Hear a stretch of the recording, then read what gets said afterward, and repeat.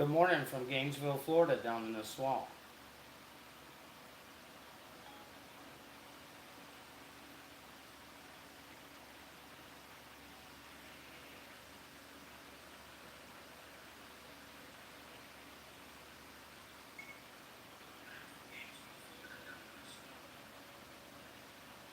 Alright, I was just checking everything out. Good morning, everybody.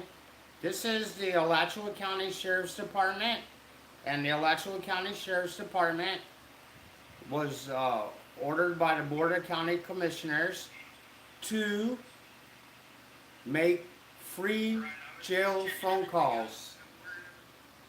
And I'm gonna start this. This was a Board of County Commissioners meeting that I went to. It's very long, but I feel it is very important so we can show cause and show how to take control of the Sheriff's Department, which there are not many handles to do this with, but this is one way and one mean of doing such is by getting superimposed in their business and implementing change by getting free phone calls in the jailhouse. Now remember, everybody that goes to jail is not guilty. Their charges are dropped, they come up a no true bill, all kinds of variables come into play. But I've been thinking on this for a long and hard time and thought this was one of the best things that I could do as an activist is put this out there. Good morning, Mr. Poor Dirt Farmer. So I'm going to roll this beautiful beam footage.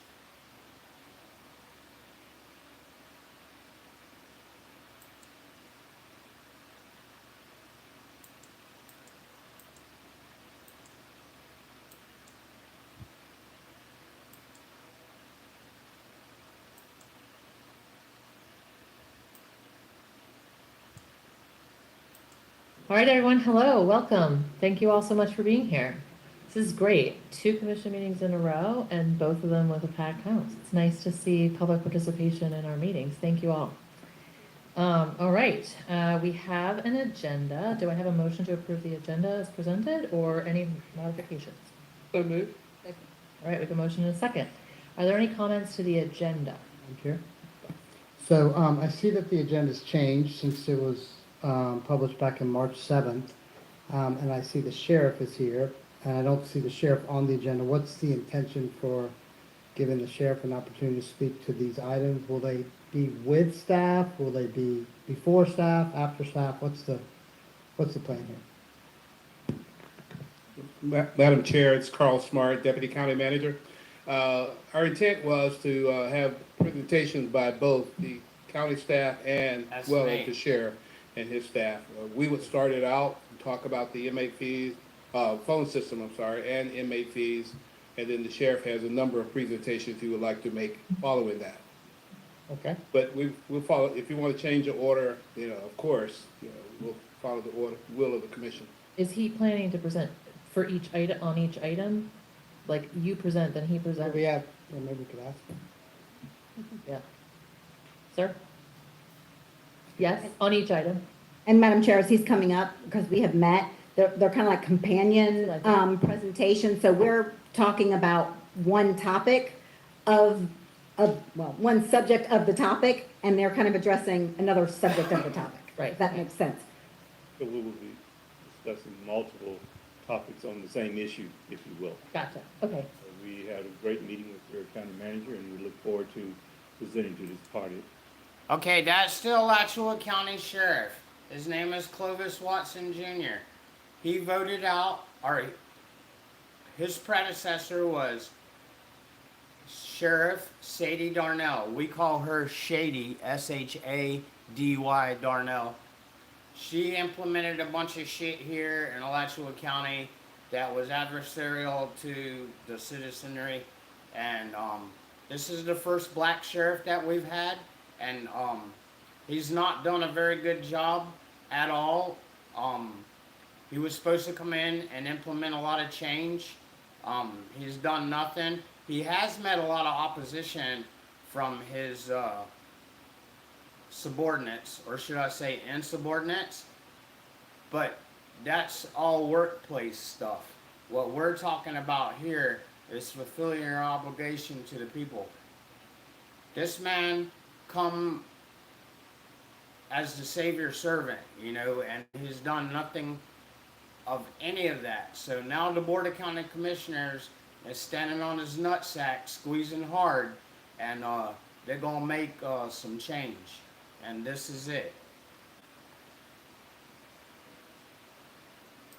This body would very much appreciate it. Excellent, thank you. Yeah, that was my understanding.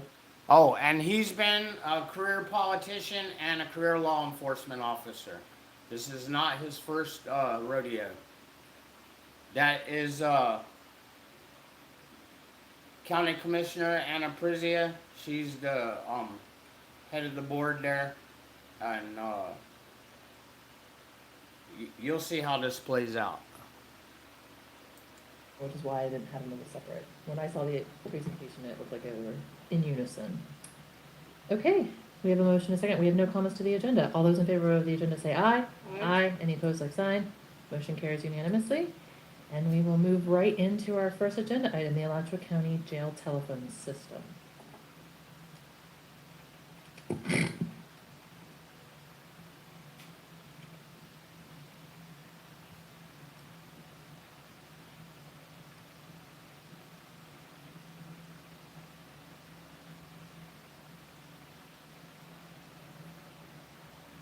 Madam Chair, Carl Smart, That's me. Deputy County Manager.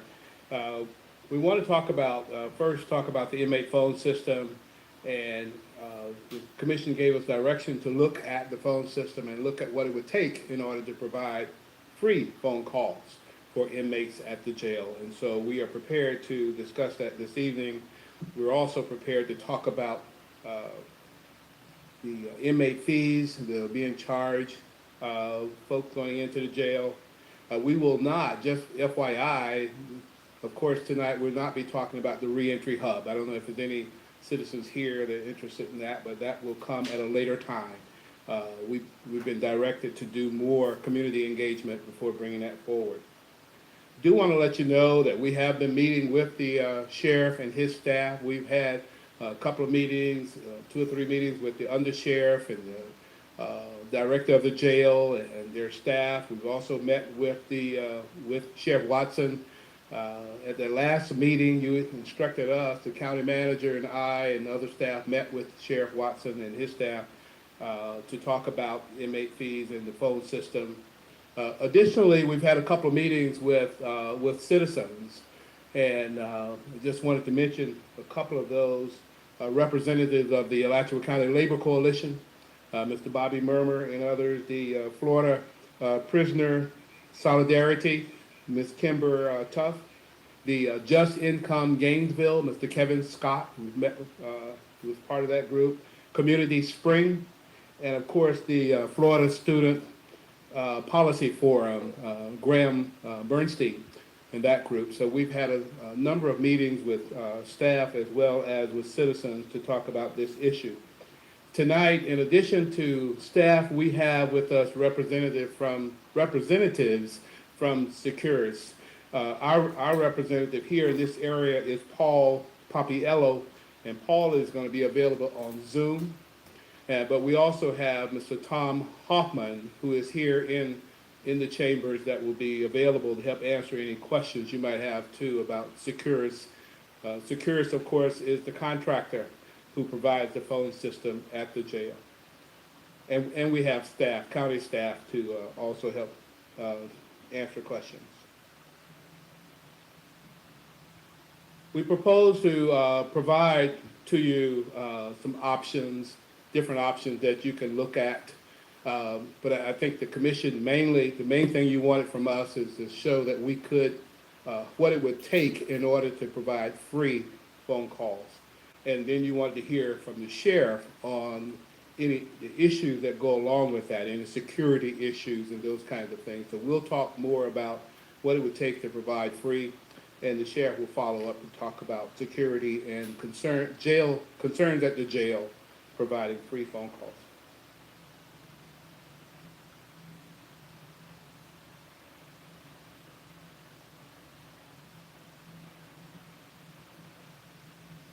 As background, a little bit, all the revenues that are collected as a result of phone calls and all, are all the property of the county. And the county contracts with the sheriff, of course, to run the jail, and contract with Securus to provide the phone system. The sheriff, as a part of his responsibility, provides access to the equipment at any reasonable time. Securus is responsible for maintaining the equipment, maintaining the phones. If there's any problems, their job is to come in and take care of those. Any additional lines, any additional phone lines, anything like that, they're to provide that. Our IT department is the one that oversees the phone system contract with Securus. Mr. Kevin Smith is here from IT, the director of IT is here tonight, and he can answer any questions along those lines. But IT maintains contact directly with Securus to help make sure that the system is run and maintained properly. It is a hardened system, as you can imagine. It has to be in that kind of a correctional environment. It is built to be secure and built to withstand the rigors of being in a jail environment. Now, you heard that statement by Mr. Smart, right? That this is a virile system, and it is supposed to catch all these. Now, this is why it costs so much to make a phone call in jail. And you just heard Mr. Smart say that this system is built for everything that it's suspected to do, right? So you're going to hear some major flaws and design features that don't accommodate what they say they do. But that'll come later. Just want to point out that last bullet point that the sheriff has requested that the Securus contract be transferred to the sheriff to allow him to have direct, if you will, control and liaison.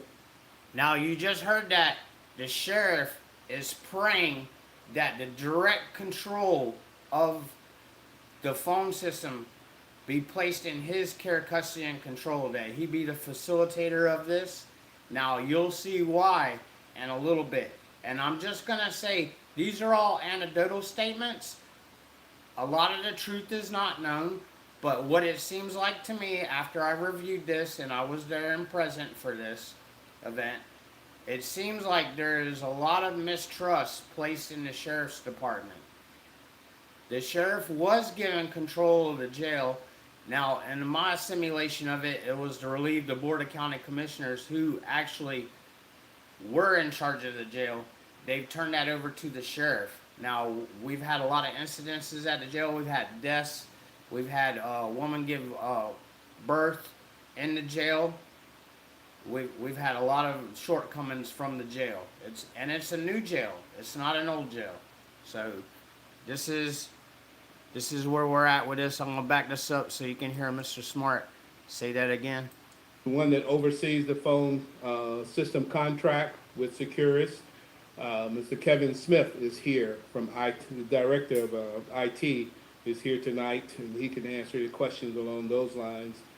But IT maintains contact directly with Securus to help make sure that the system is run and maintained properly. It is a hardened system, as you can imagine. It has to be in that kind of a correctional environment. It is built to be secure and built to withstand the rigors of being in a jail environment.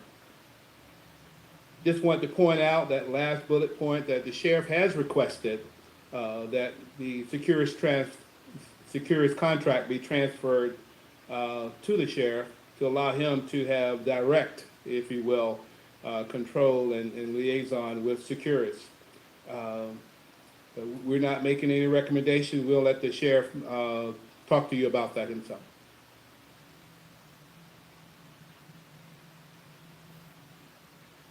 We are in right now the 6th amendment to the contract with Securus, and it's effective through November the 6th, 2025. there are two automatic renewals, two successive periods of 12 months, if the county chooses to go with those extensions. May 24th, FCC mandated rate caps. There was a question about how much are the phone calls per minute and why is it set at that rate, and we certainly want to address that. That rate, that maximum rate for our jail, the ADP is the average daily population of the jail, is less than 1,000. Our average daily population is around 800. It's been creeping up a little bit lately, so we're up over 800 at this point. But it got down very low, in the low 700s, as a matter of fact, during the pandemic. So it's just starting to ease back up.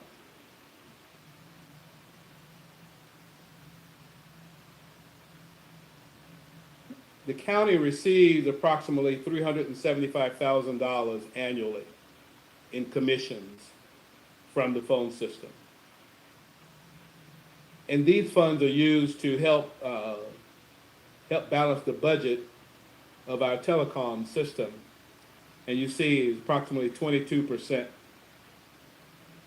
That phone rate, that is maximum phone rate that is set by emissions from the phone system.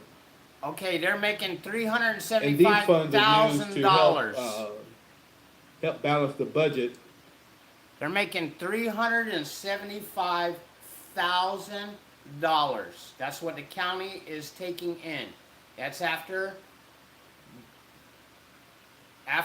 all the cuts go to the telecom budget and everything's ironed out. The county profits $375,000. And ideally, I believe that's what the sheriff's wanting to get his hands on. But as far as we know, that he doesn't have control of this. Now, the cost for a 15-minute phone call is $3.15.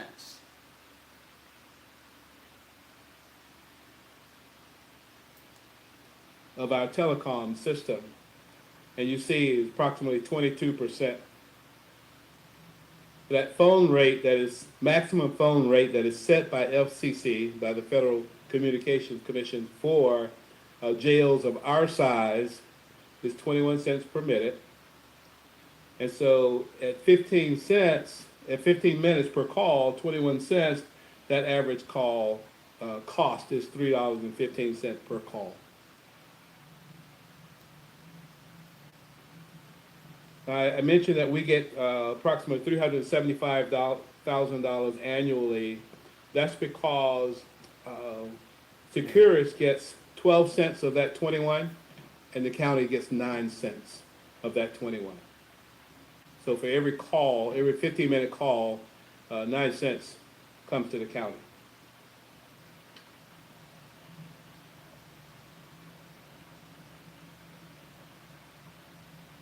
These are just some shots of the, this is the video system out in the main lobby where family and friends can visit with their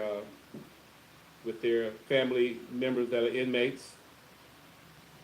And on the left is how that average phone booth looked like in a pod. We took a tour. Some of the staff took a tour with the jail staff of these pods.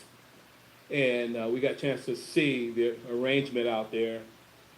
There's not much room for additional phone booths, but I'll let the sheriff and Securus speak to that. The one on the right is not your normal setup. This was a very special pod where you see the phone set up like that. But you see there's 110, that total number of inmate phones, and 128 video phones. And that installation cost, if we were to add phones, that cost would be between $800 and $1,000. And that information is from Securus.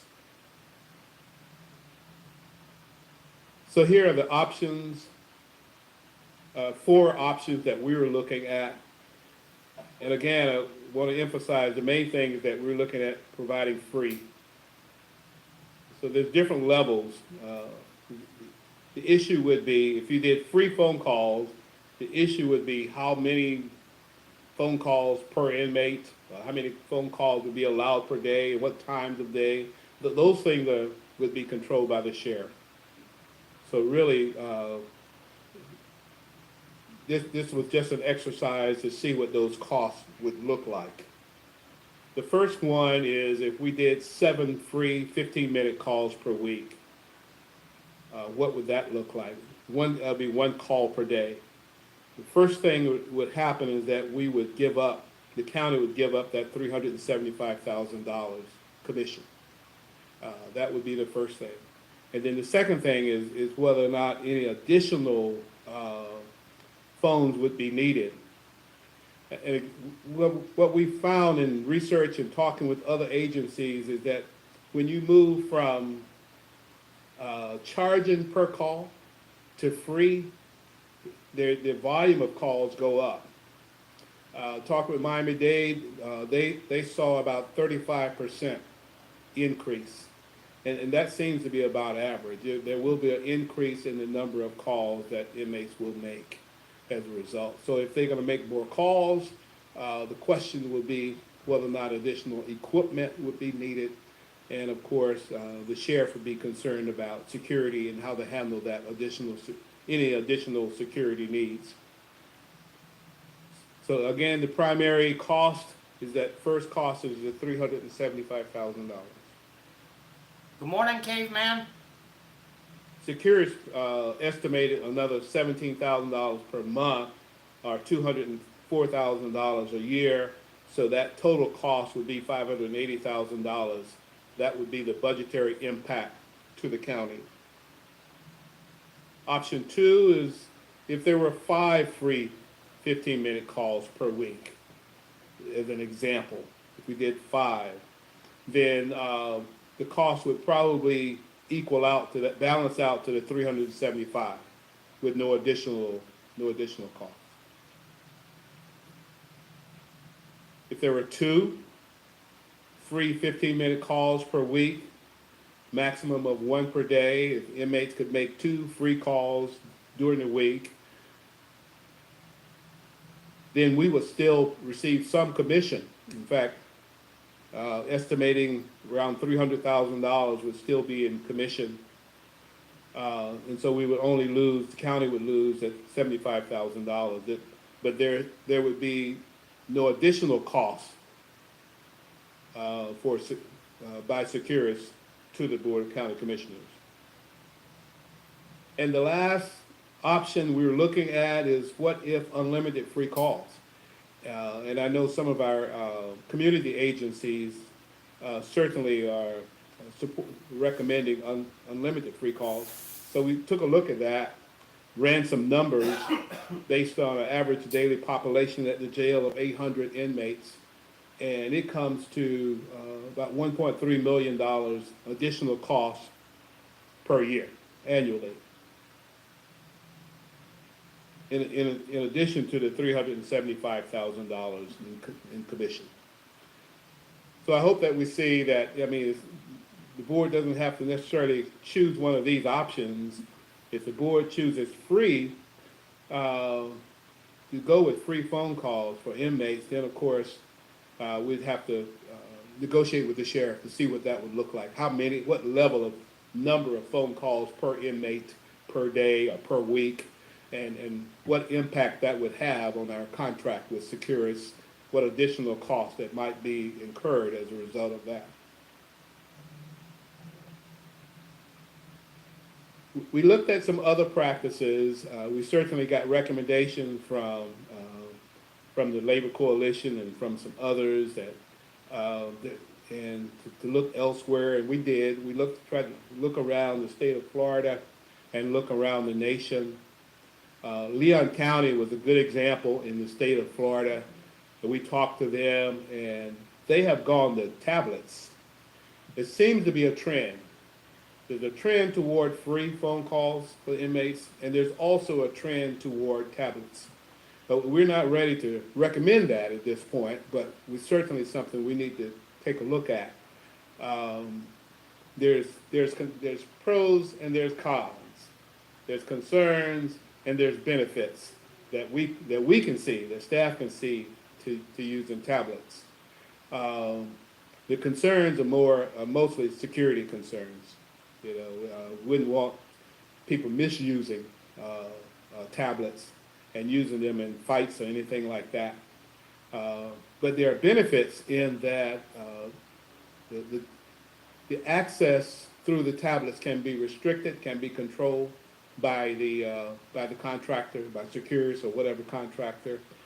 They can have access to all the forms that they need to fill out. They can almost go paperless. Fill out the forms right there on the tablets, submit them, and it saves a lot of time and saves a lot of paper. They can have access to books, access to workshops, access to movies. And when we were talking with Leon County, we were talking with Securus, the technician who actually maintains the tablets in the Leon County jail. And he says when you walk through there now, it's quiet because everybody's in their tablet. And if they misuse their tablet, they lose that benefit.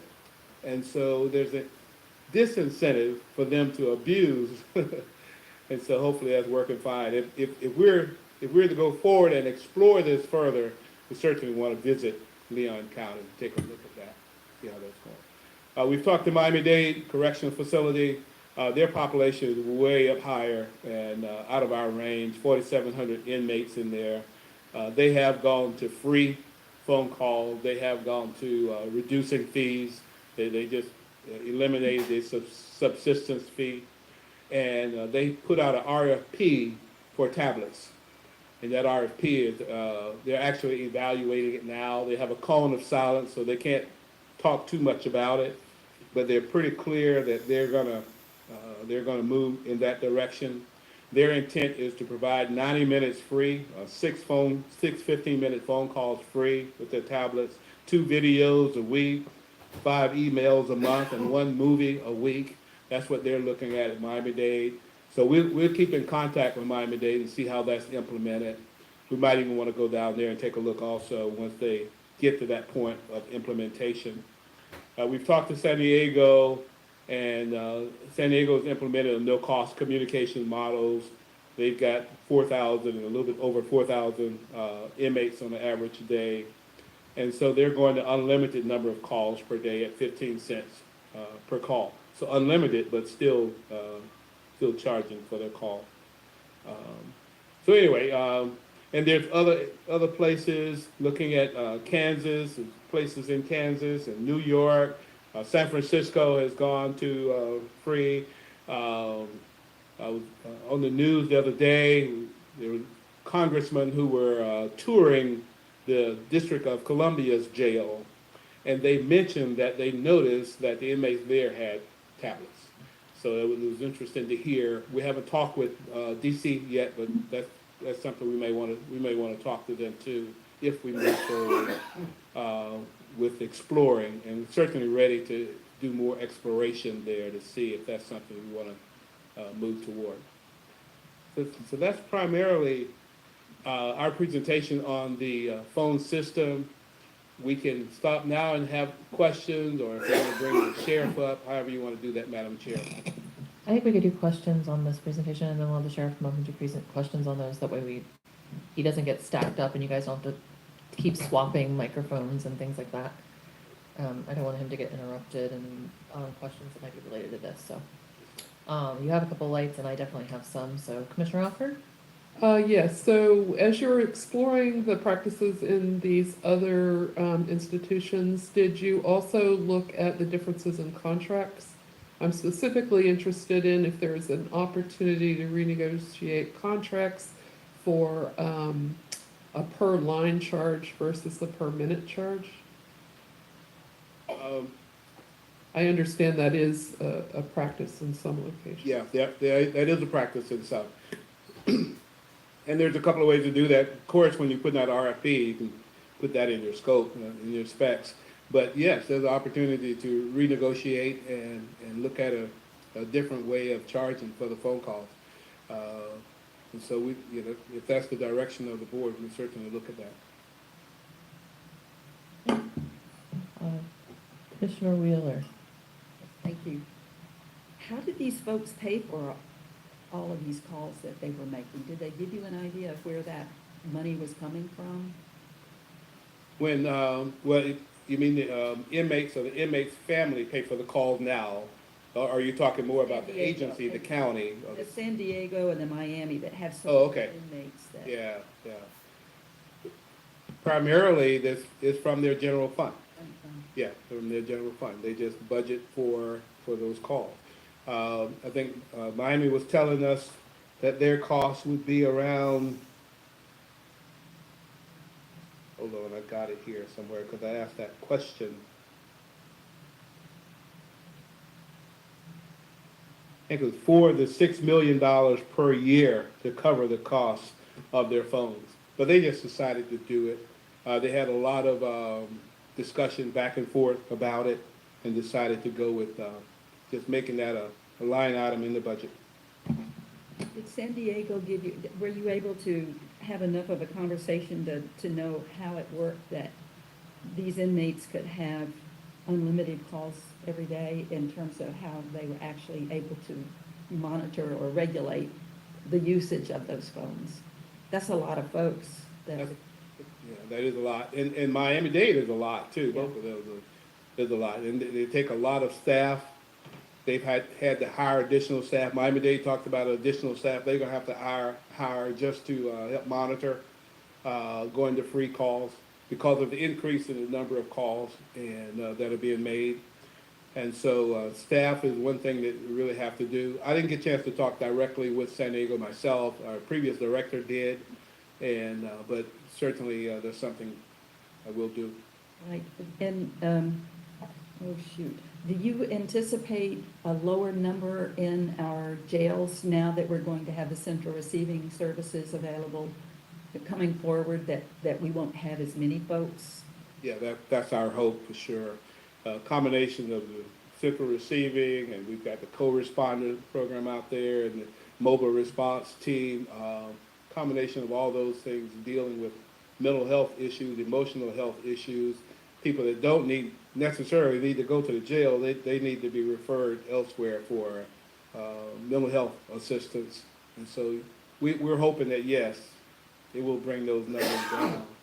And they had come down during the pandemic, but they've been easing up lately. I asked the question of why, and the sheriff would probably want to speak to this. And what I got from our jail population manager is that there is an increase in crime, for whatever reason is happening right now. But there's also increase in the number of inmates that are sitting and waiting to go to the Department of Corrections to state. If we're holding them for the state, then that will cause our numbers to be increased also. So those folks have been sentenced and they're just waiting for a transfer to another facility. Right.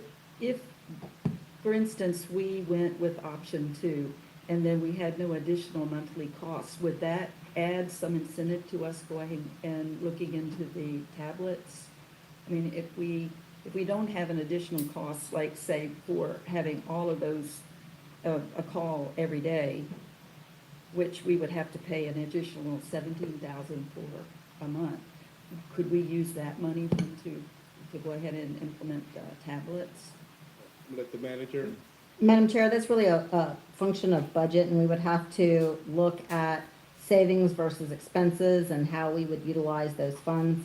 And I would also note that with regard to the tablets, we said we would look at, we're taking a look at that, but I think you will hear from the sheriff that they're also willing to take a look at that. They want to, what they have informed us is there are others that are just now embarking on the program, and they want to see how that goes for them over the course of a period of time as well, before they would want to do So something. the tablets would come from the sheriff's budget and not us.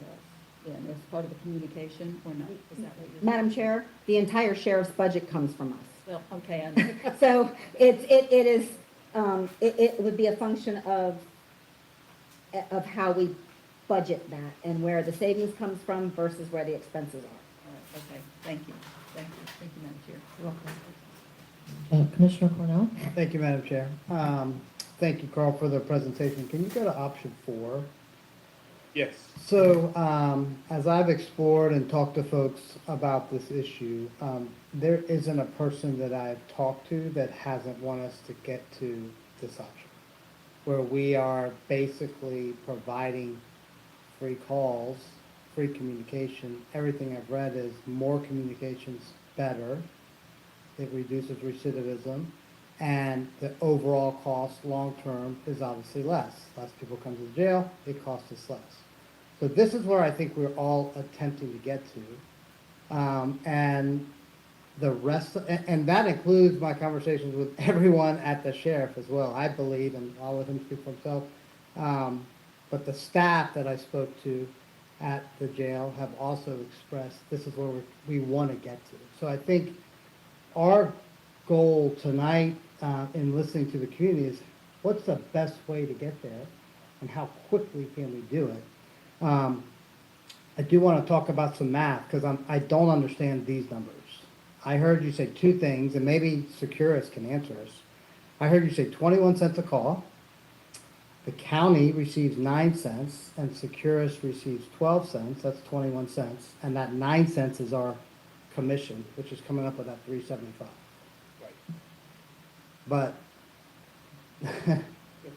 that doesn't work because I don't understand the 1.3 million. Is the 1.3 million, so let me just ask some basic questions. Does the 1.3 million include the 375 or is it in addition to the 375? Is the net impact to the county's budget, to the taxpayers, 1.675 million or 1.3 million? I think the net cost is 1.675. 1.675, okay. Yes, but That's- if Paul is available on Zoom, maybe he can respond to that. if that's true, then what that means is the county receives 9 cents per call until they get to 375, and then Securus gets the rest. And I don't know what the answer is. Yeah. Let me add. Okay. Kevin Smith, IT Director.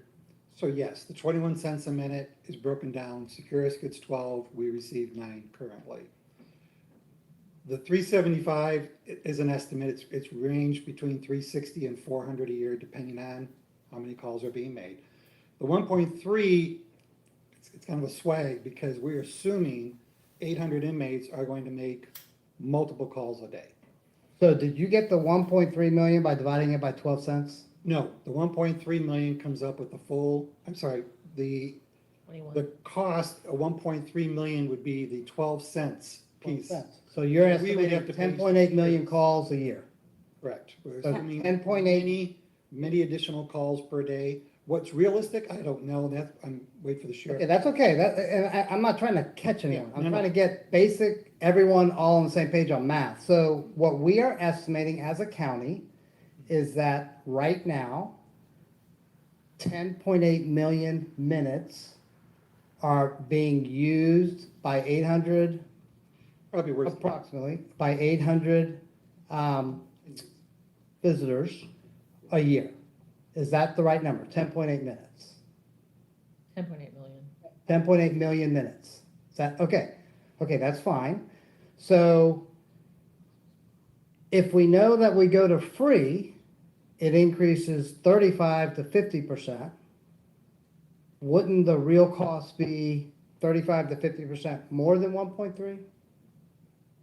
No, Or is it 10.8 assuming an increase? we're assuming the increase in there. We're kind Okay, of good. All right. worst case scenario with this.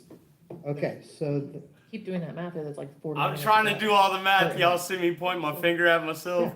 yeah. That's me on my So, phone calculator. Right, thank you. So, all right, so, Yes, all So- the cost numbers you saw on the presentation are based on the 12 cents if we're paying Securus.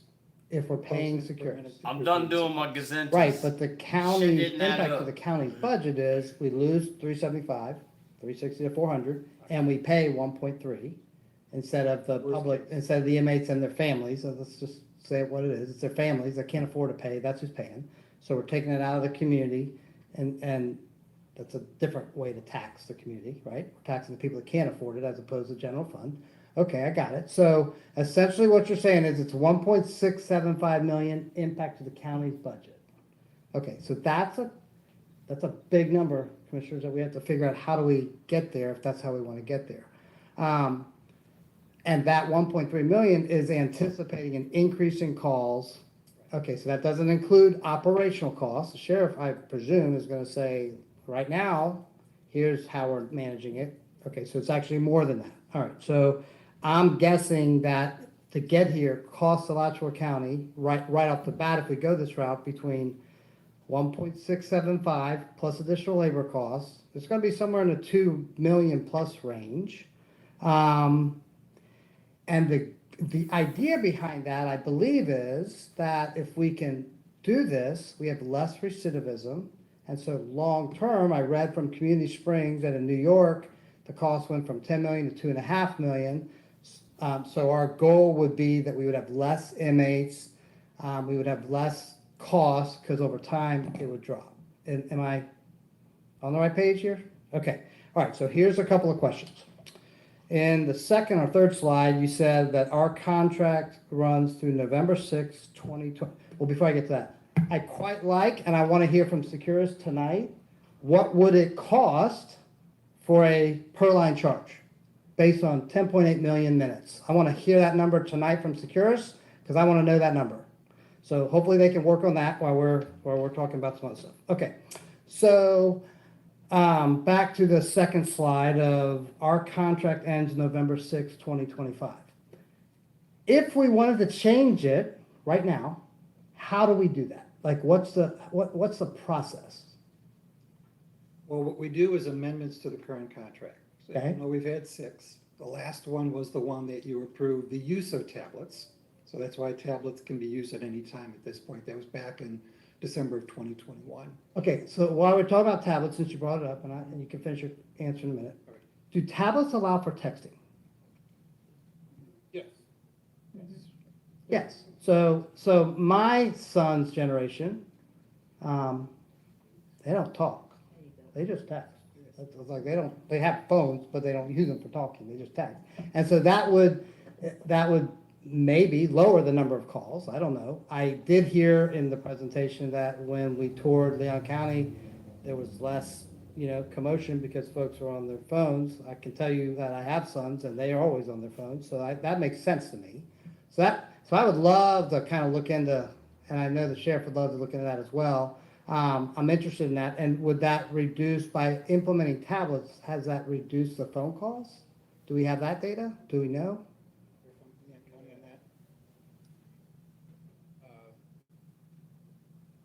I think the answer is yes, but we don't have the data on it to show how much that reduction would be, because you're absolutely right.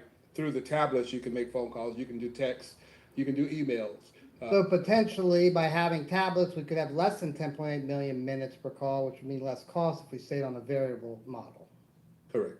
Potentially. Okay, so that's good. And okay, so how would we amend the contract? Do we have to give them notice? Do we have to say, look, other people have approached us, and so we're going to terminate it and put out a new RFP?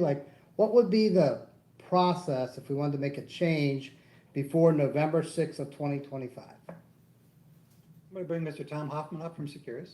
Great. Tom, thanks for being here. And we also have Mr. Paul Capiello from Paul, thank you for Securus. being on the phone. Paul is the one who normally works with our sheriff in this county. Tom, are you the boss or is Paul the boss? Paul is your direct account manager, so if he's available, he knows your contract inside and out. I am also representative, mainly here to talk globally about Securus, but Paul Yeah, is your direct. I apologize, I could not be there in person this evening, but just to introduce myself, my name is Paul Capiello. I'm the advisory account manager with Securus. I've worked pretty closely with Alachua County and the Alachua County Sheriff's Office since 2009, as well as with Mr. Smith and other folks in the jail. So yeah, I could certainly help address some of these questions that you might have. Okay, so how would a change in the contract work, Paul?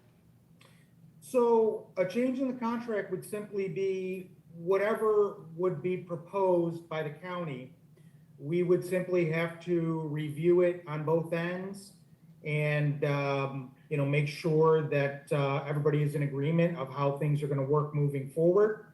And then we would prepare a contract amendment, typically on our end, for review by the county, different departments. Legal typically is going to review it. And if all parties agree, we just sign it on both ends, and it moves forward from there with any changes. Okay, and so since I was on the commission in October of 2021, I'm responsible for approving this amendment, so, I feel obligated to kind of walk this through. Was a fixed line proposed at the time that we originally negotiated it, and what would that entail to change it? How much would that cost based on an estimated 10.8 million minutes a year? Yeah, it was not proposed at the time. I actually when you asked a few minutes ago, I did reach out to one of our finance folks to try to get an answer on that. I'm waiting on a response right now, so. Okay, no problem. We're gonna be here a while, so that's fine. Madam Chair, I conclude for the moment. Thank you. Thank you. All right, I also have some questions.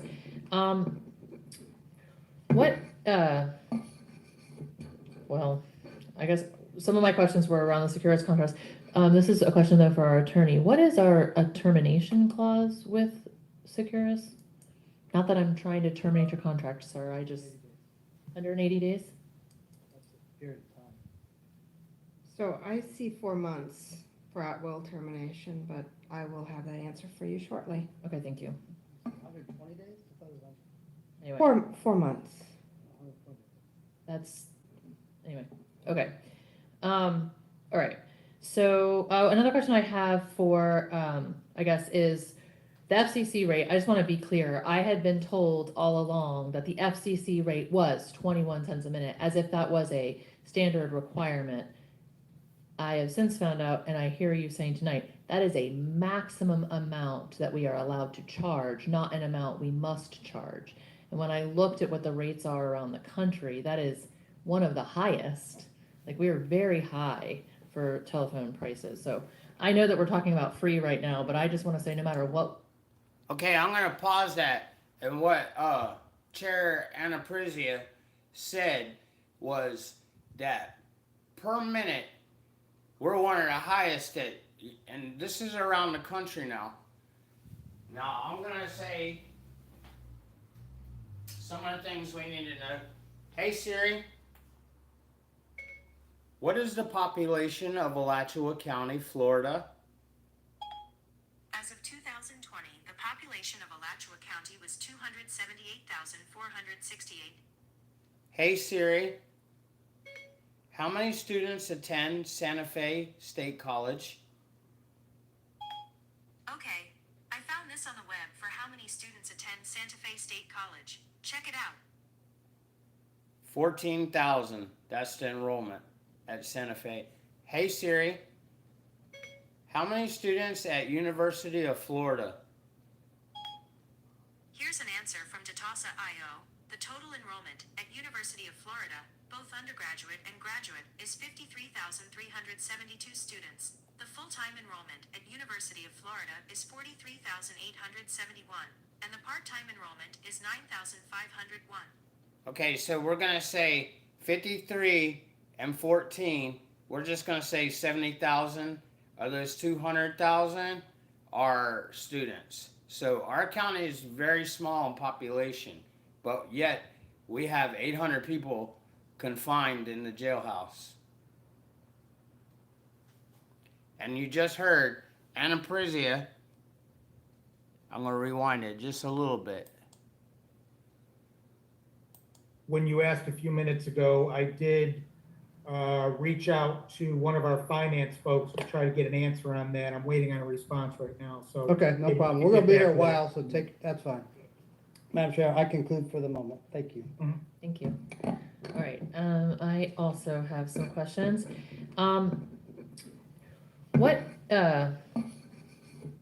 Well, I guess some of my questions were around the Securus contracts. This is a question though for our attorney. What is a termination clause with Securus? Not that I'm trying to terminate your contract, sir. I just, 180 days? So I see 4 months for at-will termination, but I will have that answer for you shortly. Okay, thank you. 120 days? Anyway, 4 months. that's, anyway, okay. All right, so, another question I have for, I guess, is the FCC rate. I just want to be clear. I had been told all along that the FCC rate was 21 cents a minute, as if that was a standard requirement. I have since found out, and I hear you saying tonight, that is a maximum amount that we are allowed to charge, not an amount we must charge. And when I looked at what the rates are around the country, that is one of the highest. Like, we are very high for telephone prices. So I know that we're talking about free right now, but I just want to say no matter what we do, if we do not get to unlimited right away, I want to see that number go down and go down fast, because there's no reason that we should be charging the maximum amount that we can possibly charge just so that we can make money. And at the very minimum, I hope that we'll consider, getting rid of our commissions, because in my opinion, like you said, having a tax on the backs of families that can least afford it so that we can pay for bills that the general public is paying for as our phone lines as a part of general government, that should be everybody paying it, not some families because their family member is incarcerated. So I hope that at the minimum we can do. Now, they're not incarcerated. They're confined. It's a state of confinement because they don't have a bail or they cannot make bail. Most of the people that are in the county jails, they're there because they're awaiting trial. Okay? And just like you just heard, Miss Anna Prizia, she said that they're making profit off of that. The maximum that they can charge is what they're charging. Now, they've already had, like a steering committee on this and all that, and this is kind of like how they're bringing it to the public, but this is the schematics of it. And like she said, if we're charging the maximum, what about the minimum, And they're making, $375,000. Now, that's just one figure. I'm sure there's other residuals because there wouldn't just be one figure. There would be incentives, residuals, like bonuses. You know how it is whenever money's involved. So that's not known. That's unknown. Just all agree on that, I hope. Right now we're at jails of ADP of under 1,000. Please, this is a prayer to the higher power. We never go over that number, but what happens if we do? If it was more than 1,000, then yeah, the maximum rate would change. If what I understand, Madam Chair, if we go over 1,000, we get into a different category. One of the reasons you see a lot lower cost per phone call, like Miami-Dade, the 4,700 inmates, they have a lower rate because of the volume of persons making the calls. That's not true. We're charging the maximum in Alachua County. See, that's a deception. I'm not sure Mr. Smart realizes what he's saying, but it seems like he is pro the Securus. I don't know, or pro the sheriff. I don't know. He's an attorney that manages his accounts. But long story short, it sounds very biased, doesn't it, on when he speaks? So, yeah. And are there any other fees associated with the phone calls for the families? Are there connection fees? Are there account setup fees?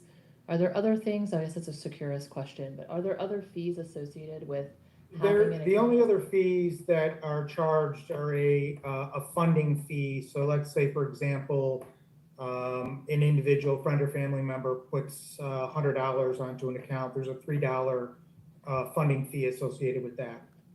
That $3 is regardless. They put $5, they put $500, they get charged $3. Yeah, there's minimum amounts I think that can be funded, but yeah, it's a $3 fee across the board. And that's the money that goes on their account in order that they can make these $3.15 phone calls. Yeah, look, but also to be clear, the $3.15 is the maximum call length. So that would be if every call in the jail was a 15-minute phone call. On average, most phone calls go for about 9 minutes. So in reality, most of these phone calls are probably being charged under $2. So I just want to kind of clarify that. But yes, so they would, let's say, fund $100. The friend and family member would have that on the account.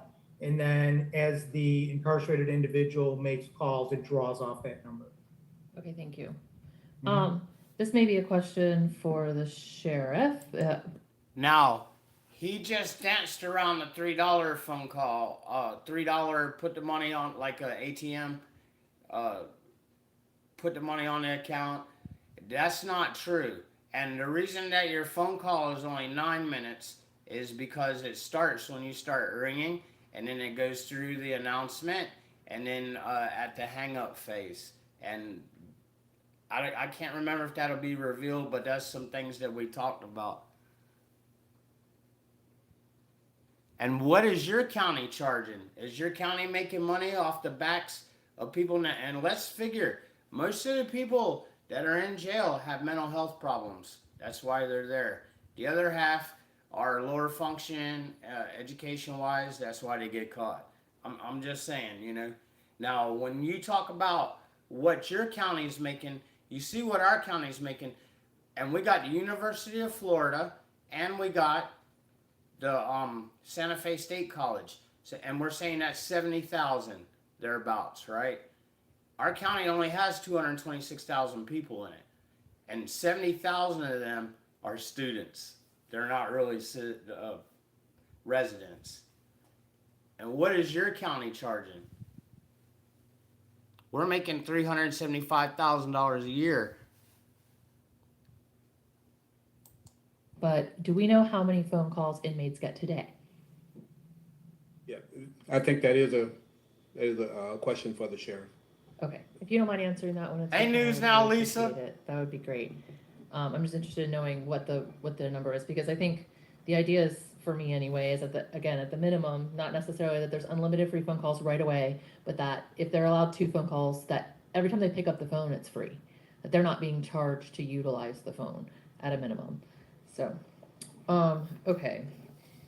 And one of the things we found out, I mean, talking with other agencies, everybody is not going to want to make calls or make calls each day. And so even if they were look at me looking at it. we gave you worst case scenario, usually the actual number of calls is going to be a lot less. Right, yeah, I mean, I did the math based on what you gave me. Commissioner Cornell did a lot of the math too, but at the number you gave me, and we assume that was true, that's 2,400 phone calls a day. Yeah. That there's just not even a possibility. So I think that we need to realize that 1,300,000 annually is very far away from what actual reality probably is.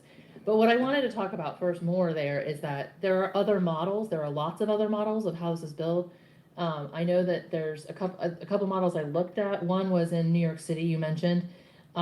They have a situation where the correctional agency pays 3 cents a minute for the calls, and it's not to exceed at a certain amount. So they have negotiated that they'll pay 3 cents a minute up to $3 million, and then after that, they're not charged any again. And I'm sure that's based on an inmate number. So I would imagine that we might be able to negotiate something where we have a per call amount. Say that's right now it's 12 cents a minute, I guess. So at 12 cents a minute, and we have a not to exceed number. And then there was also the fixed amount per line. So rather than paying for, and a number of different jurisdictions had that, where you just negotiate a rate per line per year, and it gets used 5 times, you pay the same price as if it gets used 500 times.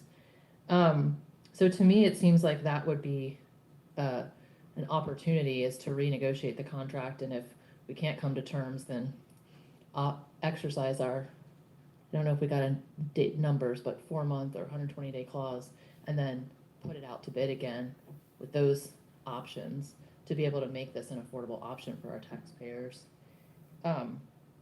I would want to make sure that the tablet, I'm excited about the tablet option. I think it gives people options for, like you said, texting and entertainment, other things. But I would also be really concerned, and I know that the sheriff was too, when this was originally going through, about the cost to families for that as well, and making sure that that's not just another way to get fees and funds, out of families. Exactly. So, She's safeguarding the public. Fees and extra fees Um, out of the public.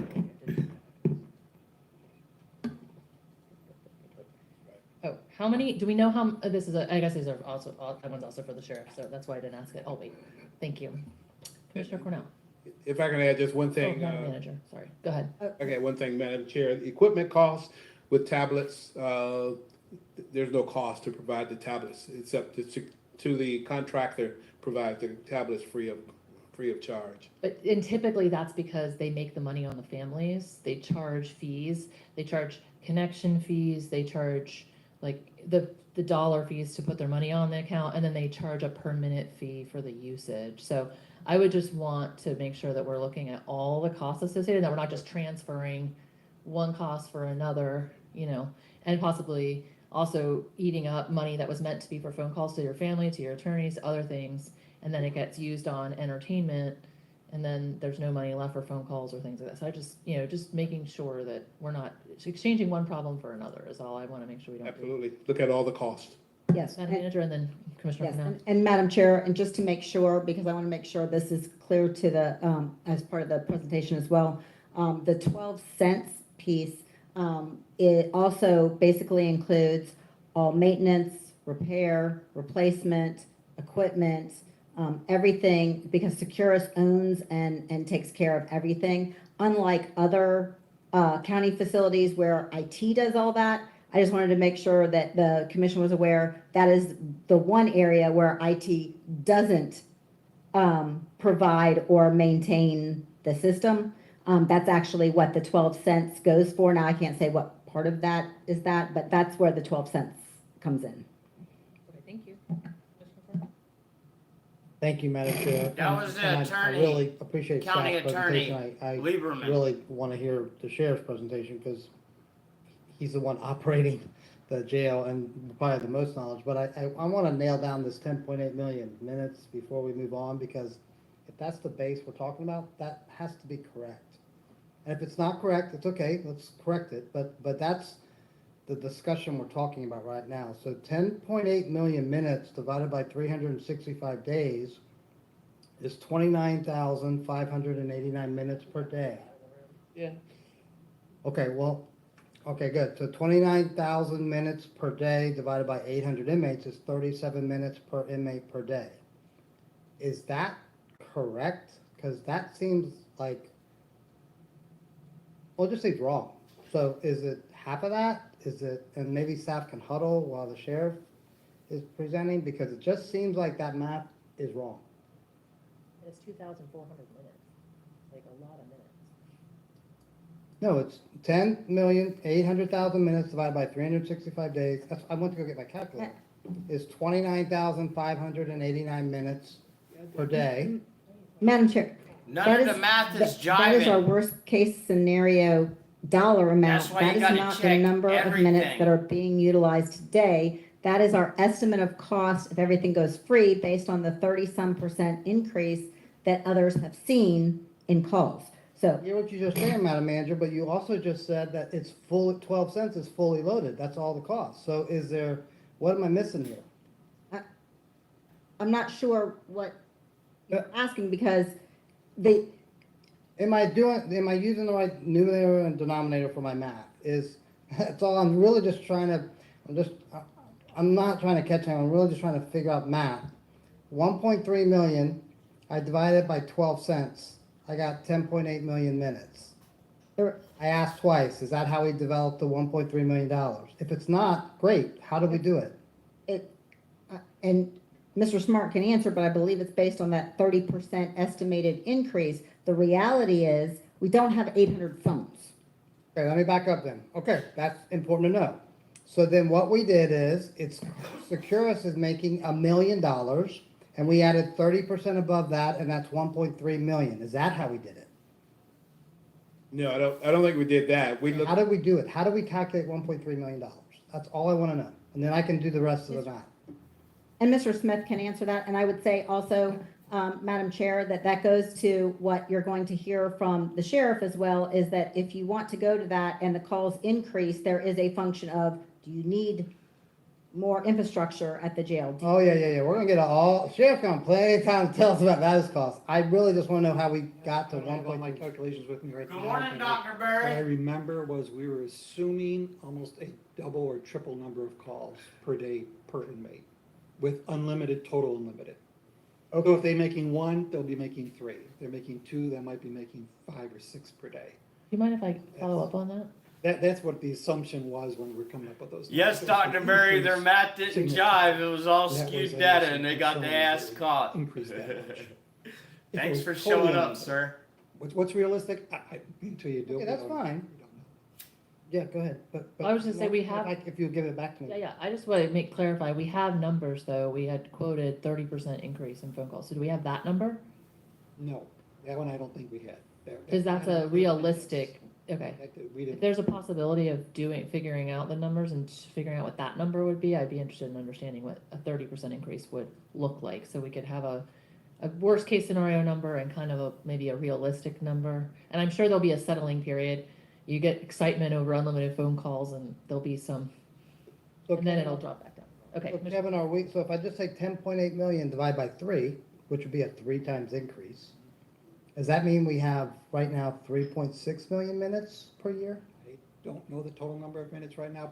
Paul is on the line. Paul, do you have that number by chance? Maybe.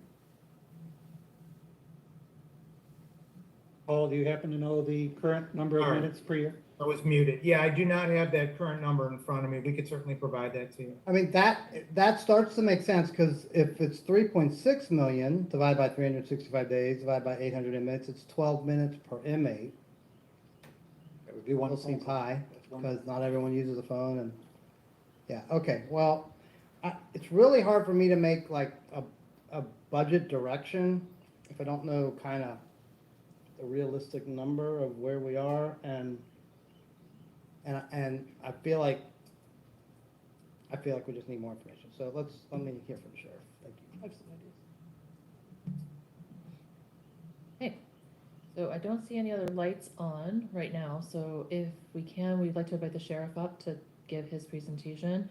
And perhaps we can restate our questions after he's done, if he doesn't hit some of them.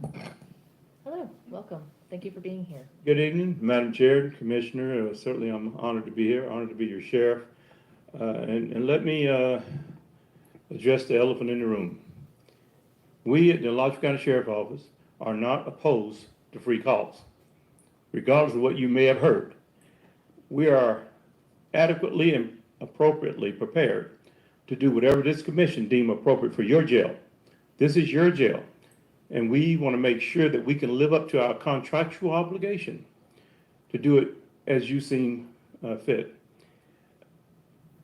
There's discussion about the cost, and maybe the texting data may.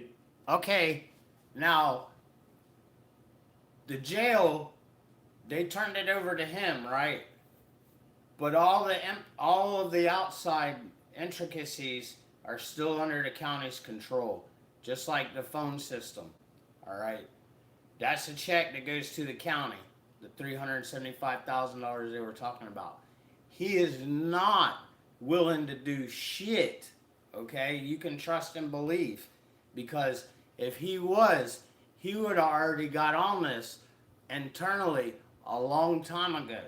This is the Board of County Commissioners, influenced by the will of the people, because they've heard around the way that other counties have free phone calls or discounted rates and such. Now, this guy was going to be our great hope, because he was our first black sheriff, and Sadie Darnell had ruled for like a decade before him, and it's awful. Like, get out of your car. Whenever they stop you, that's part of their policy and procedure. Dismount your automobile. That just starts with their encounters. They're awful. We've all seen the videos from them. And this guy was supposed to make things better.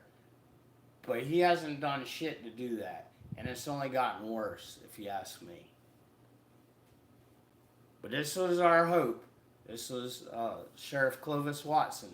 And he said, you know, that we're not against it, but they're not for it. You'll see. And you can see how Securus and all them, they rally around this. Alleviate some of that cost. You may want to evaluate that because there's costs with the texting as well. So that may be a wash. I'm not sure at this time. They will charge you for texting data because we've had to address an issue just a few months ago about inappropriate charging of a certain type texting data, and we addressed that. We think it's a good thing if we can provide free calls to the families. And I said this many times to the public because the families are the ones who bear this burden. And if we can help alleviate that, we're prepared to do so. That's your will. If this commission decides free calls, that's what we're going to do. If you decide to charge a certain level, we are prepared to do that as well. But what we will do today is show you what we can logistically do based on what we have today and what it will take for each of the options that Mr. Smart presented to you. And we're prepared to do either option that you all wish, but we will tell you in place what it will take.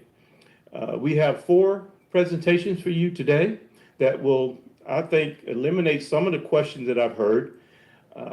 And I would ask that you please hold all your questions until the end of each presentation, and I will be there to answer any questions you may have of me along with my staff.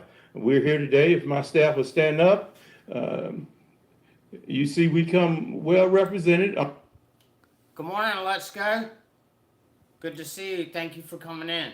We're getting ready to see all the cronies.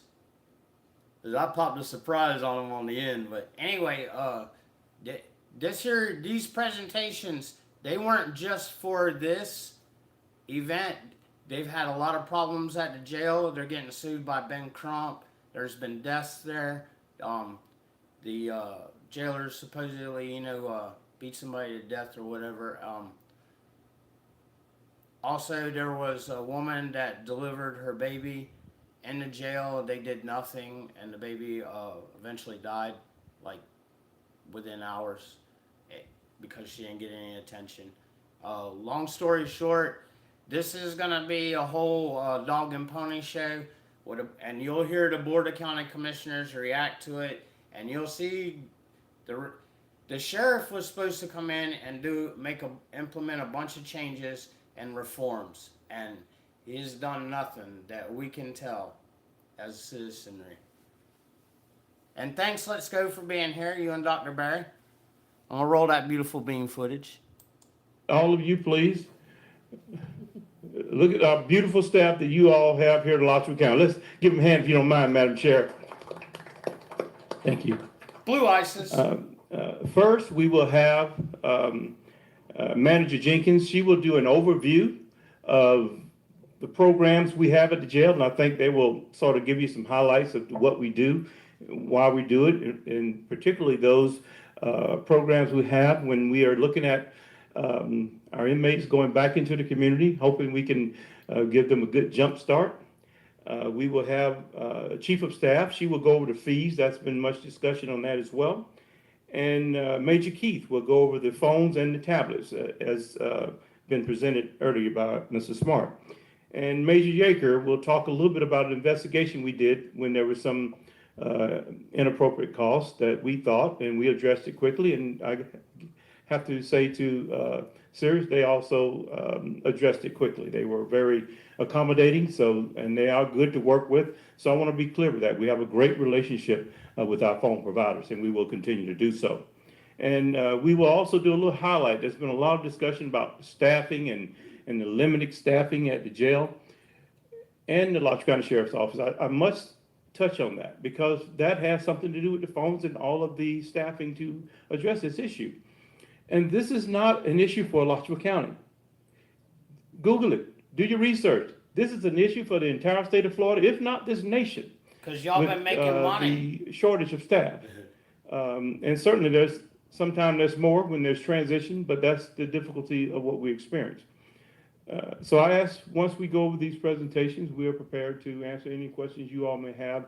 I think we will shed great light on much of what I've heard today. Having said that, we will turn it over to our program director, Ms. Jenkins. Thank you, Madam Chair. Now, he's a career politician and prior law enforcement. I'm the programs manager here at the jail. I'm going to talk to you a little bit about what we have going on over there at the unit for the inmates, all right? All right. So the programs unit organizes and manages and facilitates a wide range of in-house class programs, activities, and volunteer services for the inmate population. The unit is responsible for ensuring that resources and supplies needed to operate the various programs are on hand.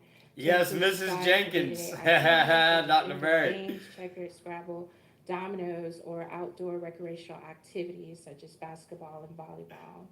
I also want to include the program unit networks with the local community to develop working relationships with partnering agencies in hopes of discovering new resources, programs, and services that might be useful for the inmate population.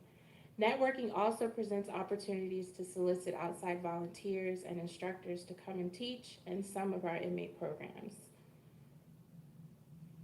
I also want to highlight that the programs unit is also responsible for religious-based programs. The jail has its own chaplain who offers spiritual guidance and encouragement to the inmate population. All religious denominations are welcome to provide religious and spiritual services at the jail upon approval. The program units also carefully considers the inmate population when planning and coordinating the various programs and services in order to ensure that inmates are not mixed together during these events. So an example, male inmates cannot be placed into group settings with female inmates. Also, juvenile inmates cannot be placed into group settings. Look at me, I'm looking down, I'm like, what the fuck? Jail volunteers. So the programs unit is supported Everybody's by like, over huh? 50 volunteers and agencies who are all members of our community. They come to us with a desire to provide support and facilitating growth among our inmate population.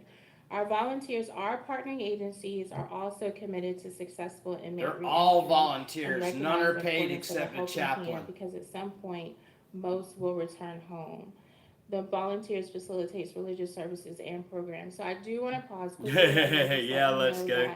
Our volunteers and our community. Hey, the only agencies, reason I I'm would playing like to this say is that because they I want y'all to partake see, in programs. I'm putting all this together, but I want everybody to see So, are how all the inmates board allowed to reacts to participate in the this. jail programs? Jail programs consider specific criteria when determining which inmate can participate in a program. Most programs serve a defined purpose for the inmates. For instance, a program might be offered to only female inmates or juvenile inmates or inmates who are parents or inmates who are serving longer jail sentences. What is the usual protocol for inmate participation in programs? So typically the inmates, they're housed in minimum medium custody, can attend programs. Sign-up requests generally come from G-Zone or iPod or the juvenile pod. Inmates who are not permitted to participate due to their custody level charges, status, or behavior can ask their classification caseworker or a member of program staff for assistance from programs, and we will assist them in whatever way possible and authorized to do. So how does an inmate typically request for a program? Inmates submit a request to join a particular program by completing a programs form, which is then forwarded to the classification unit for consideration. If approved, the form is then forwarded to the program's assistant to process and assign that inmate to his or her desired group, service, or where are these programs or services typically housed? Some programs, such as the GD program, is held in a classroom environment, while other programs, such as religious services, are typically held in the inmate chapel. Depending on that program, it might meet daily, weekly, bi-weekly, or monthly. And it's just, there's a description to the right. It just kind of shows you our overview of Monday through Friday, our times, locations, and genders. Look pretty fucking does empty. WellPath, our medical planner team, get involved at any specific time? WellPath offers a mental health counseling group. Following a screening, inmates are selected to become participants. Wait till you find out how much all this costs. Additionally, a discharge planner an screens extra all slice mental of health bread. patients in the jail to determine their needs and educate the population on how to avail community resources. Does the jail offer post-release programs? The program staff refers participants to outside programs to be interviewed and approved by an external program or agency. Inmates join up with these programs upon their release. So I have two examples for you. The first one is with Mr. Dixon from Catholic Charities, and he's also a pastor of Greater Faith. He assists with teaching our transition class for male inmates, and at the release, he helps inmates secure resources such as housing, food, and employment. And some of the guys who participate in this program actually enjoy him because sometimes he'll meet them for coffee and provide them with some breakfast when they release. So they actually enjoy that. And then my last example is from Creative Gainesville, has a similar method. They reach out to me. They let me know what inmates they're needing to screen, either through their services or their public defender or attorney is recommending a program. And so I will connect them with their program to make sure they get that available phone interview while they're still in custody. So I'm just going to talk to you guys about some in-house programs. If you don't mind, I want to summarize each The book each club. program, 'cause I feel like I can better explain it to you. So our book club is for all population, female, male, and juveniles. It is facilitated by our library specialists through the library district. They select a book that the librarian feels is appropriate to the population. They read it, they discuss it, and sometimes they'll even show the movie about the book. The next program is Alcohol Anonymous in NA. They meet weekly, and this offers for alcoholism, narcotics, and desire to achieve, maintain sobriety. And it's also facilitated by the local AA and NA members here in the community. Which just So means that anger y'all don't pay for management shit. is offered It's to all males volunteer. and the female and the juvenile population, and this is a weekly course. And it just goes through how to struggle with managing their anger, help them learn techniques, and just how to identify their triggers to manage their stress and effectively resolve conflict. And that is facilitated by our transition specialist, Mr. Bolano, and the inmates actually like him because he's very mild-mannered, so they actually enjoy him. Our ESC and our Adult Juvenile Education Program, GED, that through the school board Got here. one We have a person ESC for teacher who 800 comes in people once a to. week. And It we don't are make no currently sense. None of the looking math for adds our up. Ever in GED any teacher of right this. now through the school board. We have a domestic violence course that's currently not active. We're waiting for Peaceful Paths to send us a facilitator. But this group goes through victim advocate, planning, intervention, and also connecting with any available resources. Celebrate Recovery. This is a Christ-centered 12-step recovery program for Another anyone all struggling with volunteer. hurt, They pain, ain't or paying addiction for of any shit. kind. And they ain't doing They shit to discuss help these people. alcoholism, When they divorce, get out of the sexual county jail, they abuse, tell them to walk right down the codependency, street. domestic violence, drug addiction, sexual Grace addiction Marketplace. for food, addiction, gambling, addiction, and more. This program can help inmates move beyond their wounds to experience Government math. and Yes, forgiveness let's of go. Christ. Hey, the only reason I Inmate put this recreation bird up is here available is all because inmates. instead Inmate of recreation skipping activities over include is because basketball, volleyball, and board they'll games. react to it. We also have Healthy Minds, Healthy Lives, which is facilitated by staff members from Meridian, and they help focus on helping inmates with their mental health issues. Meridian is paid. In our inmate transition program, it is facilitated here by the jail. The transition program is an initiative that aims to reduce recidivism among inmates who are returning to the community. Through these efforts, the Sheriff's Office strives to encourage successful community reentry while promoting public safety and lowering costs for the Sheriff's Office. The program is offered to sentenced male inmates who are at high risk of reoffending and have at least 60 days left to serve in the jail. Each participant is required to complete targeted courses that have been effective in addressing criminalic crime-producing issues and reducing recidivism. The programs include Thinking for a Change and Getting Ahead While Getting Out. Participants also receive case management services to plan for reentry and referrals to appropriate community action agencies. Program staff follows up with former participants after release for continued referral services and to collect outcome data. So we follow them for up to 90 days after their release. The library is housed in the jail through the library district. It's available to all inmates. If they are not able to physically go to the library, the librarian provides book carts to the housing unit for the inmates to select books. Another class is life skills. This is available for our male and female inmates. This class concentrates on equipping inmates with basic skills necessary to live a productive life upon jail release. Topics include social skills, money management, resume writing, job search, life planning, and goal setting. Another group is living your best life. This is a weekly group session that helps women focus on their work to start living their story, focus on communication, planning, and goal setting, attitude, mindset, job readiness, and social support, all which ultimately focus on women working with women.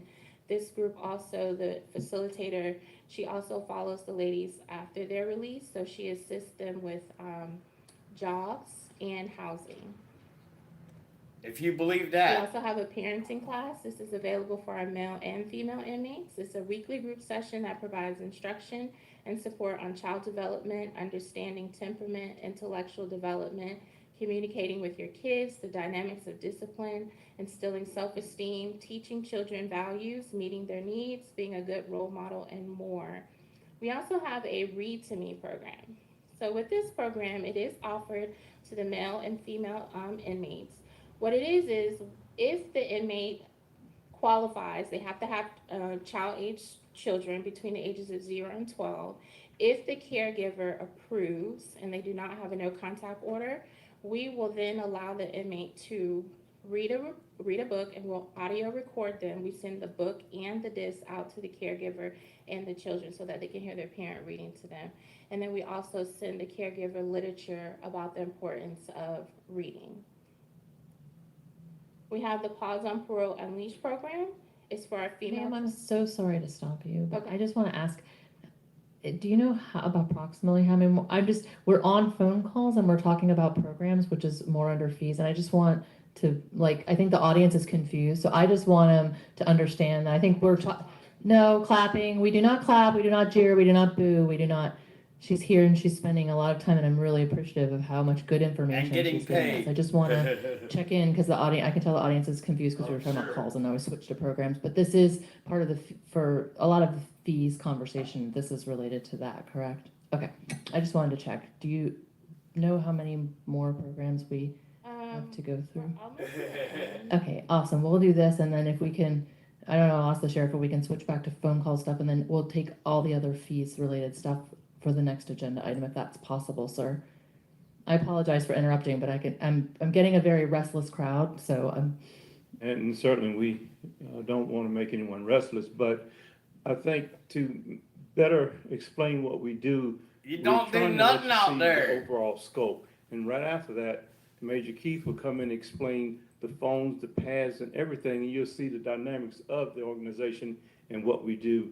And I think it'll make more sense as we go forward. And she's almost done. Okay, and it's not a timing thing. I'm happy for y'all to have as much time as you want. It's just a topic-oriented thing. So, thank you.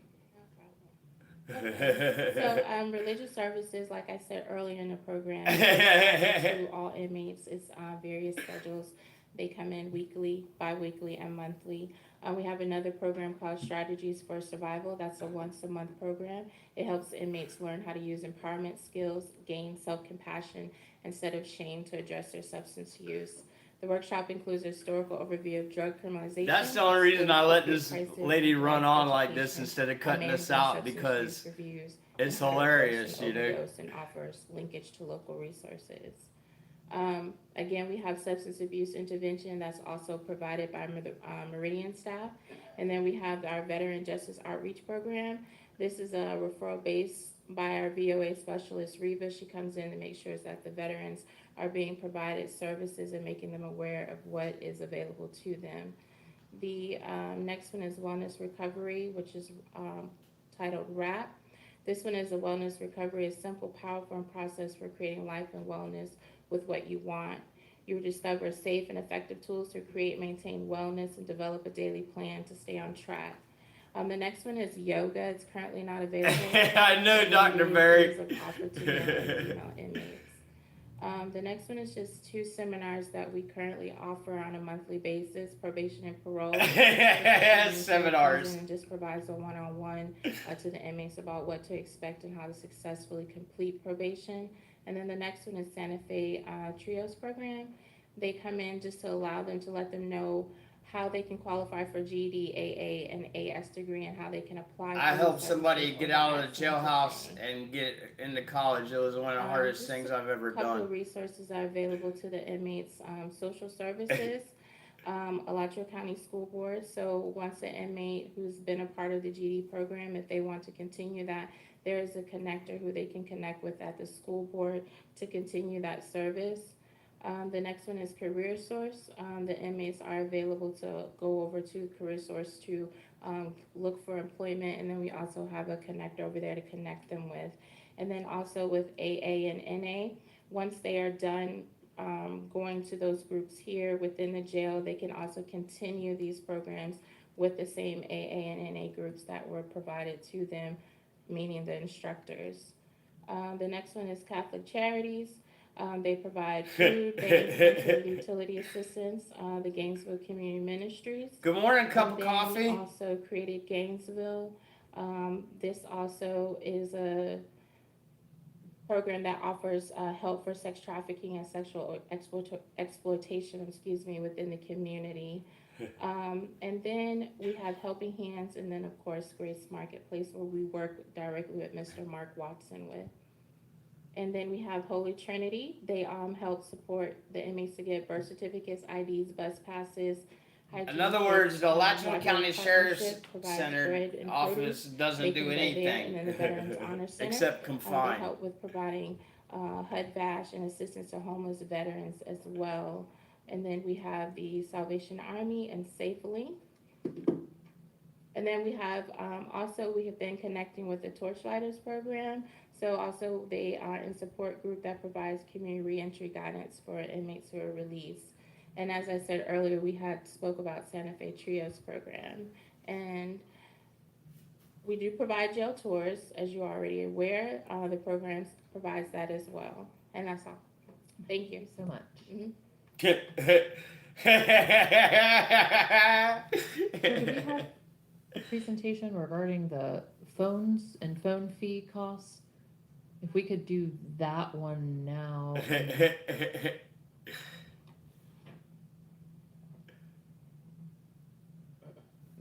Can I ask my question? This might be good. Commissioner Alford? Since we are having so many restless people and some folks that may need to leave and are anxious to get home to take care of kids and things, can everybody that's here to support free phone calls for inmates raise their hand? Thank you, I appreciate that. Hello, ma'am. I am Major Dorian Keith, the director of the jail. I have 23 years at the jail and 1 year with the state with mental health field. Thank you for being here. Thank you for having me. All right, so the topic of the day, the inmate phones.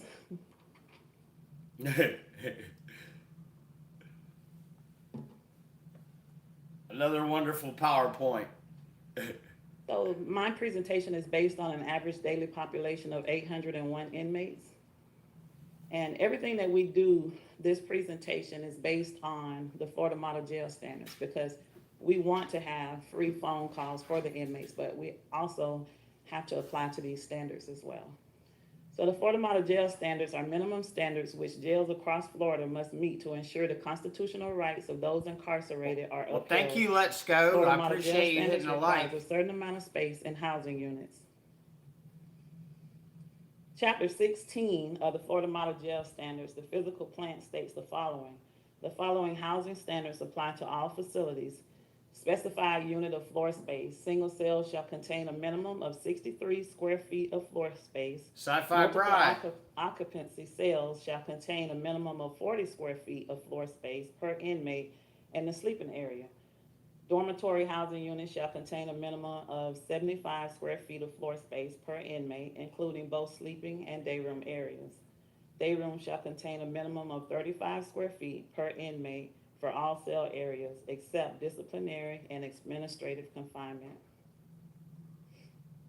Currently, the larger housing units are 5,096 square feet. There are 8 day room tables in a dorm. Each table is 54 inches wide and 96 inches in length. There are 2 phone banks. Each measures 51.5 inches by 51.5 inches. There are 32 bunk beds on the bottom tier, with each bed measuring 31 inches times 76.5 inches. The inmate phones. Everything that we are proposing, like I said earlier, is based on the requirements of the Florida Model Jail Standards. The number of phones available for inmate use is barely enough to provide phone usage on a daily basis, and Major Yeager will talk about how many phone calls that is per day currently to the inmates without some disruption of the orderly operation of the facility. The addition of more inmate phones is not feasible due to the lack of space.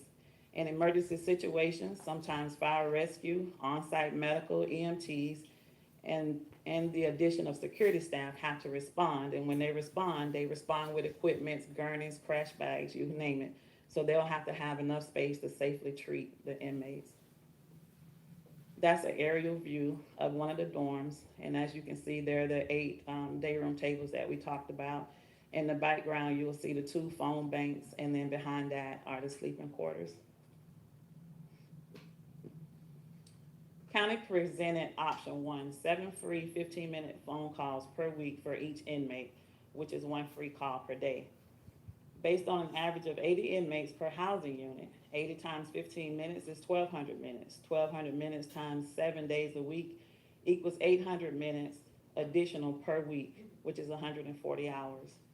This option would be feasible with the addition of, and to accommodate the entire facility, 9 FTEs, 6 phone quads, and 9 single phones. And of course, this would require modifications to the infrastructure. The county presented option 2, 5 free 15-minute phone calls per inmate per week with a maximum of 1 call per day. Based on an average of 80 inmates per housing unit, 15 times 5, 75 free minutes per inmate per week. 6,000 minutes, 100 hours of additional phone usage per week, and minutes per housing unit. This option is feasible with the addition of, and again to accommodate the entire facility, 7 FTEs, 6 phone quads, and 6 single phones. This is less of a risk compared to option 1 because you have 2. Okay, they're already doing X amount of phone calls per day. And she's saying just to switch to this new model to give free phone calls, you got to make all these modifications. And it's just, and she just runs the jail. Now, I'll remind you, someone just died in our jail, and they're going to have deputies indicted. That's all ongoing right now. Prior to that, they left a pregnant woman. She delivered a baby in the jail. Full delivery and everything. With the child, she was left there for a while. The child expired. This is these people. This is the wonderful Alachua County. Now, there's only 220,000 people in the county, and 70,000 of them are students. And we have over 800 people in our jail. 2 days of normal phone usage, or you have the ability to spread the 5 calls out over a 7-day period. And modifications to the infrastructure would be required. The county presented option 3, 2 free 15-minute calls per inmate per week with a maximum of 1 per day. Based on the average of 80 inmates per housing unit, 80 times 15 is 1,200 minutes, times 2 is 2,400 minutes, which is 40 hours addition per housing unit. This option is feasible with the addition to, and again, accommodate the entire facility, 5 FTEs, 3 phone quads, and 4 single phones. Modifications to the infrastructure would be required. Option 4, which is what I understand we're trying to get to. County presented option 4, unlimited free calls per inmate per week. And so with this, without actually trying it, you don't have the data to compare anything to. So you would actually have to probably do it and then see what happens and compare data, pull actual phone usage, how many phone calls are being made.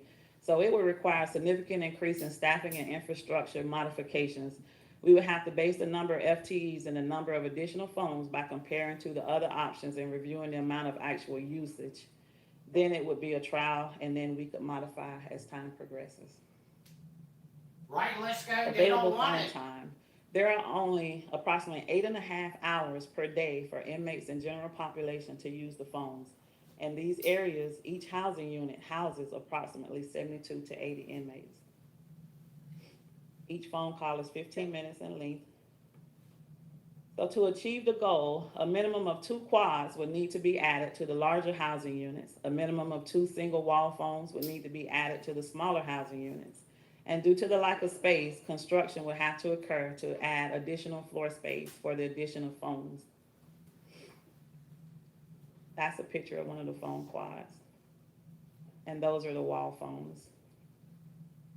So here's what we can logistically achieve with the current staff and the phones that we have now.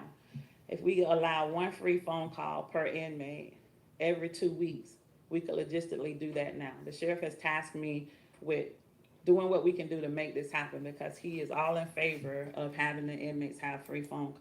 Now, she just said 1 phone call every 2 weeks for an inmate. Because they're free doesn't mean that they can't accommodate them, right? Like, they're accommodating them now because they're paid, right?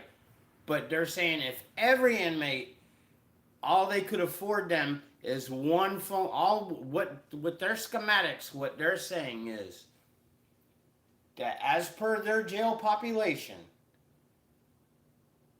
as it's run now, an inmate, they only have enough phones and enough time to give 1 inmate a phone call every 2 weeks. That's exactly what they're stating. Now, the terminology free doesn't apply. These people are very deceptive in everything they say and do. And you'll see even further. Now, that lady coming in there in the beginning with all that fluffery, that dog and pony show, that was a bunch of bullshit. There's nothing being afforded any opportunity out of any of that. You can trust and believe. And none of it's paid for, so therefore there's no standards being met. It's all volunteer, except for the chaplain and the Meridian and the social worker that comes from the VA. Calls. So that's what we can start with. Any questions?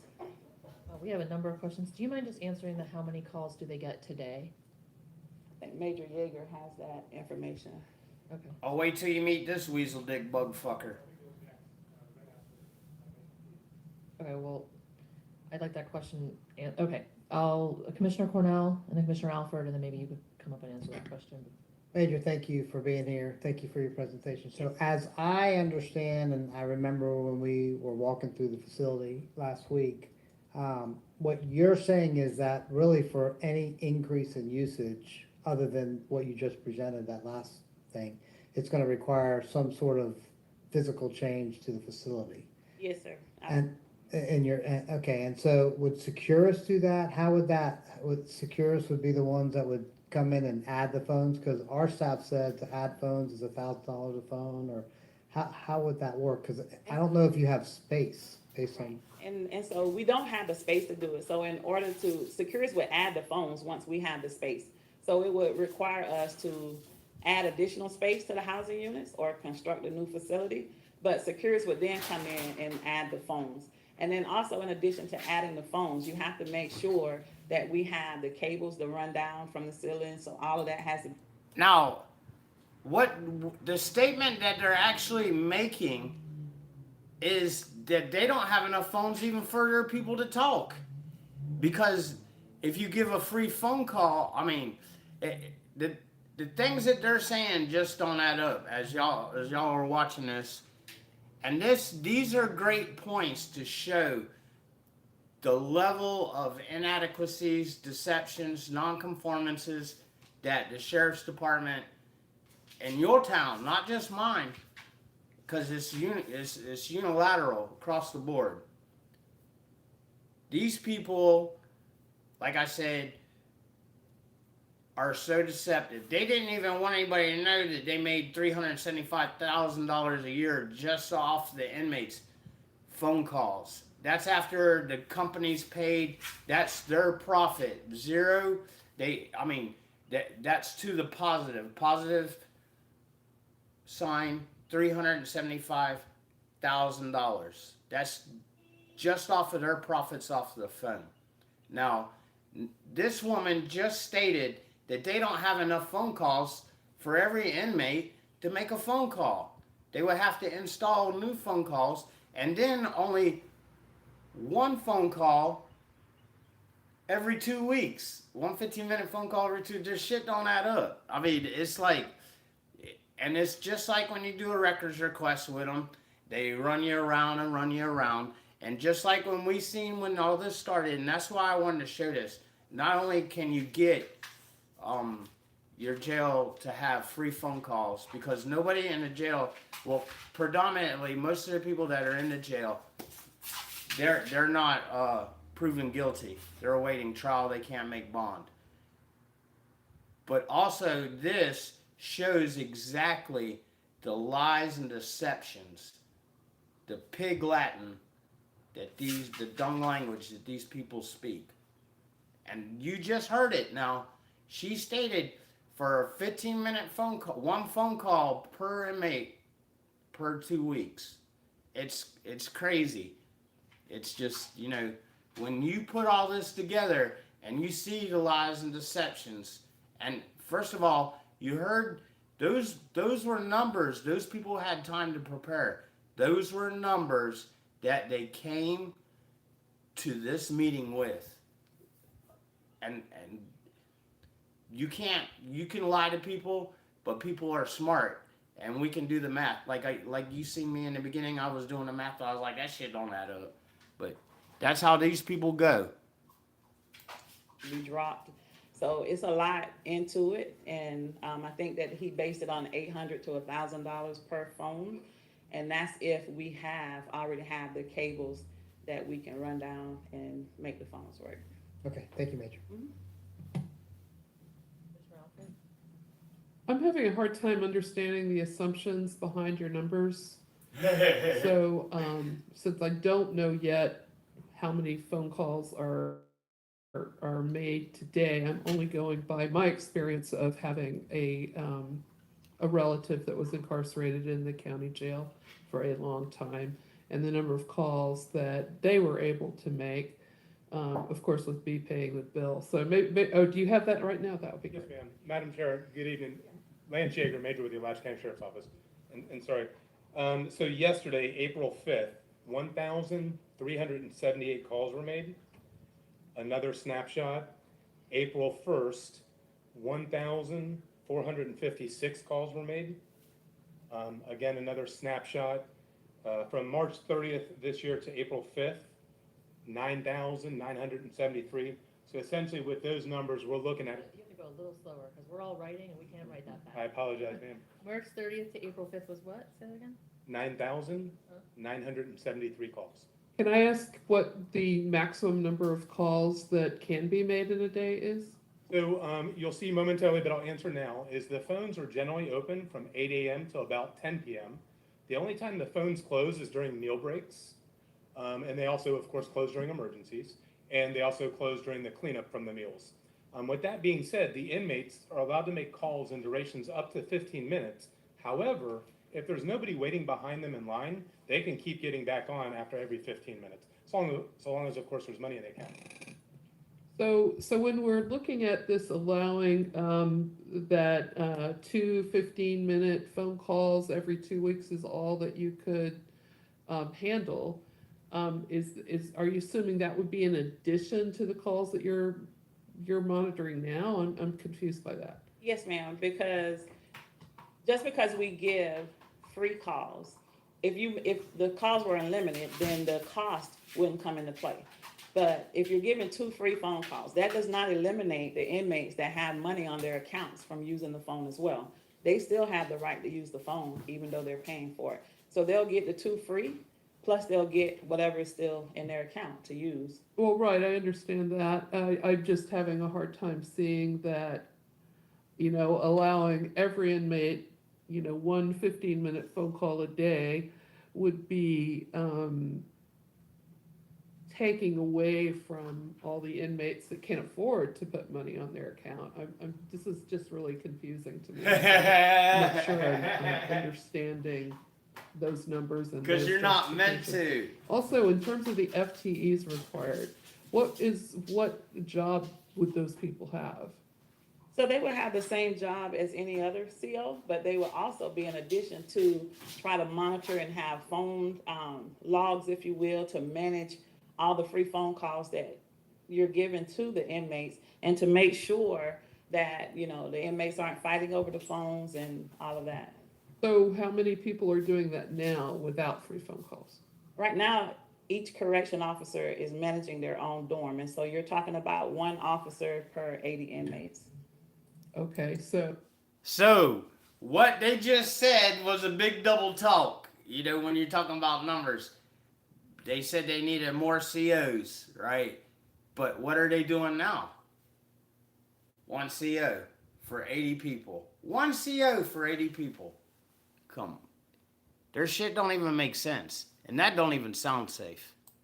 So, and you're basically saying we would need 1 more officer for each group of 80 inmates? No, ma'am, it's not for each group of 80 inmates. It could be for 160 inmates, add 1 officer in that will monitor between the 2 dorms and try to control the number of phone calls. So you're just thinking there's just gonna be this huge rush to the phones and there's gonna be a lot of altercation? Well, yes, ma'am, and I'm basing that on the fact that we already have inmates complaining that they don't have enough phone time because of the number of phones. So that's what I'm basing it on. So it's certainly going to increase if you give free phone calls. All right, I guess I understand that. I still don't understand the limitations on, you know, only being able to handle 2 free 15-minute phone calls every 2 weeks. That's confusing to me. Okay, I think that's all I have right now. Okay.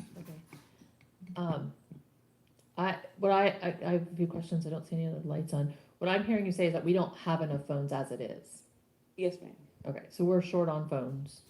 Okay, and space for phones. So the reason we're short on phones is because we're short on space for phones. Absolutely. Okay. So we would have more phone. You would want more phones if there was space for phones, regardless of whether it was for a charge or not. Yes. Okay, so that's something we need to think about as an aside, because right now what we're saying is that regardless of charge, we have families that can't even stay in touch with their families or their attorneys or whoever else they need to stay in touch with just because they can't get access to a phone, potentially, whether they can pay for it or not. And they eventually will, just maybe not at the time that they choose to. Okay. Yes, ma'am. Now, you just heard all that, right? We were doing the phone math, right? First there was enough. Everything's adequate the way it's running. No reason to change it, okay? But now we're going to change it, right? Because people are concerned, right? Then they come up with these maths, right? And then she tried to say there's a ratio, a number of people, like if you work in a hospital, you're mandated so many people per so many patients, right? So many skilled, so many unskilled. All right, long story short, they just run you all through that shit with no parameters. Okay, they went over, you know, like she was like, well, we don't really need 1 per pod or 1 per building. We need 1 per, and you know, you just heard all that shit.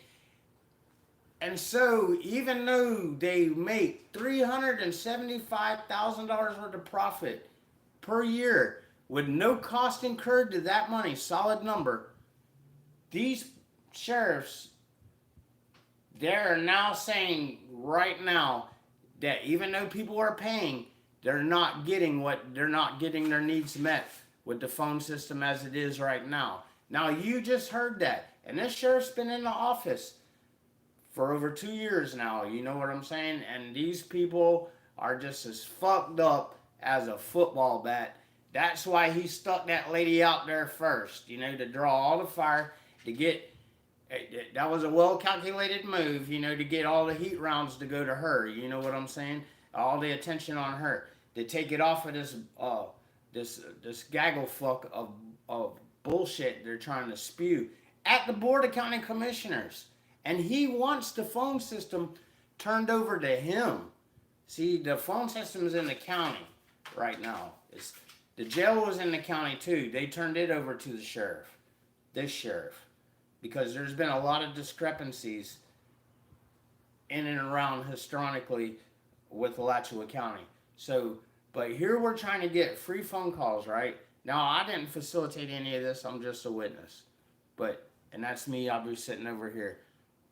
Okay, these people have nothing but lies and deception, and we've seen it over and over. But this is the way to control your sheriff's department. Good morning, Commander. This is the way that you start to control. I've seen this, I've watched this play out. This is the people's control over, and I'll call it what they are because I dealt with Alachua County. I can't say any other county because I don't know, but these are some blue ISIS people right here. I'm not trying to cuss too much on this because I want people elsewhere in other counties to see this and to mimic it and make this happen. But this is how you take control. That's what this is. It's a effective control measure. These people, they want control. The sheriff wants the control of the jailhouse phones, but he doesn't have it. He's already prayed for it, and he'll pray for it again when you hear it. But you see these people, how deceptive they are. And and it isn't because they're ignorant, because they all got degrees.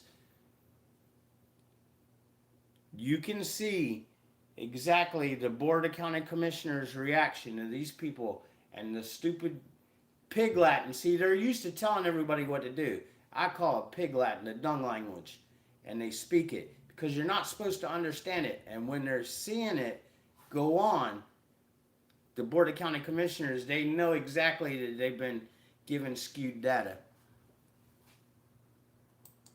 Okay, well, that's something that's important to know and to think about from a facility standpoint and, budget standpoint with the sheriff. Like, do you have a sense, Mr. Sheriff, of how we might, like, do you have space somewhere else that we could reallocate? Like, that sounds difficult.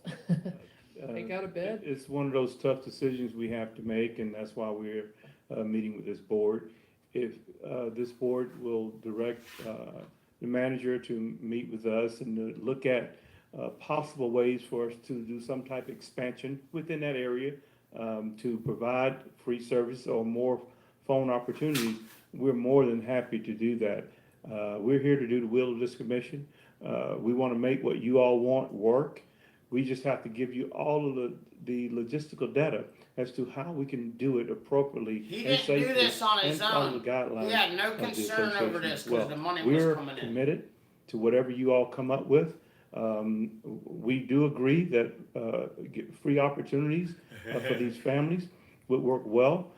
We embrace this. We just need to get direction from this board and the opportunity to work with the manager as to how we can facilitate this with some type of expansion at the jail so that we can have more phones and more phone opportunities.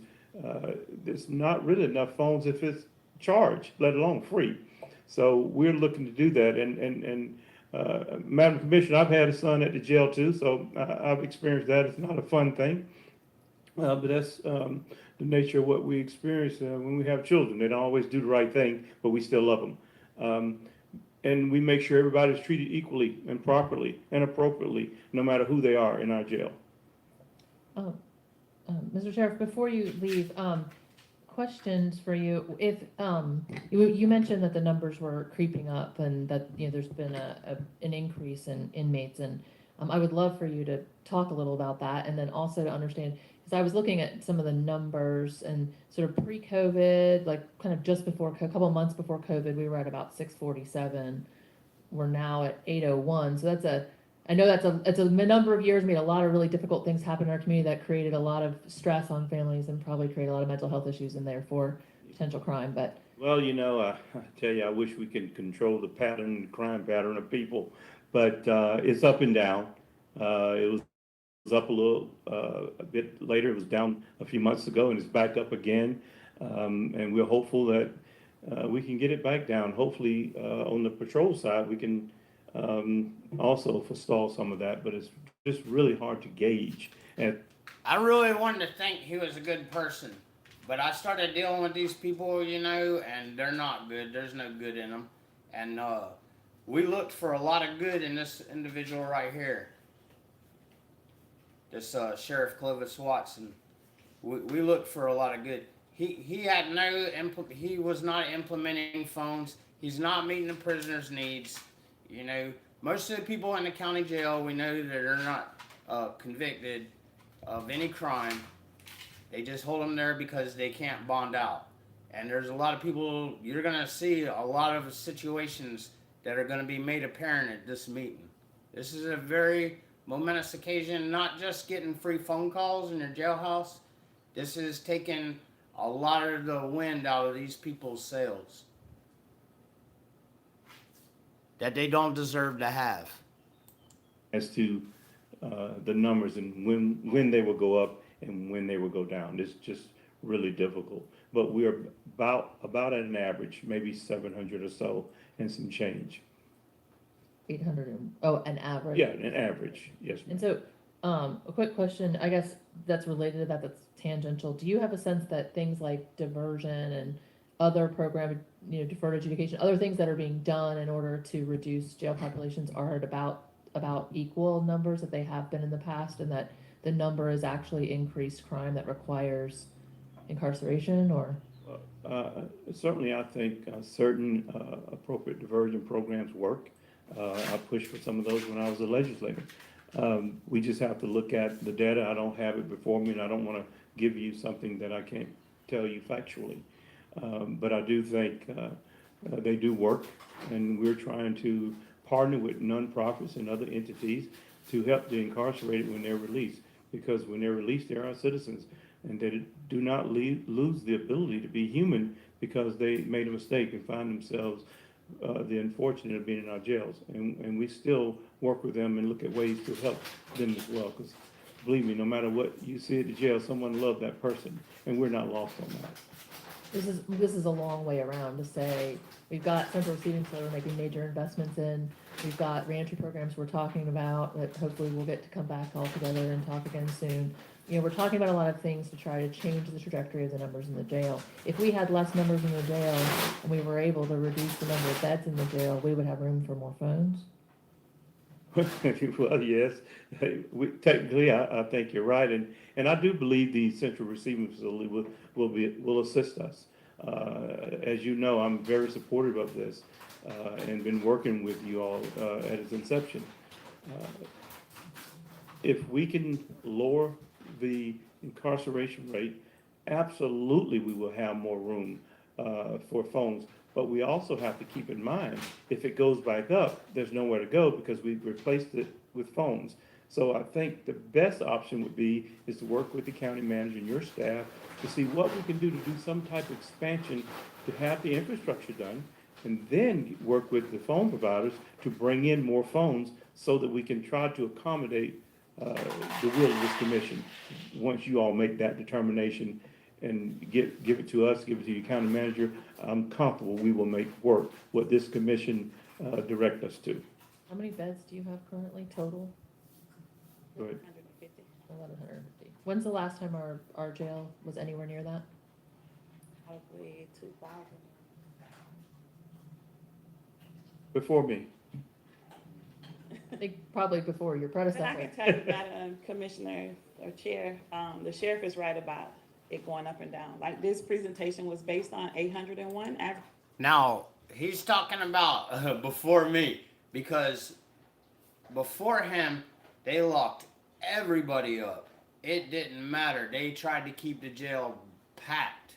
She just had it built, and they tried to keep it just full as it could be. And it was.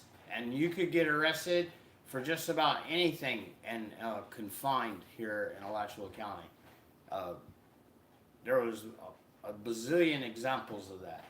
And that's what his remark on that, he's like, well, I don't keep it full to capacity, But they're not refusing anybody, they just stopped arresting so many people whenever he came.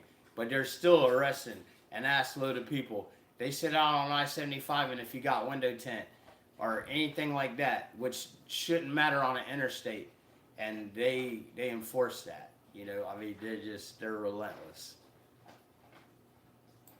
Average daily population, today our master count was 860. And so if we do start moving beds out to put phones in, as the population increases, then we'll be taking the phones out to put the beds back in. So, I just really believe, once you all make a policy decision and give me the autonomy to work with the county manager and your staff and my staff, you make that policy decision and we will make it work. As your contract provider, Sheriff, I will make what this commission make a policy decision to do. We're just telling you logistically what we can do today. And to touch on your question, Commissioner Afford, is we have to look at the number of inmates and the phone and the time of the phone from 8 until the time was specified, and do a calculation as to how could each of them get a free phone call if every one of them wanted one. And that's how we came up with that figure. That'd be one free phone call every 2 weeks. Did you do a calculation on the, like a 30% increase and what that would mean?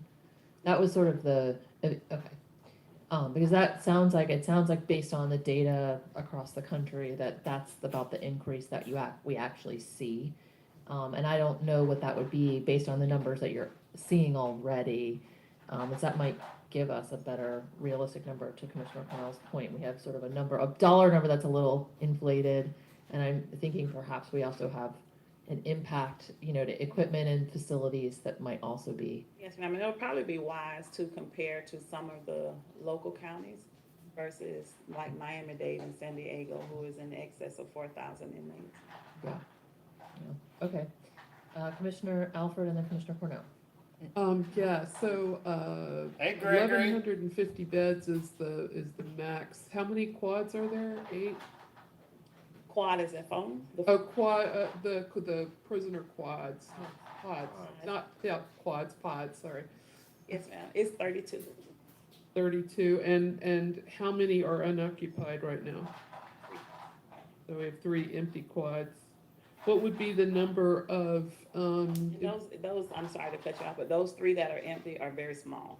One houses 20, one houses 12, and the other one houses 24.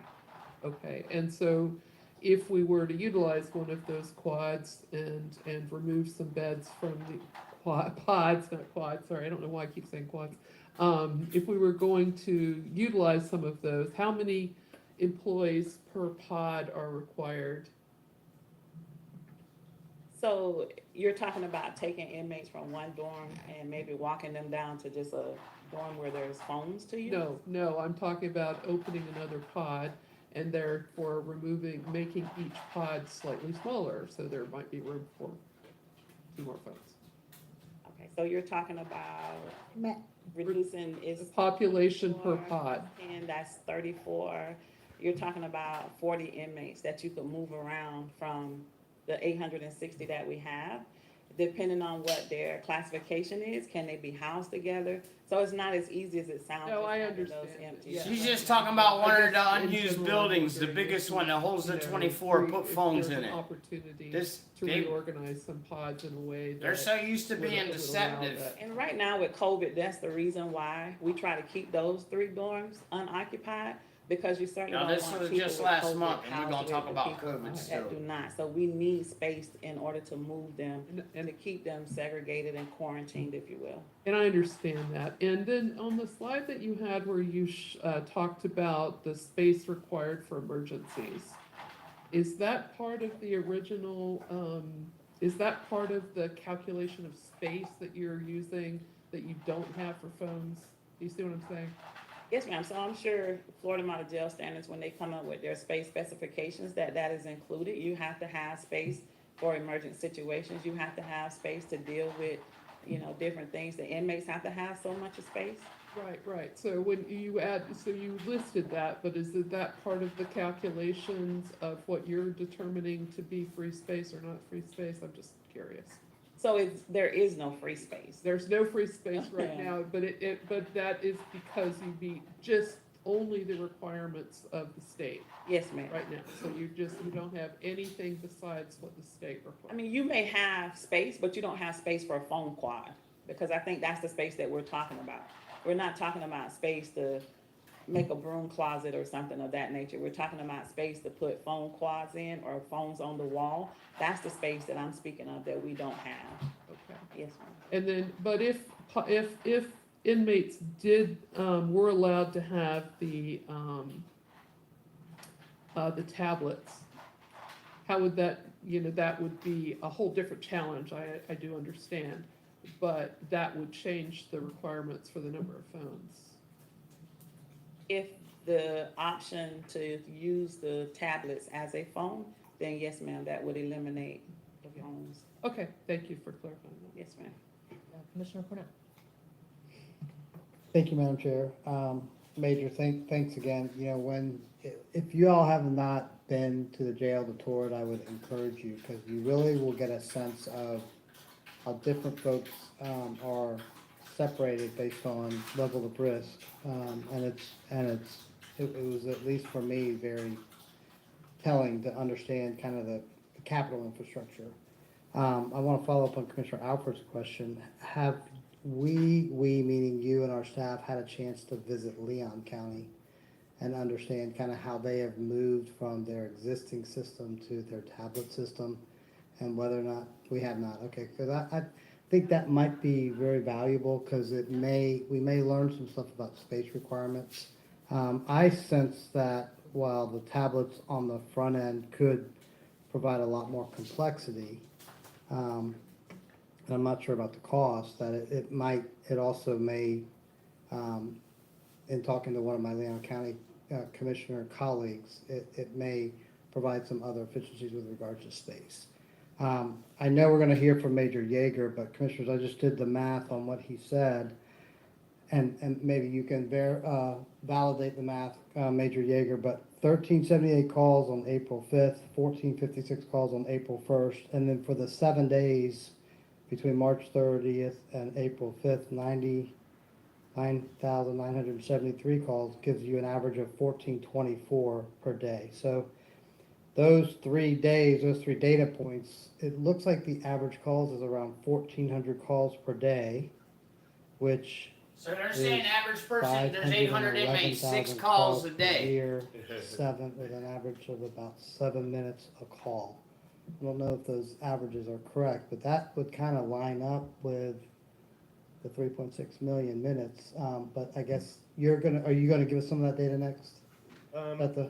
That's the data I just provided on the calls, the snapshot, is information I've received since I've been here tonight. I can certainly dig deeper and provide it a later time, but that is unfortunately all the data I have at this moment related to the number of calls per day. Dr. Berry said the tablets were ineffective because they didn't have battery charge. Okay, that's all I have, yeah. They didn't hold a charge. Our goal tonight is to provide you all with a plethora of information, logistically, costs, et cetera.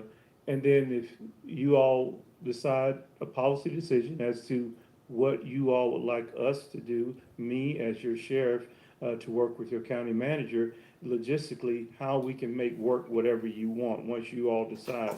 We were hopeful that once we finish all of our presentations and your staff completed theirs, then you all will have a sense of where you want to go as to how to get the free calls. We are committed to do whatever you all wish. It's your jail.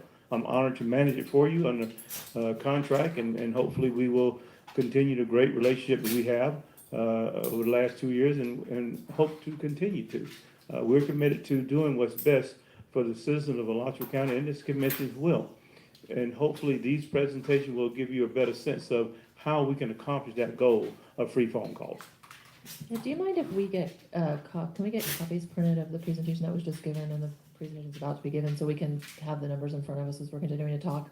I appreciate that. Thank you for that, and I appreciate you being willing to work with us. I think that some of why we're wrestling with the details and the logistics is because, as you know, all of those are budget considerations for us. I mean, a physical addition to the jail is a way more than $1.3 million cost. So, we say, oh, it's a $1.3 million cost. We're voting on this today, and then you come back in a month and say, oh, we have to build a 2,000 square foot addition to create 2 more pods. Like, we're then now we're into millions and millions and millions of dollars. So I just want to be sure that, I think that's why we're digging into some of the details that I know are much more in y'all's scope than in ours on the day-to-day, but I think that's why we're digging Yes, in. no, we're fine with that. I just wanted to make sure you know that we're committed to do the will of this body once you all make a policy decision, and we're prepared to make it work.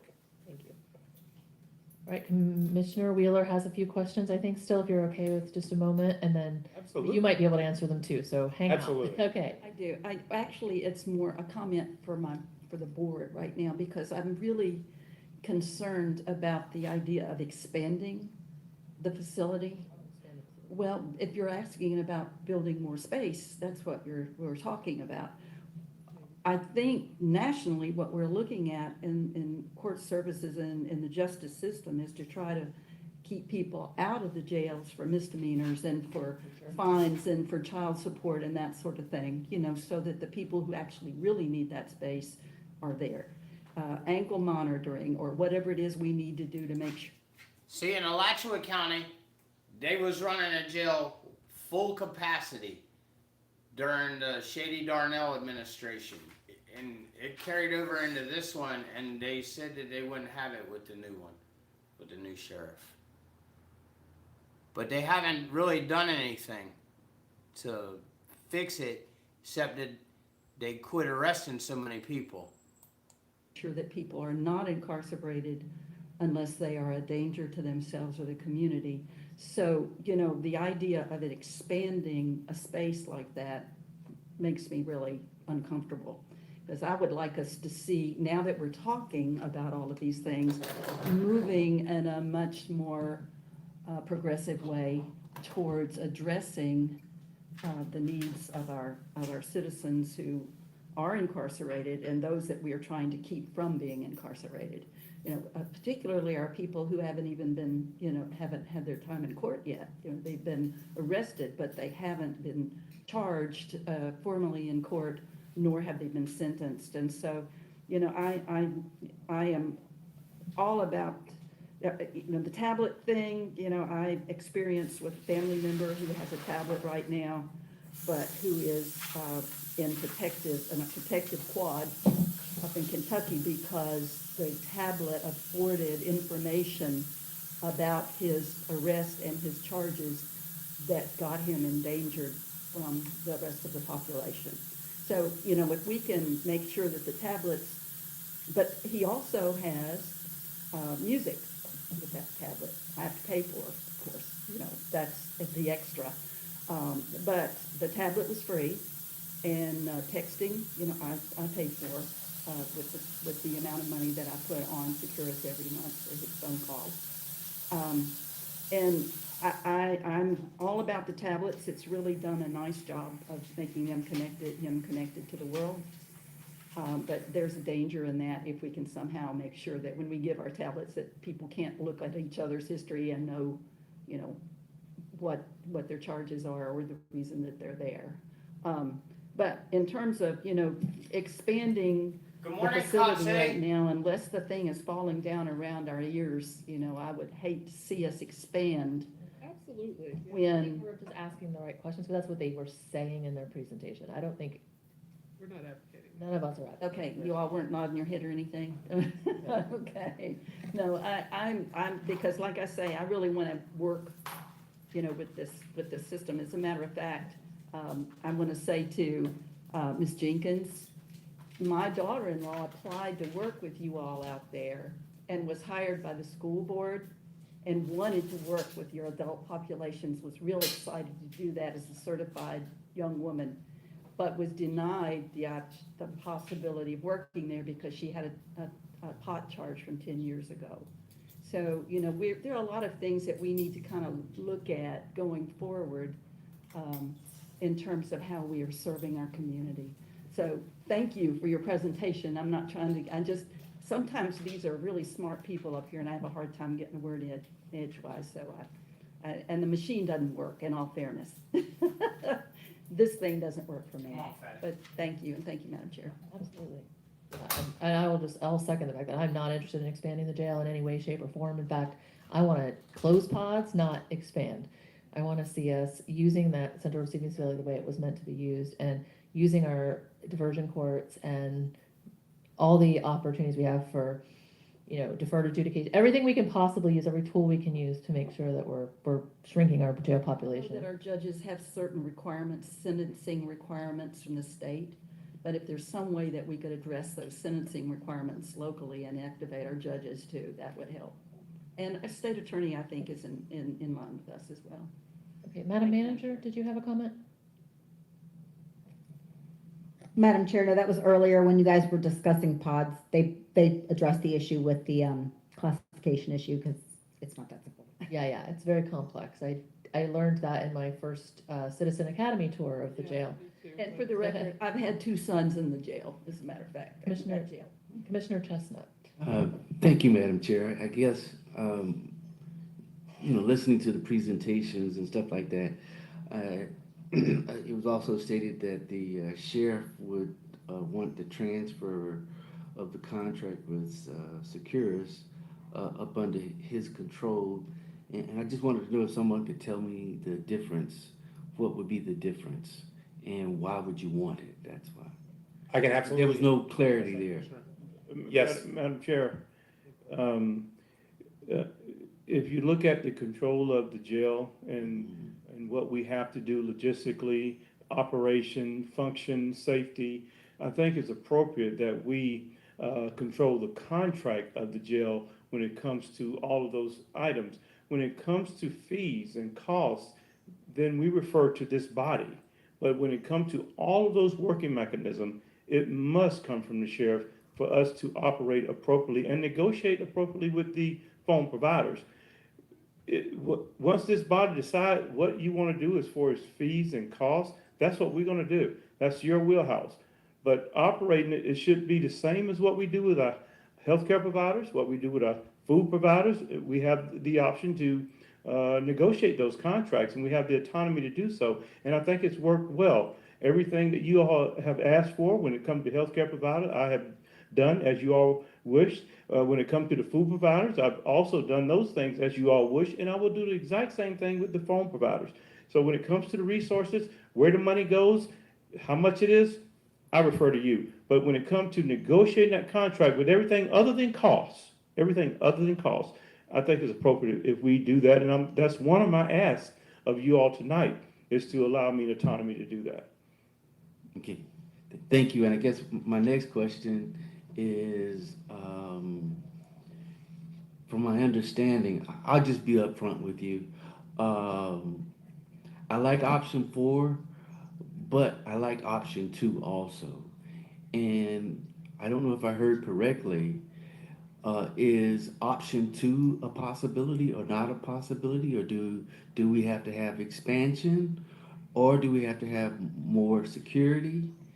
And those are the questions I want to get into. And I also want to get into the fees, because the way time is going tonight, I think that we're going to be here a while. And so I like to get to the nitty gritty and get to the issues that are at hand to more give me a better understanding of where I would want to be in terms of making any recommendations. Yes, Commissioner Chestnut, through the chair. Certainly, we're looking at addressing all of those initiatives. And that's why we're hoping if you all come up and say, we want number 3 for sake of discussion. And Sheriff, if you can get with the county manager and her staff, is to tell us what all possibilities we can do to get to number 3. And then we will negotiate and figure out how to do it, and committedly so. And come back, your manager will come back to you and says, here's what we can do to make it happen. And we will do that in unison to make sure we honor your will. But we are committed to do what this body wants. Whatever that is, we're committed to do it as your sheriff. But I have to tell you all of the pros and cons as to how we can do it. So if you all come up with something that you really think works for this body, and you say to me as sheriff, work with our county manager to make this happen, then we're going to look at what we can do logistically to do it. And we're committed to that. Okay. I just have one more question and I'm done. In terms of the programs, I thought that was wonderful and excellent. But I guess my questions, Are those free programs or there's a cost associated with those programs? Those are free programs. Thank you, that's what. Well, somebody pays, but. But yeah, but I know, but I wanted to know that, Yes, yeah. all, and the reason, and I know it seemed like it was a lot, Madam Chair, but we wanted to just give you a picture of it. That's why we did that. And then when we talked about the phones, we were gonna talk about the past, and we're gonna talk about the fees, and Chief Judd will go over that. We just wanted you to have a well-rounded picture, so when you all make a decision, it was a well-informed decision, and I gave you all the information that I had. Thank you, Madam Chair. Fucked up ass skewed data figures. About the phone calls as well? Yes, ma'am, it is. Okay. Okay. Hey. There aren't any other questions right now, so take it away. Thank you. Again, Madam Chair, Commissioners, Sheriff, and citizens. My name is Lance Yeager. I have 25 years of experience in law enforcement, 23 of which is with the Alachua County Sheriff's Office. And I am a major that's assigned to the Department of Support Services. And the Department of Support Services houses the Criminal Investigations Division, as well as the detective that's assigned to the Jail Investigations position. On behalf of Sheriff Clovis Watson JR, I'm here to outline the law enforcement challenges involving current communication services at the Alachua County Jail. In doing so, this may also shed some light into additional challenges that would be expected if and when additional services are expanded. These challenges would be compounded by the Sheriff's Office inability to properly negotiate and manage the contract for the communication services at the jail that the sheriff oversees on the board's behalf. And I kind of want to start by making one thing clear, is we have and will continue to have a positive working relationship with Securus Technologies. Paul, that's appearing by Zoom today, is very responsive to our needs.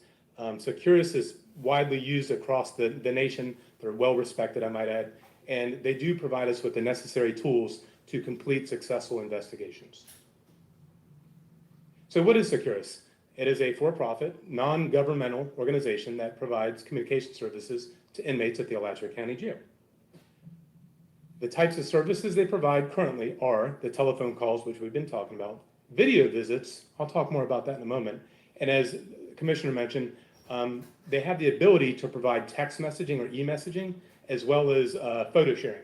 The problem being is Securus doesn't issue tablets right now to inmates, and the jail currently doesn't have the infrastructure, being that of the Wi-Fi or the tech support or the current staffing to support those services right now. So going back to the telephone calls, I mentioned some of this earlier, but the phones are generally open, as I mentioned, from 8 a.m. till 10 p.m., minus meal times and cleanup and emergencies, as you can imagine. Each telephone call is limited to 15 minutes, but as I mentioned before, they can make more phone calls so long as somebody isn't waiting in line behind them. We talked about the costs. As you can see, the costs in our area are 21 cents per minute, where other locations are 16 cents per minute. So the video visits, there's two types. You have the remote visit, which is charged at $7. Okay, he's talking about he's talking about the individual institutional costs that they have worked out with their provider. Now, where the county has a conflict of interest, they shouldn't be doing anything to create a profit.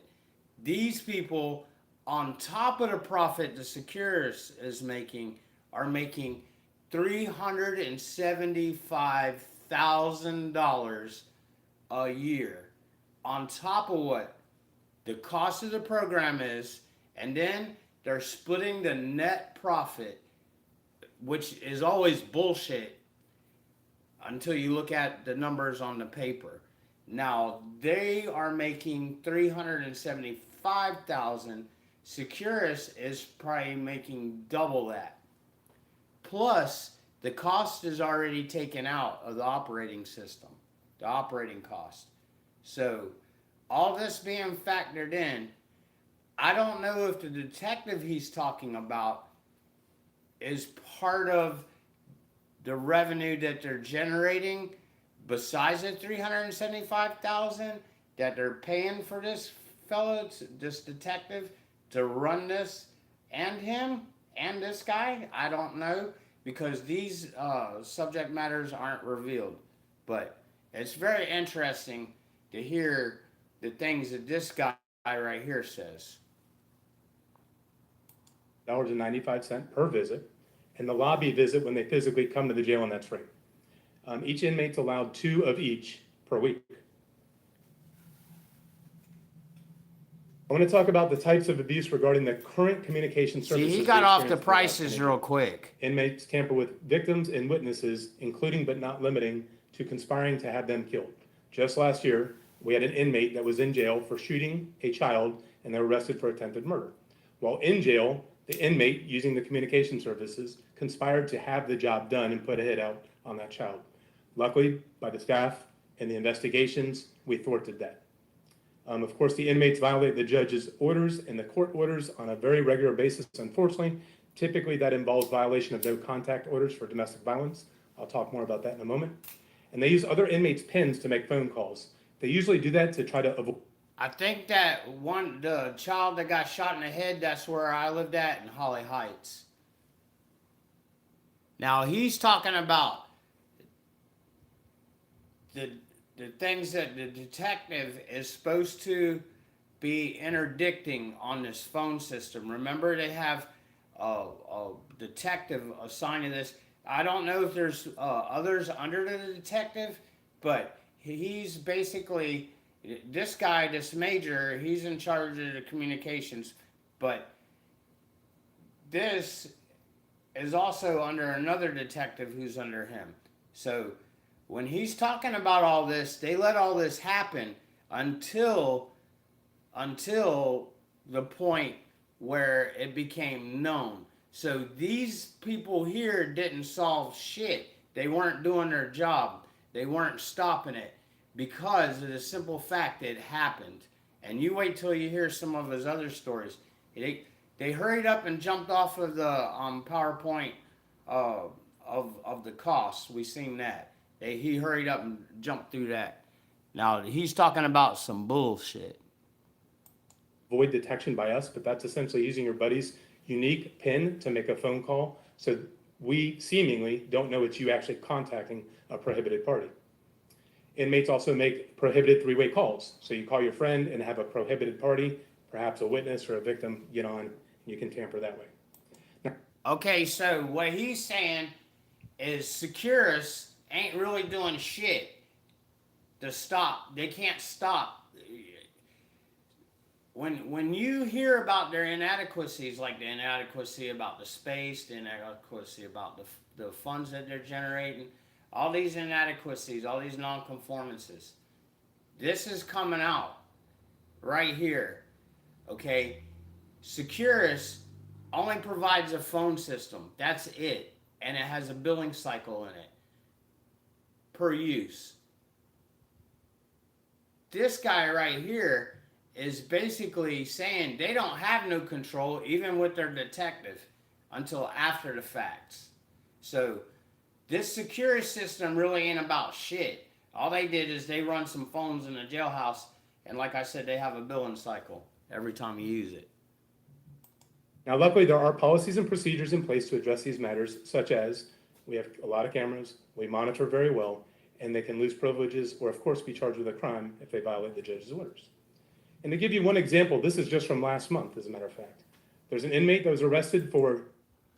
There was an inmate that was arrested for using a pen 925 times. They didn't catch it. Nobody in the one guy watching the 80, the corrections officer or confinement officer is what I call him, watching the inmates never 925 times. Securus never picked it up. There's no, I mean, these people aren't doing their job. You know what I'm saying? When you commit 925 instances, that's not doing your job. And this guy is like,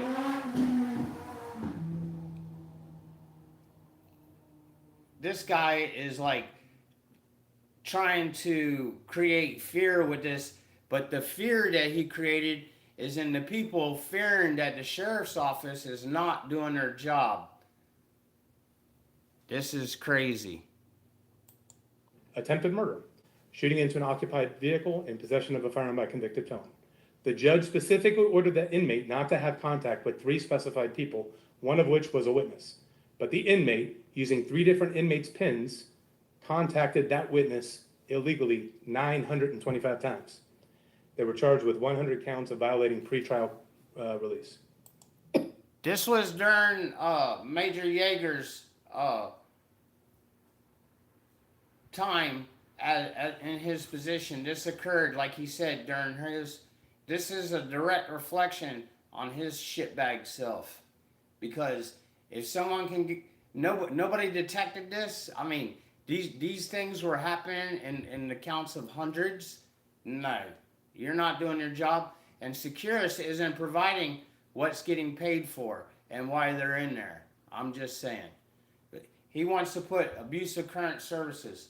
That's all these times, misdemeanor counts 741. Those are his nonconformances. I just want to enunciate that when you look at nonconformances. This is a snapshot from 2021. This is the current abuse of services provided now, and this is all done with 1 detective and phone and video visits only that I just mentioned.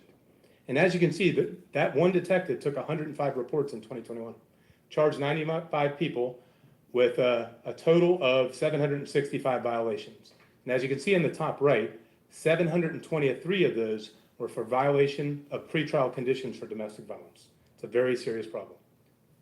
In 2022, these numbers are a little lower because that jail detective was partially unstaffed, but we still took 49 reports and charged 49 people with a total of 418 violations, 354 of which were violation of pretrial conditions for domestic violence.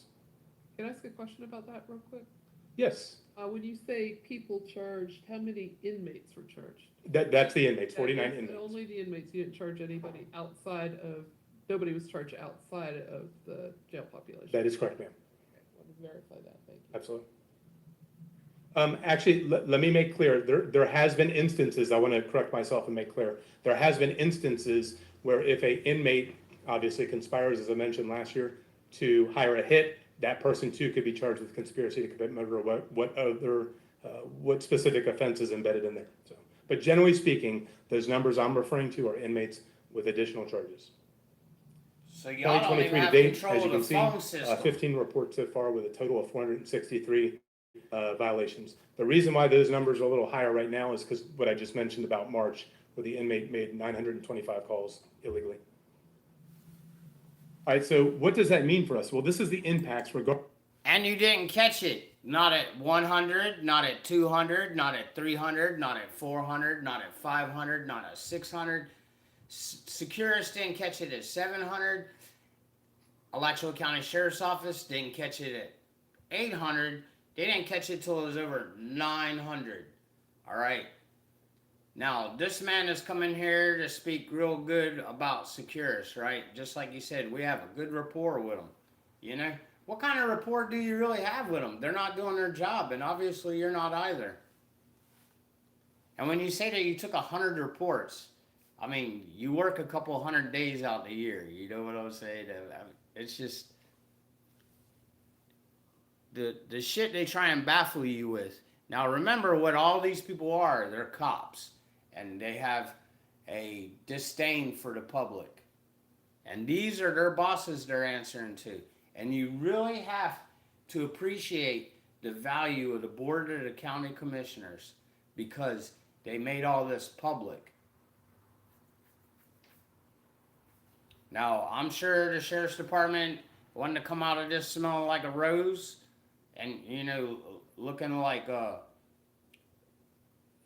next best thing to sliced bread, but they had absolutely no ambition of making anything any better at the jail, and it's gotten worse. Like I said, people have been killed there by the guards. There's several instances people have died there. I don't know, what their cause of death actually was, and I know for a fact that they didn't do anything that they were supposed to with a pregnant woman, and they were begged to get her attention, and she ended up delivering. She was a probation violation. She ended up delivering at the jailhouse. The Alachua County Sheriff's officers are the ones that went and took her from home. Her probation was violated. Somehow she violated her constraints. Took her to jail, and then later on that, in the ensuing hours, she gave birth, and they had absolutely no concern. And the baby died. And they're getting the shit sued out of him by Ben Crump. Regarding the abuse of the current services. So those violations lead to reluctant or scared victims or witnesses, and it in turn makes prosecutions a little bit more difficult because they're scared. And again, as I mentioned, this is all with one detective at the jail looking into these violations. The second and third order impacts are pretty far reaching. They include, but aren't limited to, they tax the entire system, the judiciary, and the reason why I say that is because now we have more arrests or sworn complaints, and that means more court events, which of course means more jurors, more court security, the list goes on and on. Inmates unfortunately commit additional crime. Okay, the heading, I can't fit it all on here because I'm doing this off of my computer with a tablet. Okay, the heading says impacts regarding the abuse of current communication services. So what they're saying is their customer service and tech support is taxed. That's one of their bullet statements. Second and third order impacts. Violation of tax, the entire system requiring more arrests or sworn complaints. More money, more job securities. Inmate frustrated by calls can exhibit behavioral issues which can lead to violence. All right, but what they're saying is their phone system can only handle one phone call per inmate every 2 weeks, and that's what they stated in their order. They're trying to create a sense of urgency, and they're trying to create a narrative where this would not be commensurate with a efficient running, optimally running jail. That's what they're saying. And many times they do it to avoid detection by law enforcement. Customer service and tech support is taxed. And one thing we didn't talk about is the inmates themselves. A lot of times, many times it's seemingly happy to have these conversations, but that's not always the case. A lot of times the inmates will get frustrated with the telephone calls or whatever experience they're having with the outside, so to say. And so in turn, to yourself. Thank you. Thank you, madam. In turn, that leads to unfortunate behavior issues, which can lead to violence, uses of force, potential injuries, and additional discipline, all of which we're trying to avoid. But I will say, thankfully, the Alachua County Sheriff's Office, as you all well know, works very hard to mitigate these types of abuses. So I got to make mention about an incident we had last year in which inmates and citizens made a complaint alleging Securus Technologies was advertising for services and collecting payment for services that they weren't providing. In turn to this complaint, the Sheriff's Office did conduct an investigation, an inquiry. Securus did advertise by internet, photo sharing, and e-messaging services, and they collected money for the same. They were not able to provide them because of reasons I stated earlier. The Sheriff's Office worked pretty quick to minimize the negative impacts to the county. Otherwise, the effects would have been much more far-reaching. I will say, hats off to Securus. They cooperated with us fully, and luckily, Securus told us that they were able to make the victims whole in that whole incident. But we did document the incident and found that those services were advertised and couldn't be provided at that time.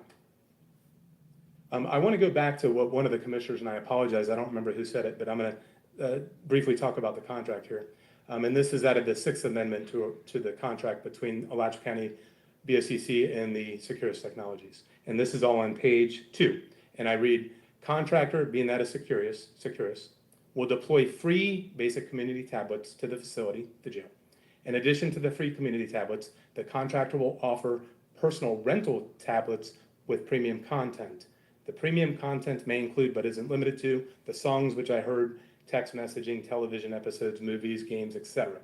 I also just kind of one quick inject because the commission asked, is in the 3rd paragraph under tablets pursuant to the current contract, it does say for the 12-month period following the effective date, which would have been 21, the contractor, Securus, will offer personal rental tablets at a promotional rate of $5 each, $5 per tablet per month plus applicable taxes, fees, and surcharges.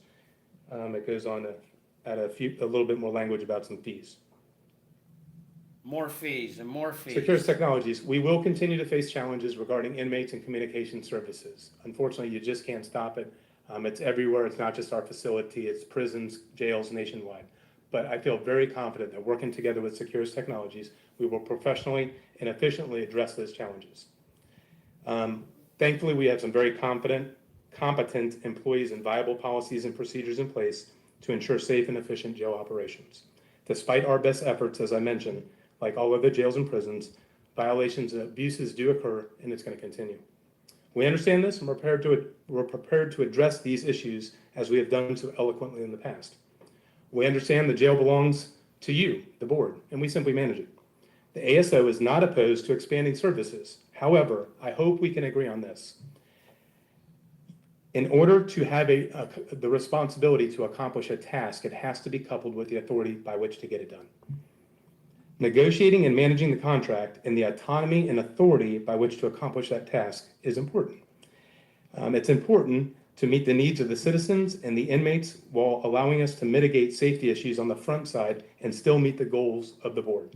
As you heard the sheriff say, we're not opposed to expanding services. We're not opposed to making free telephone service. We're here to do the board's wishes. We just want to make sure it's safe for the inmates and the staff. Sheriff Watson has instructed us all to promote the spirit of cooperation. And so with that, I welcome any questions. Yes, ma'am. Commissioner Alford. You mentioned the tablets, and I actually understand that there are federal grants available that will pay for those tablets. You said community tablets versus premium tablets. What would community tablet mean? So my understanding, and I would have to defer to Paul and the contract that the board made, or I could cite if you would like, but my understanding is the community tablets would be something that would be like one of those little phone quads perhaps. And again, Paul, if I'm off base, feel free to chime in here. And then I'm sorry. I can speak to that. So the way Securus deploys tablets is on a one-to-one basis. So essentially, any incarcerated individual that the sheriff's office or the jail deems is okay to receive a tablet can get their own tablet. There's two versions. There's essentially a free version of that tablet, which includes a variety of content, which would include some educational applications. There's books, there's religious services, there's some podcasts. There's a bunch of content that is absolutely free. Nobody pays anything for any of it. And then there is an option that if the incarcerated individual wants to access premium content, which would be songs or games or movies, they would pay a small monthly fee. I think it was mentioned earlier that there are some of our competitors that do charge by the minute for tablet usage. Securus does not do that. We charge simply a small monthly charge ranging from $5 to $7 a month. And then once that is paid, then they have access to purchase songs or games or music or a variety of other things, which are priced no more than what you or I would pay if we were to buy a game on our phone or a song on Apple Music. So there's a couple different options there, but essentially the way we deploy these is anybody that the sheriff's office in jail deems is acceptable to have a tablet can get their own personal tablet. All right, thank you. I would be very interested in knowing how all the other providers also deal with tablets. I think that I have heard of models that aren't quite as restrictive or expensive. I'm really, You really gotta nobody likes politicians, and I personally think they ought to eradicate the political gene. But long story short, you really got to appreciate this board of county commissioners, and these two ladies especially, or three ladies especially. Now, I mean, men are always outspoken or well spoken at being outspoken, but women, like this one and board member Prizzy, and chairman of the board, Prizzy, and Miss Mary Helen Wheeler, not only did they, win their positions, they have optimistic outlooks on things, but they also know when they're getting baffled with bullshit, and they speak out about it. And just like you heard her say, well, there's a lot of other avenues for tablets. Like she said, you can get a federal grant. You don't have to pay shit. There's a lot of cheaper ones, Appreciate you sharing the data. I also am really wondering how all the other facilities in the state of Florida are managing to maintain any sense of justice and order without, because I know the Alachua County jail is a pretty decent one, and so, and I'm being a little sarcastic here, if you didn't gather that, but and just because a few people are abusing the system doesn't seem to me that we should punish all inmates, especially when a large portion of them have not even been charged with a crime. And we don't suggest that, Commissioner. I just wanted to give a snapshot of some of the numbers, because this is what we're Snapshot of how we and do again, things. We don't suggest that in any way, shape, or form, because there's some folks in there that are in there for some pretty minor offenses, such as driving and, again, very minor things that just simply hadn't gone to first grade. Why would there be a person in a jailhouse with your directives that you've been given? Why would there be a person in a jailhouse for driving? Oh, because you got to keep so many beds full. And are bonded out. So we certainly understand that and take that into consideration. That's why I gave the example of the attempted murder on a child. But the one thing I think that's important to glean from here is this: that's what we have with. That's like one of the most heinous crimes that's happened in Gainesville, besides Danny Rollins raping and killing the college students. He keeps naming that, and that was like an 18-year-old girl that shot the young boy. And that was at Holly Heights, where I used to live. With our current services. So I just want the commission to have that data to be able to make a good informed decision that if we expand those services, one can expect an increase that as well. And again, we only have one jail detective FTE. So it's just worth consideration. Commissioner Ashford, through the chair, if I may, what we're trying to do is to give you a broad overview that has nothing to do with the willingness or the need for free phones. We just giving you what we are experiencing, some of the things, so you just have the data. As far as the free calls, we're here to do the will of this board. I appreciate the spin on that, thank you. Well, no, ma'am, there's no spin. This is what we are committed to do. We just, if we don't tell you all of the information, Madam through the chair, then you will make a decision not knowing all of it. We wanted a presentation for this body so you will know everything. That's what. I like to think that he's a good person, but I've had dealings with him, like with the sending the internal affairs complaint to him and such about his internal affairs complaint, and you'll see that later on because I bring that up here. But long story short, you want to believe in these people, you want to believe, but he doesn't show any you can't believe in them whenever they are being forced to do what they're doing. Okay, he didn't come there and say, oh, I want to, lower the phone call price or delete the phone call. No, he came there, he wants the phones turned over to his care, custody, and control where it's in his ownership. And that's not the way you address the situation. You haven't done anything, prior to this. That's what brings us here today. And everything that you said is contrary to making the phones free, especially that $375,000. While we did the programs for the jail.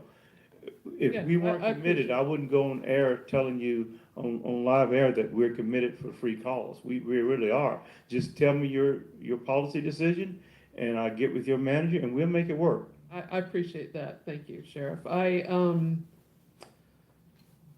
feel like, you know, with the assumptions from the county and the assumptions from your department, that they are assumptions. And, you know, we really don't know what it would be like if we offered, you know, one 15-minute free phone call a day to inmates. We really don't know what that looks like. We are making a lot of assumptions and a lot of worst-case scenarios, and I just want to throw that out there that I'm not ignoring your data or your suggestions or your whatever, but I am recognizing that we really don't know what would happen until we do it. So anyway, thank you. Yes, ma'am.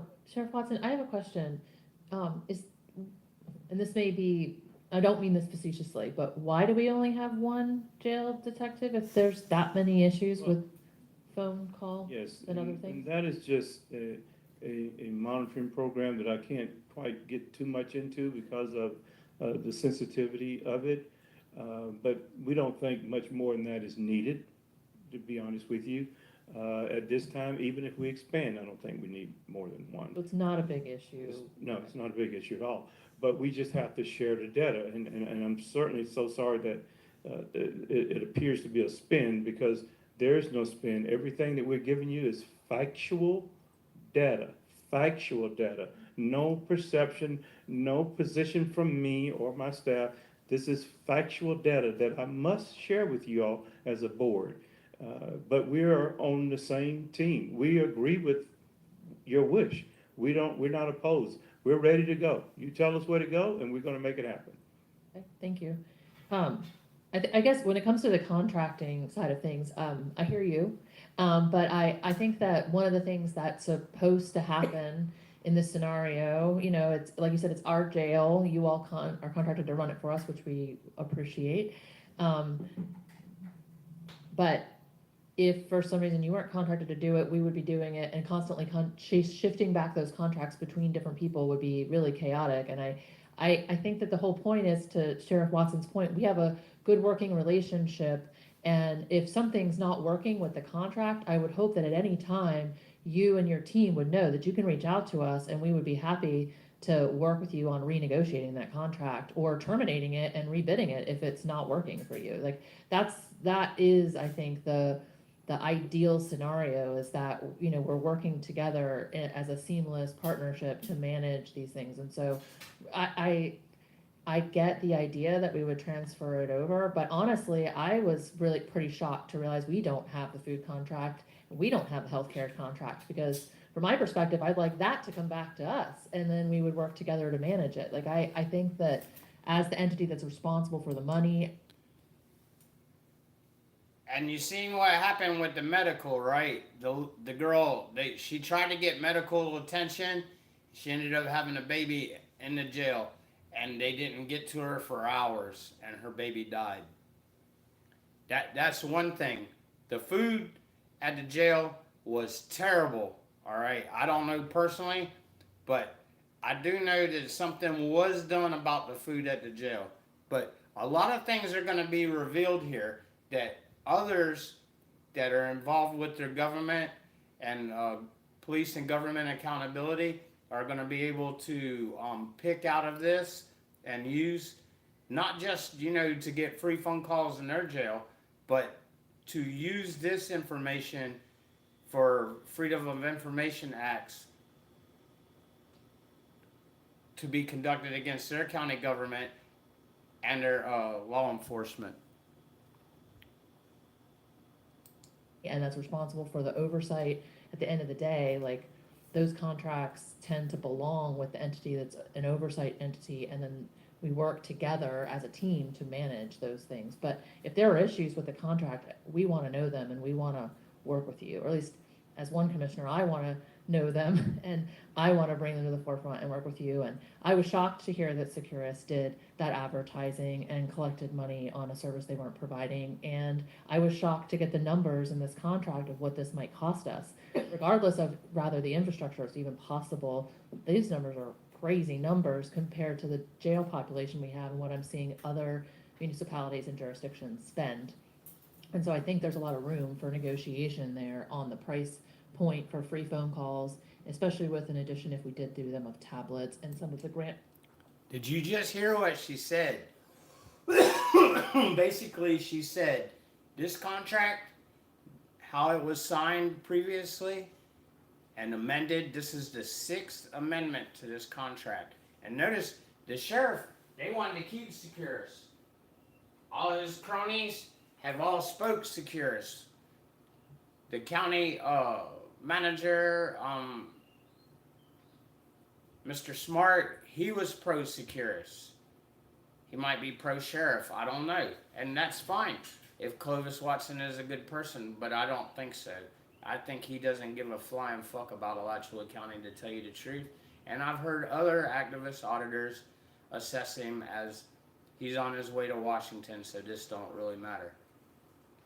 But as you heard him say, he said, I'm on the record, you know, but his cronies that he had come in there, he watched their presentation, I'm sure. You know what I'm saying? He told them how to go with it, blah, blah, blah. This is not some simple delegation that's been assembled. This is, you know, there's a lot that went into this. Programs and resources that are out there. So I feel a little bit like we're in a place where we don't really have all the information we need to make good decisions, because we don't know what tablets would do, and we don't know how we would implement those, and we don't know what the real cost would be. And so for me, it feels like something where it's worth it to try something for 90 days and see what happens. Get the data, get the information, and then we actually go from there to be able to make decisions about what are the right additions, subtractions, those kinds of things. But I know that we also have a whole audience who came here today to speak to us about their viewpoints on this, and probably have a lot of opinions as well. So I want to make wait sure till you hear this. And Major Keith, I do believe, if I'm not mistaken, has a full presentation on tablets that may answer more questions and make you provide a greater level of comfort, I believe. I actually do not think I mean, I don't know about how you all feel, but I feel like right now we need to. I think we need to move on to phone calls. And I want to have the conversations, but I'm not sure that, I mean, tablets wasn't the point of the conversation today. I'd like to know that tablets They're are trying an to option pitch and the tablets. explore those options. I think the but reason for the tablets More one, sir, is money, because, more again, money. I believe the sheriff's stance is, you know, it's important on the security aspect. Again, it's the will of the board, and the fees and the monies, again, is not the sheriff's position, but the security is. And I think, again, just on the front side and helping negotiate and manage that contract with Securus that we work very well with, we can make sure we keep the jail safe and maybe even mitigate some of those things I talked about. So we would like to do that on the front side, and having the ability and autonomy to negotiate and manage that contract, I think would really help us and the inmates and the citizens. This I mean, governor you have wants the the ability contract. and the autonomy to collaborate with us and be in a room to negotiate that contract right now. That's my point. You don't have to own the contract to be able to be at the table to negotiate it, is all I'm saying.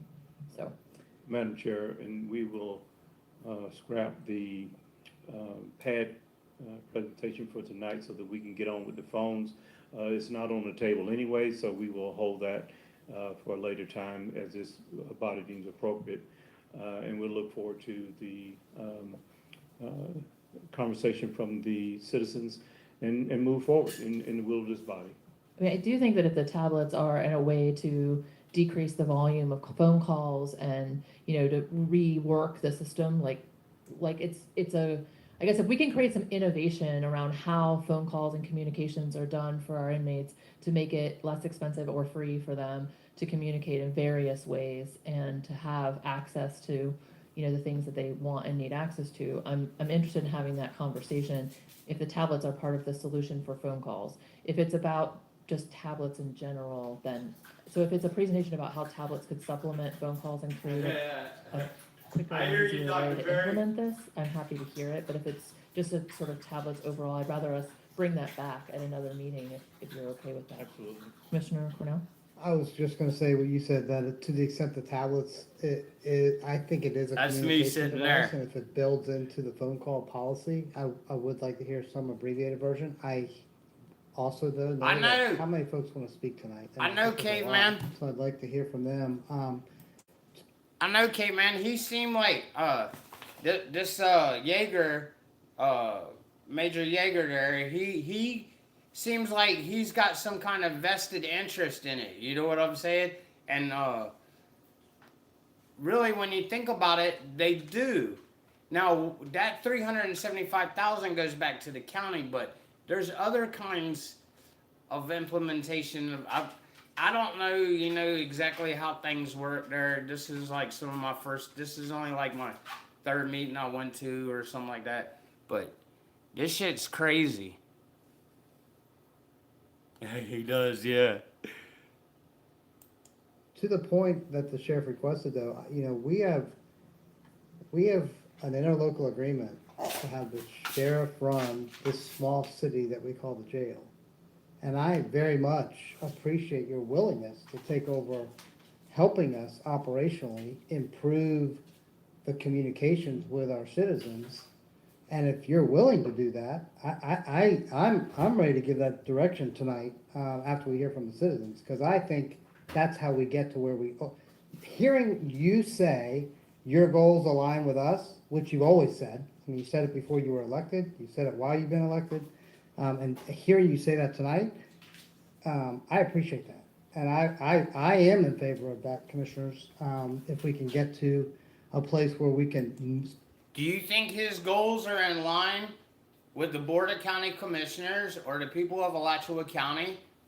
No. The jail was theirs, was the Board of County Commissioners, but it put a lot of liability on him. This is my ad-libbing for that. So they put the sheriff in charge of the jail, so it's his responsibility. All right. The food contract, they didn't know that it had slipped hands because this isn't their forte. But the other part of this is making, I call it legalizing the phone call is really what it is. But making the phone calls free. All right. The sheriff's department is wanting that. That's not in line with what the Board of County Commissioners wants. So basically, they're not in line. The sheriff's department is not in line. And if you heard Mary Alford saying earlier when she was on, she said, we have a very good sheriff's department with not that many problems. And she was being facetious when she said that, because you'll see in just a little bit when the people come up to speak that it's not just about this. Very seldom do you ever get to address the sheriff of Alachua County. They don't make themselves available because there's so much shit they have to answer to. But you'll see some of this. Start to move this forward under my original statement, which is we all want to get to a place where we can communicate and not put that tax on the families of the folks that are incarcerated. That was my opening statement. That will be my ending statement. I don't think we can get there tonight. We don't have the information. But if you can help us, and that's also your goal, I'm ready to ask you to help us do that. Thank you, Madam Chair. Commissioner Alford? I'd actually like to make a motion just to get all this started. It may not be what you are going to support, but I feel like we need a starting place right now. And I believe we need to give the free phone calls a shot. I don't think that we know what it's going to be like. I don't think we have I think that we've looked at worst case scenarios and we haven't looked at reality. And, if it turns out to be a big fiasco, then, we can walk that back. But I feel like that we are assuming the worst, and there are a lot of folks out there that, might not come back to Fear-mongering. there That's what where the they sheriff's would have department. otherwise if they could have the opportunity to maintain contact with relatives, with employers, with, their landlord, or the million other people that they might need to have to manage or contact while they are incarcerated. So therefore, I'm going to make the motion that we direct the manager to work with the sheriff to provide all inmates one free 15-minute phone call per day for the next, say, 90 days. And that the second part of that motion would be to to direct the county manager or their designee to renegotiate a service rate from a per minute charge to a per line charge with Securus Technologies. And if Securus Technologies does not agree to that negotiation, then to offer that contract to the lowest service option to provide a flat per month active per line fee. And 3, as equipment is available, to increase the amount of time given per inmate with a goal of unlimited calls. And part 4, to continue to explore tablets, including the free tablets available by federal grant. Do you have a second? I'm trying to think. That's a lot. That was a lot. Well, I'm I can, concerned about the 90-day thing with the phones that they have in place right now, that they can actually do that without putting in new equipment. well, that's what we want to try, right? We don't know. We're looking at worst case scenarios. We're looking at numbers that, you know, are being assumed. We don't really have the information of what's going to happen. If it turns into a fiasco, we can walk it back. We can stop that, right? But right now, we can go forward and try it out because we just don't know. So, That's my thought. Mr. Alford, with regards to the trial, I mean, I think we would need to give a time frame for them to get it initiated, We're right. like 60 days, whatever time it would take. Well, And I that's what- also think if we're gonna do that, do we really wanna renegotiate the contract before we figure out if it works or not? What do you mean? Renegotiate the contract? Service contract. Well, Like, to that one thing, or do we want, you wanna do those in parallel is what you? I think we should do them in parallel, right? So we should go ahead and provide the free phone calls, you know, right now, because, or as soon as it can be arranged between our manager and the sheriff, right? I know that's not gonna happen overnight, but within a reasonable amount of time, which I'm not really sure what that might be, but then for a period of time, try this out while we renegotiate the contract to something that is more fiscally in line with looking at free phone calls, right? Are you looking at option 1 or 2 or 3 or 4? I'm looking at option 1 with a goal towards option 4. Okay. If you would change it to option 2, I would second your motion. So 5 free 15-minute phone calls a week? To start. Okay, all right, okay, to start, If this is trial, yeah, okay, all right, I will go with 5 with option 2. So option 2 within what many days? We have to give them a time frame or something. Oh, in order to implement it?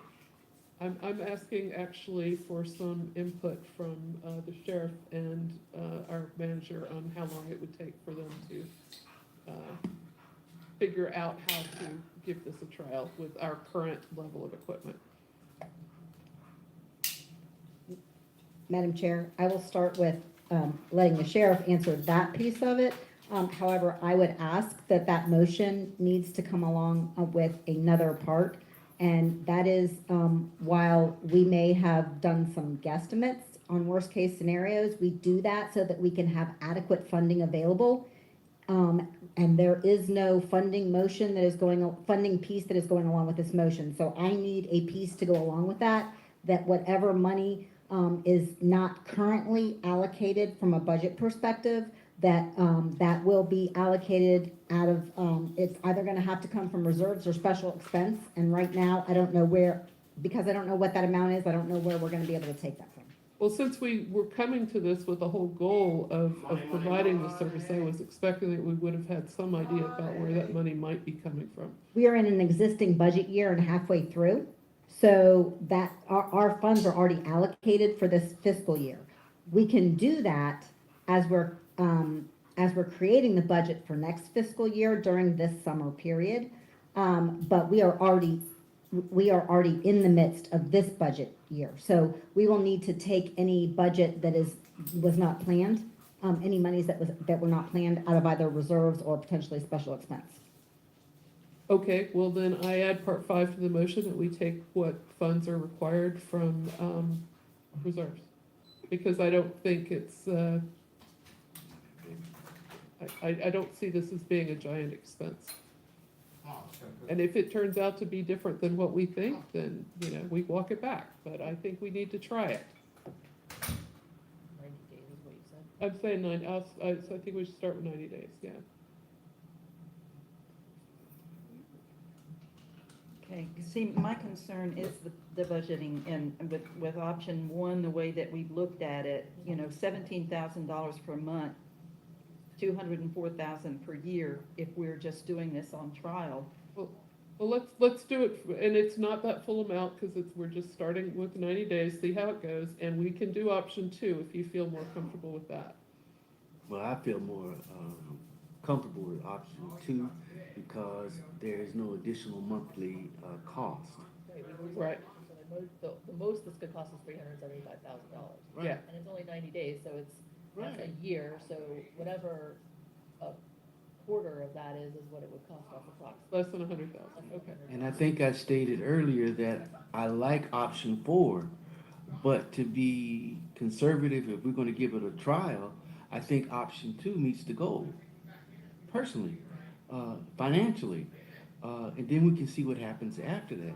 But if anything beyond 2, at this point, I'm not going to support it. So Was that a second? Yeah.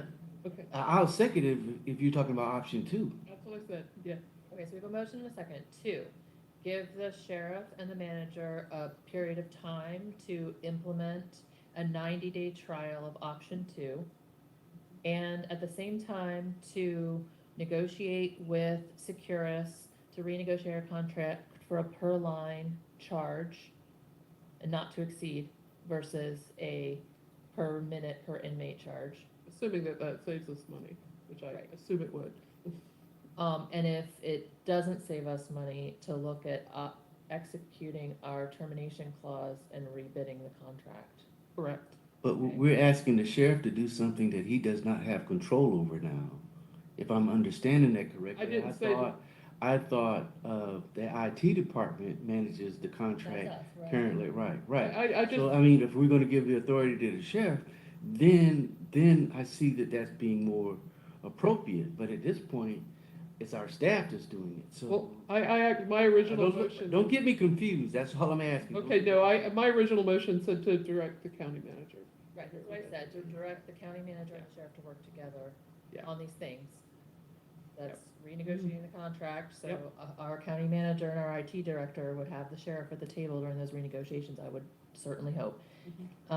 Okay, so we have, Can we hear from Securus in terms of that? What their No. issues are with I think- renegotiating the contract? Is there a time period that we have to do that, or is that in the contract, or what?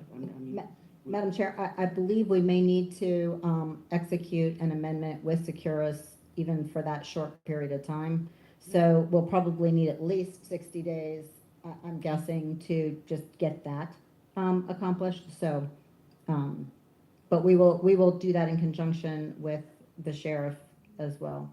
Okay, so that's within 90 days. okay, so you're giving them 90 days to figure this out, and then 90 days in your motion. I'm just trying to get the motion clear. You need, But I would, I'm just you trying to need get the motion 60 clear. days, sorry, you need 60 days in order to get to the first part of the motion? that's what I'm being told by, that's what I'm being told by staff. They're over there nodding because we still are going to have to make some amendments contractually to do the trial. Right, okay, so 60 days to make the amendments to do the trial. So that's an amending the first part of my motion, so, Okay, so we have, And I'm also looking that way because I don't have the operational side, so Madam Chair, what we will do is work with the county manager to evaluate what you all are asking and determine what we can do logistically with 70 correction officers down. We will look at what we can do. We will work with your county manager. I would hope that you will give us some leeway as to, you stated X amount of calls a week, I think it was 5. I want to make sure that staff can adequately do that and safely do it at this time. We are doing well. We're going to do a short presentation on staff, and we have many coming. We have approximately process about 400 applicants, so we are going to get there. We're not there yet. So I do want to make sure that I walk away letting you all know that I'm going to try to do your will. But I must tell you the logistical challenges that we may face, but we will sit with your county manager and your staff and look at ways to live up to your requests. And whatever we can do logistically, we will come to some type of agreement, hopefully, and come back to this body. So did I understand you to say that you are 70 county jail employees down? Well, more than that for the whole jail, just for the correction, I believe. Is that correct, Major? That's just slightly different from what I understood from the first part of the presentation, but okay. No, the first part of the presentation was telling you what it take per pod and how we do it, but we're 70 down. I mean, I provided you all with that information not long ago, but we're working to change it. Our goal is to do it. We're not saying no right now. Okay. We're just saying we want to be able to sit down with your county manager, see what we can do. If we were fully staffed, that wouldn't be a question, what we will do. And we can also start off by doing what we can do logistically, and as the employees come on, we can add more time and more calls. So we're willing to do it. We just got to be honest with you. I just got to be honest with you as your sheriff. Yeah, okay. Let's get the motion on. Right, and I have a question about the timing of this too. 90 days is pretty short to be doing something this amazing. Madam Manager? Commissioner Wheeler? Yes, I'm sorry. Hold on, sorry, I'm just trying, at this point, I feel like I'm losing a little bit of control over who's speaking when, so if you don't mind, maybe just trying to get back to calling whoever's lights on, so not to you, but just to everybody, like, it's like, it's like a little bit of a bouncing ball right now, so Madam Manager, and then Commissioner Wheeler, I think she's gonna. Madam Chair, being that the sheriff's expressing concern about the ability to do that, my suggestion would be if we could come back to you on a regular basis to report to you. I could sit down with him, even if it's every 2 weeks at a regular meeting. I can come back to you and say, we've met, we're ready to go with this many, or what have you, because you're giving direction, and I may be coming to you saying, I can't do it. I don't know. So we can go with that as direction, but, I will come back. I mean, we can just keep coming back to you with where we're at. And, okay, thank you. I guess without any lights on right now, I would like to ask you, Sheriff, are you willing to try it? I think that's the whole point that Commissioner Albert's trying to get to is, let's try 5 free phone calls a week before you tell us how many people you need and how many phones you need without ever trying it. Are you willing to try it and if we start it for 90 days and then you do it for 2 weeks and you're like, it's chaos over here, we can't do this, we dial it back, but. Well, I don't know whether you understand the jail atmosphere. It's hard to do something and take it back from inmates. But what I will say is, I'm not telling you all I need additional employees. We don't. We just need to fill the positions we have to accommodate a lot. We're not asking for more employees to make this work. We have enough FTEs to make this work once they're in place. So what I was explaining, as employees are hired on, we will have more employees to address this concern. That is my, when the Major was explaining we would need so many at this pod, and so many at this pod, and so many at this pod. We just don't have the bodies right now. That's the logistical problem we have. But we will go and sit down with the county manager and look at what we can do to do this or come close. But I'm just being honest with you. I don't think we can logistically do it at this particular time. But it's not a no. I just want to go sit down with, look at the numbers, what we can do at this time for free phone calls. So in the presentation that you gave us, it says option 2, 5 free 15-minute phone calls. It said this option is feasible with the addition of 7 FTEs. It should be something else said there too. 6 phone quads and 6 single phones. So it does say additional FTEs. So it does say you would need to add. Well, it may be, we don't need additional FTEs. We just need more FTEs that we need to employ. Available. Right, so we apologize for that. Okay. Not new. Okay, so it sounds like you are failing for lack of a motion a second so far, Commissioner. I got a second. Yeah, I'll second it, but I still have some issues with the renegotiating the contract.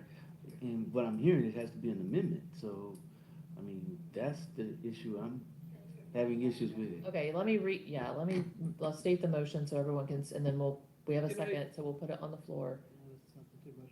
Okay, great. All right, I'm just gonna state the motion as I understand it, or actually, we could have the clerk, if the clerk has it, or, no, okay.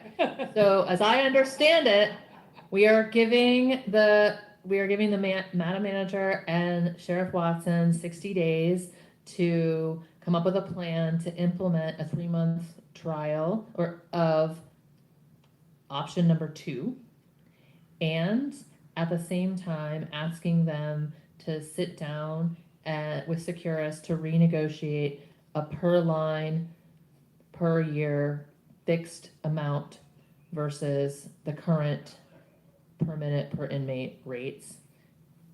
And if that's not done, then to exercise our option to terminate and send out an RFP, and then tangentially to explore tablets and bring back a presentation about tablet options, including grants and other opportunities to reduce costs or make them free.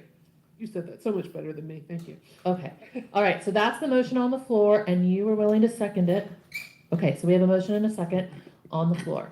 Just one question here, that's what I was wondering. On option number 2, it did say modification to infrastructure would be required. So are you all giving us that as well? Because we're asking you to try it because we're asking to try it, to say, can you try it to see if it will work? I think that we're not trying, I shouldn't put words in your mouth, but right now you're saying without any additional. We're making a lot of assumptions, is what I'm saying, and that, while I appreciate the work that went into those assumptions, I also feel like we have citizens that deserve this, this opportunity, and we need to believe in folks that they might be able to manage things better than we think. And I know you have more experience in that than me, but I feel in my heart that we need to do a trial of this. Okay. I really do. Commissioner Cornell, and then I have a comment before we go out to public comment. Thank you, Madam Chair. I very much want to support the motion, Commissioner Alford, but I'm not going to be able to because I think it's missing a huge component, and that's operational control. I think what we're asking the sheriff to do is what we all want to do, but I think we have to give him the authority to deal with Securus and come up with a good plan. So I'm going to make a substitute motion, which is option 2.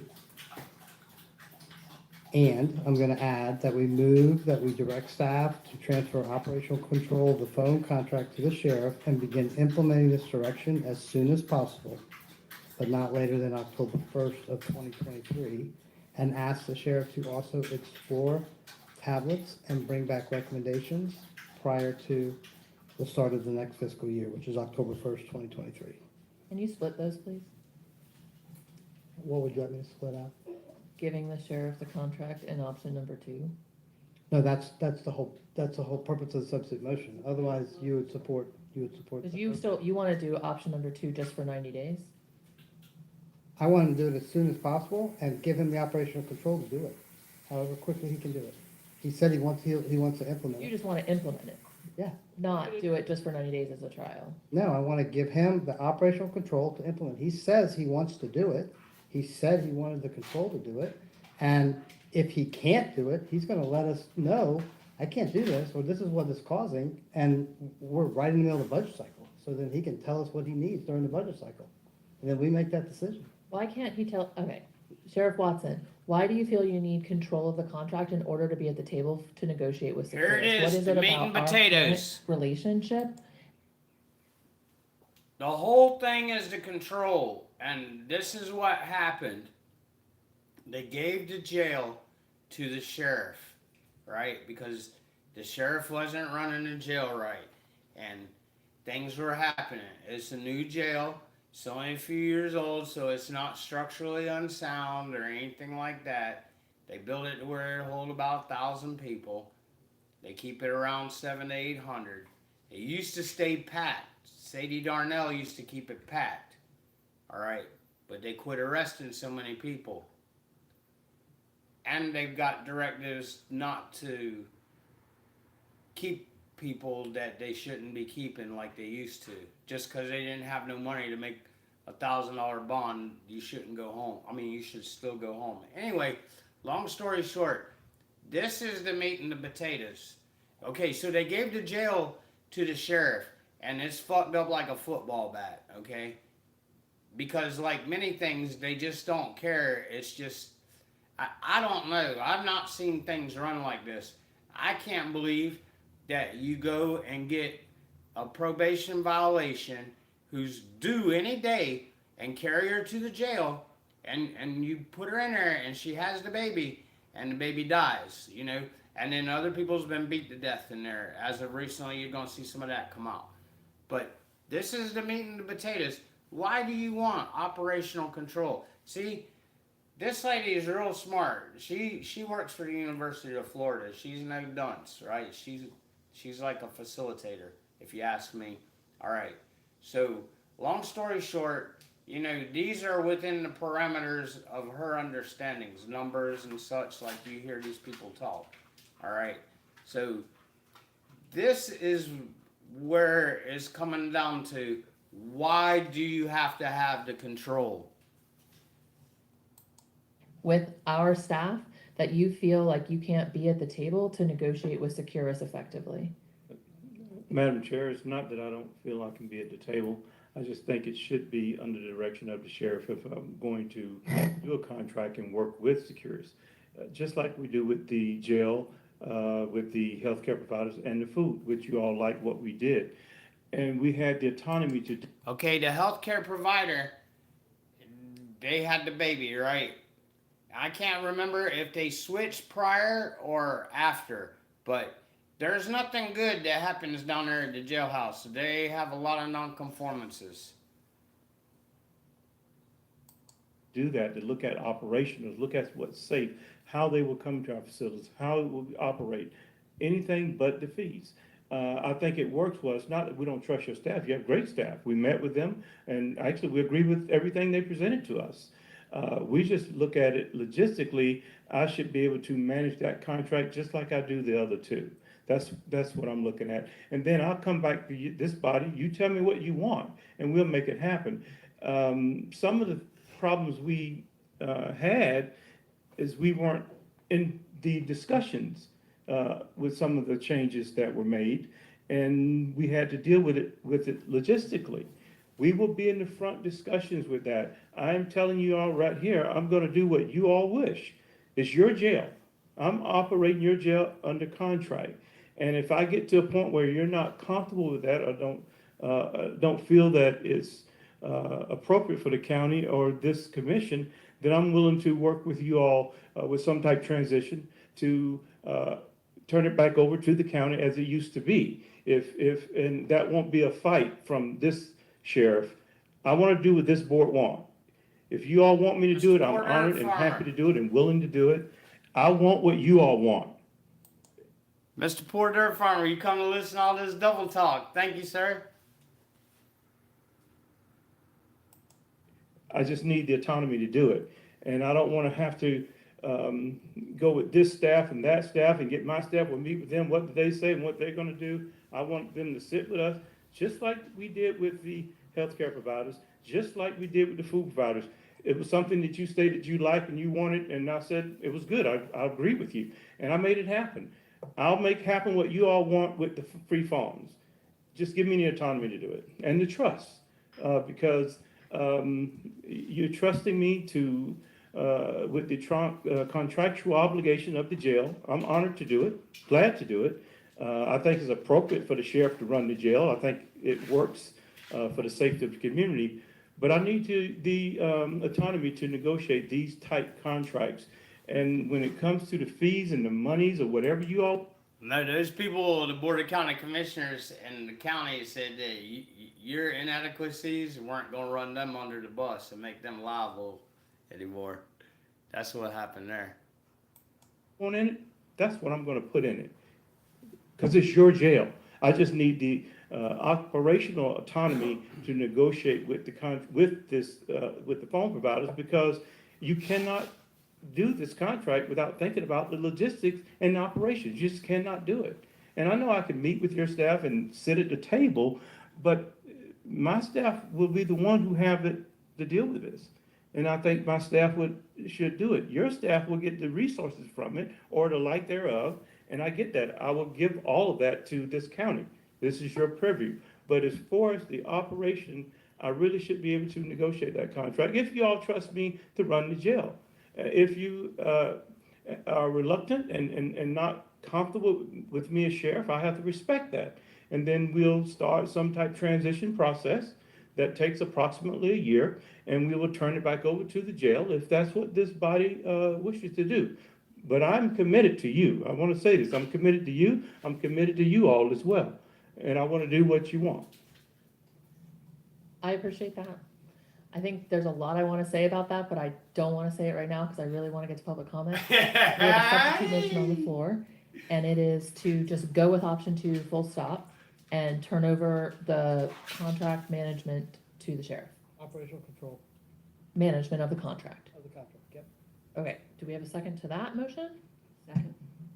Okay, so we have a substitute motion on the floor, so we will make comment on both you'll be commenting on the 2 motions at this stage, okay? So when you come up to the microphone, you don't get to comment twice.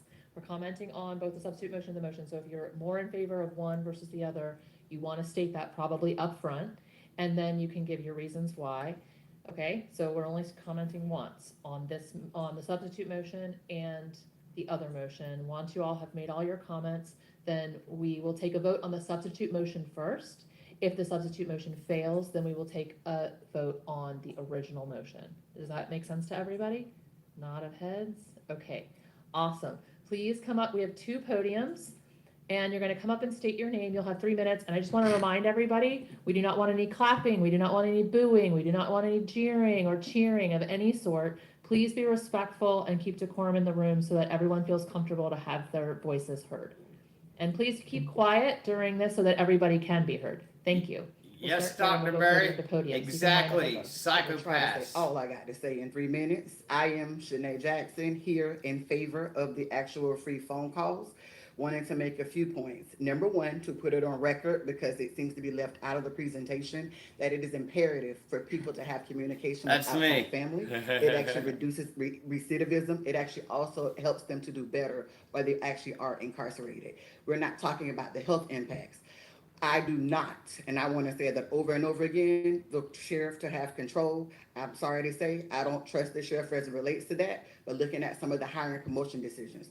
And the fact that Keith, whatever her new title is a person that has been on 12 of excessive force reports of people that have actually had to come, or the heck has been beaten out of them at the jail.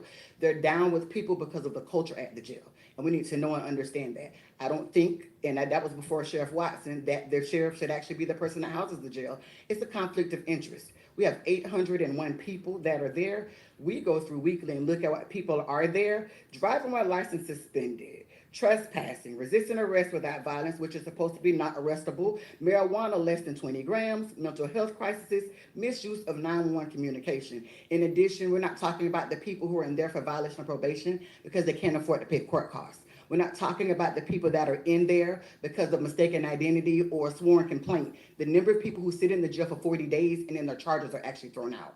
We need to address that. The fact of the matter is, the way that it is, the only people who have access to people are people with money and resources. We're not talking about the number of people that are at Grace. The only person they might have as a friend is another person at Grace who can't afford to take their phone calls.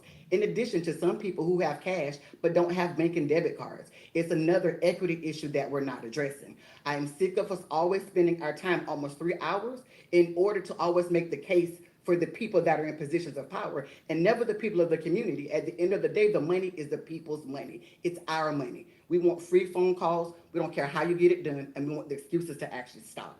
Also, a point that Sheriff Watson made, we can't control the crime pattern. We can if we actually take resources to the communities that need them and stop looking at us as criminals and as people that need help and support. That is not happening. Also, being a person who has people that are in Department of Corrections, many of the facilities already give out free phone calls. And then the fact that they actually stated that 49 people were arrested for misuse of the phones out of 860, that's 6%. So we keep stating things, but y'all are not bringing us the data. Some of us actually have a brain, and it's an insult to our intelligence. They never ever let us do a presentation so we can present our side of the story. So that's why we're frustrated when we're sitting here. We wasted almost 3 hours for nothing. Even the programs that they state that they have, how do people access them? What are the outcomes? What are the metrics? Everybody keeps saying, look at me, look at what I did, but we know that they're not working because we're the people that are impacted. Leave it at that. Thank you, ma'am. Listen to this, Gomer. Hey, thank you there. Bobby Murmur, coordinator of the Alachua County Not him. Coalition. Not him. So He's I'm not a gonna let, Gomer.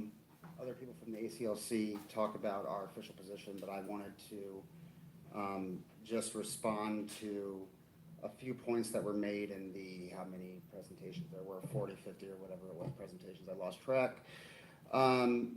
First off, in the county staff's presentation, I wanted to respond to the cost estimates of free calls to the cities. So according to the current contract between the BOCC and Securus, the county can terminate the deal at any time. Ideally, Securus would voluntarily renegotiate a lower rate or move to a per line, per month fee structure. But if they don't accept that carrot, this termination option could be a useful stick to lower the cost either from Securus or from another provider, right? We have a lot of money in the county. We have a strong tax base. We should not be afraid of vendors. Another part of the county staff's presentation, they said that the free calls in the Miami-Dade County Jail were limited to 15 minutes per day. That's only technically true. So Miami-Dade has a policy that all calls are free. They are just currently going through the RFP process before implementing that policy. So it is possible to have a policy of unlimited calls, but put some guardrails on it until the RFPs can be worked out and a contract can be inked. All right, so just please keep that in mind. Also, this from the sheriff's staff's presentation, implying that free calls will lead to victim harassment. So charging family and friends of the incarcerated for the phone calls isn't the solution to that problem. Allowing victims to block all calls from the jail, regardless of what PIN number is being used, that's the solution. Do not punish, as Commissioner Alford said, everybody for the mistakes of a few. Additionally, this idea that incarcerated people are distressed by phone calls and giving them free phone calls will actually hurt them. So they don't have to make phone calls if they don't want to. I always ignore phone calls from my mother, and I don't see any reason why somebody feels compelled to pick up the phone and have a distressing phone call if they don't want to. That is just absolutely insane. But I do want to thank Major Yeager for admitting that they used the attempted murder example because it was so sensational and that many people in the jail are in there for very minor allegations. I hope the commissioners remember this admission and do not let this scare tactic affect their decision tonight. All right, it's time to make jail phone calls free, period. Commissioner Alford's motion is a good start. Go with that one, but be sure to come back in the, what would that be, 150 days, 60 days, and then 90 days to reassess, and I'm sure you're going to find that there's no problem. Thank you. Finally, you cannot give control. Thank you. Listen to this, Gomer. Sir? Good evening, I'm Sterling Grindle, aka Blue Steel on the YouTube. Perception is everything, and I've seen the sheriff's staff and the kind of hostilities that they drew. You know, like there's not a cohesive bond. I detected that. I'm sure everybody else has here too. It isn't like, you know, I'm out there watching a police type atmosphere, but it's kind of thick like that. And if there's so much adversarial concern, you know, and all these intricacies, you know, I think it's awesome that, you know, people that are in jail, because a lot of them are innocent, that they're going to get free phone calls and things like that. I think that needs to be speculative and needs to be worked out, you know, a lot more intricately than like right here in this forum. But I do want to add one thing. I haven't heard a lot of the perspective from the inmate, but I just want to ask one question that I haven't heard any reference to.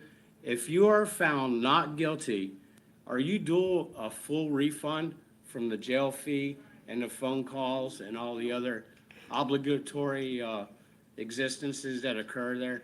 But I just want to say, I think that maybe this perspective needs to be specced out a lot more than just going in and saying, you know, free phone calls. It seems like there's a lot more to it, and I hope that everybody takes the effort and the consideration to facilitate that. Thank you for your time and effort. Over here. Hi, my name is Bryn Taylor. So I just want to start off by pointing out that we've already been whittled down from the original proposal and the original idea that had so much support from this board of unlimited free phone calls. It's already been whittled down to 5 15-minute phone calls per week by a group of people who have a vested interest in maintaining the way things are, that we're allowed to speak for 3 hours. So I just want to mention that to start off with. Did you like that, Dr. Berry? What about that refund? We want to put forward the perspective of the inmates because we feel that inmates have not been centered in this conversation so far. So these are some perspectives from inmates currently at the Alachua County Jail. If our phone calls were free, it would definitely make things easier. I know for me that I can't talk to my family as much as I want to. There are people who don't have anyone to call because of money issues. If I couldn't talk to my family, I'd go crazy. They are my support system. Another thing to look into is visitations. I had a visit today with my parents and it didn't even work. Here in Fort I, they won't take us to see them if the screen's broken. All right, another inmate, another prisoner. To answer your group's question, it would make things easier for my loved ones so that they can use that money for better situations. Now, as for my experience with having to pay for my calls, it can be very tiresome when they need to get a hold of a family member, let's say for sake of argument, my mother. She may not have the money to answer my calls. So if something important happened, I'd have no way to get a hold of her. Another prisoner, to whom this may concern, hello. I've been here at ASO jail for over 30 months. Free calls would do worlds of justice here for us inmates and those on the street supporting members of family incarcerated here at the jail that may be suffering from inflation prices we see worldwide. 30 months that inmate had been there in the Alachua County Jail. 30 months. That last one that Miss Bryn was talking about. So it's extremely important that we have these free unlimited phone calls. I don't like either of the proposals that have been put forward so far, but I especially don't like the idea of returning control of the contracts back to the sheriff's office or to the sheriff's office in the first place. Their Securus and the sheriff's office have no vested interest in the welfare of inmates. They have interest in making money and keeping as many people incarcerated as possible. So if you remove your control over the contract, then you're removing any public interest in the issue. All right, thanks. Go Bryn. Hi, my name is Nico Siegel-Wright. I'm also with Florida Prisoner Solidarity. I have so many things to say, but I want to start by just talking about, Mary Alford was talking about the assumptions behind all these conversations that we're having. And I just think that the math that is being presented to us is ridiculous. The idea that we need to add infrastructure in order to be able to have some kind of control over these phone calls is ridiculous. And also the math that they're using that insists that we need to have enough phones for everyone to pay, to have enough phone calls for everybody who already pays for calls, and then on top of it, all of the other free calls that we can expect. I think we're all perfectly satisfied with people just being able to make calls when they want and how they want. And that wasn't discussed at all by the sheriff, and I think that was just astonishing to me, and hopefully everybody else in this room, that didn't even get a mention. Jails in several states are already making phone calls free, and I haven't read anything about some ridiculous number of phones being installed in the jail. I mean, I'm not opposed to prisoners having more phones, but there's no reason this needs to be cost prohibitive. And I would urge everyone to look into those other cases. I think this is an entire smokescreen, and it's upsetting that it took up so much space and so much time for us to talk about these things that really don't matter.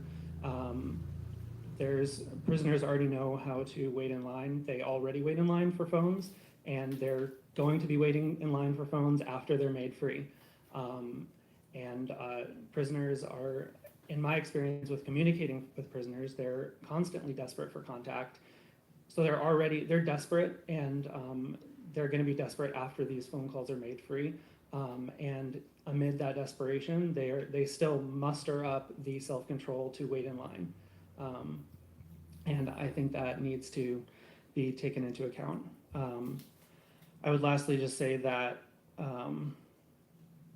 we spent so much time talking about these kind of things and so little about the assumptions. It just makes me wonder what kind of logic there is behind the assumptions. And I frankly think that the sheriff just didn't really want to talk about it because it frankly doesn't make any sense to me. Thank you. My name is Caitlin Sovich. I'm also here on behalf of Florida Prisoner Solidarity, sharing perspectives of people incarcerated in Alachua County who have agreed for us to share their thoughts and experiences with you. I am a detainee at the Alachua County Detention Facility. I've been here for 3 years, 7 months, and 10 days for a crime I did not commit. 3 There years, is a push to 7 make phone months. calls free at the jail, and I believe it would be a great deal of help to families, especially now with the inflation and cost of living in our current times. Everyone's not blessed to be able to afford attorneys, phone calls, and commissary. From living through this and watching others experience, it could help to save small and large amounts of money to put towards attorneys, bail money, or even 3 food years and food 7 money and months. savings are not appropriate for grown people. The amount saved from calls could add up to help others. There are many incarcerated and detained that cannot get support on the outside, whether they are from here or not, because the phone calls cost and are so short. Everyone's situation is different. But even with some just needing the emotional support and others needing to be able to communicate and get legal aid or to simply save, no matter the case, the calls being free could be a start to help a lot of families. I'm a long ways from home and phone calls are active. Due to the time period I've been incarcerated here, for one, me not being from Alachua County and not having ties to this community, things have been rough. Having to pay $8.62 a call has really become a burden on my friends and family, and that's just for a 15-minute phone call. Just Thanksgiving, there were a few of us that couldn't even get a hold of our family to see how they were doing for the haul. $8.16 for a 15-minute phone call. There's the truth coming out. Now, Securitas has already been found guilty because they were charging for shit that they didn't have any access to. They actually charged people for services that they didn't have any accessibility to. But there you have it, $8.16 a phone call. Holiday. I would implore the commission to think about what these people are going through, what their loved ones are going through, all that they are juggling while they're incarcerated, and I'm in support of the motion to make calls unlimited and free. Thank you. They're not incarcerated, they're Good evening. just My name is detained. Ken Bernstein. I'm a member of the Florida Student Policy Forum. For the past year, we've been working with the Labor Coalition and Florida Prisoner Solidarity regarding making calls here free at the jail.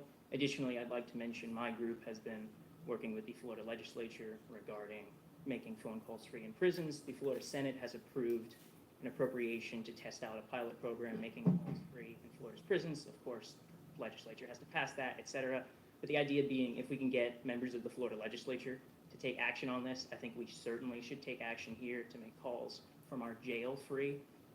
And I would also like to say in the past year, whether it's through my reviews of the literature or conversations with people at the Federal Communications Commission in San Francisco, in Miami-Dade, the literature is clear on the various benefits of making phone calls free, whether that can reduce recidivism rates, that can incentivize inmate good behavior, and of course the obvious part, which is to ease the financial hardship of the families of the incarcerated who currently go deeply into debt or have to choose between food and medicines to pay for phone calls to talk to their loved ones who are incarcerated. I especially think the per-line model is definitely something that should be emulated. San Francisco adopted this a couple of years ago. In my conversations with their sheriff's office, they're pleased with the way things are going. They've controlled for costs that way. So in short, I certainly think that we should adopt Commissioner Alford's motion, keep the control of the contract for phones where it is with the commission right now, and I think that we should, going forward, explore as many options as possible to facilitate communication between incarcerated people and their loved ones free of charge. Like I said, that even the Florida legislature, the Office of Program Policy Analysis and Government Accountability, they've been running reports on this for years, since 2007. The Florida House published a report on this in 1998. They've been talking about the benefits of inmate communication for decades here in Florida. Overall, the research on this has been going on since the 1970s, so there's a broad consensus amongst academics, amongst members of correctional facilities and others, that inmate communication can have all sorts of positive benefits for the public safety or otherwise. But I also think we should remember right now, every day that goes by, families are being indebted to pay to talk to their loved ones in the jail. So I think we should take options to make this more affordable. Thank you very much. Well spoken. Hey, my name is James Engel. I wanted to speak to this because got some personal history with this issue, and I'd say growing up in a poor family with a dad who was in lockup, it's hard to overstate the importance and the impact of those phone calls with family back home as well. That being said, I think we're way overcomplicating what a trial run should be on this. Looking at some basic numbers, 9 out of every 21 cents is coming back to the county. I would like to think that we all recognize that as kind of dirty money that we don't particularly want. We're bringing that off the backs of very vulnerable people. So that's about 40% of the money that's there now. I think you could easily say, for the next 90 days, after the implementation period, we'll just cover the cost of phone calls, whatever the phone calls are, out of that $375,000, out of that nearly $400,000 taken from inmates. Then, the argument that right now the phones are essentially unlimited as long as you have money, and it's within the phone calling hours, which means either we don't have enough phones to make all these calls, and the only people that get to make them are the people with money.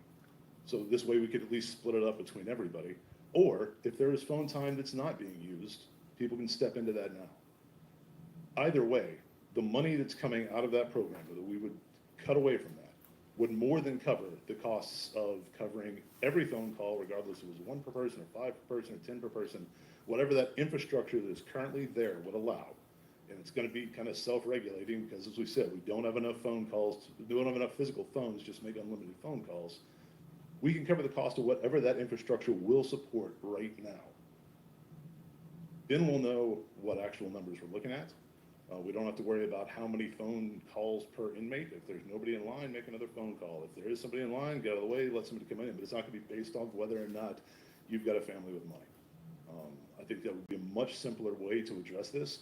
We'd get data much easier, and we wouldn't have to worry about tracking who had made the numbers, where the money was coming from, any of that. I think there's a much simpler way to step into that.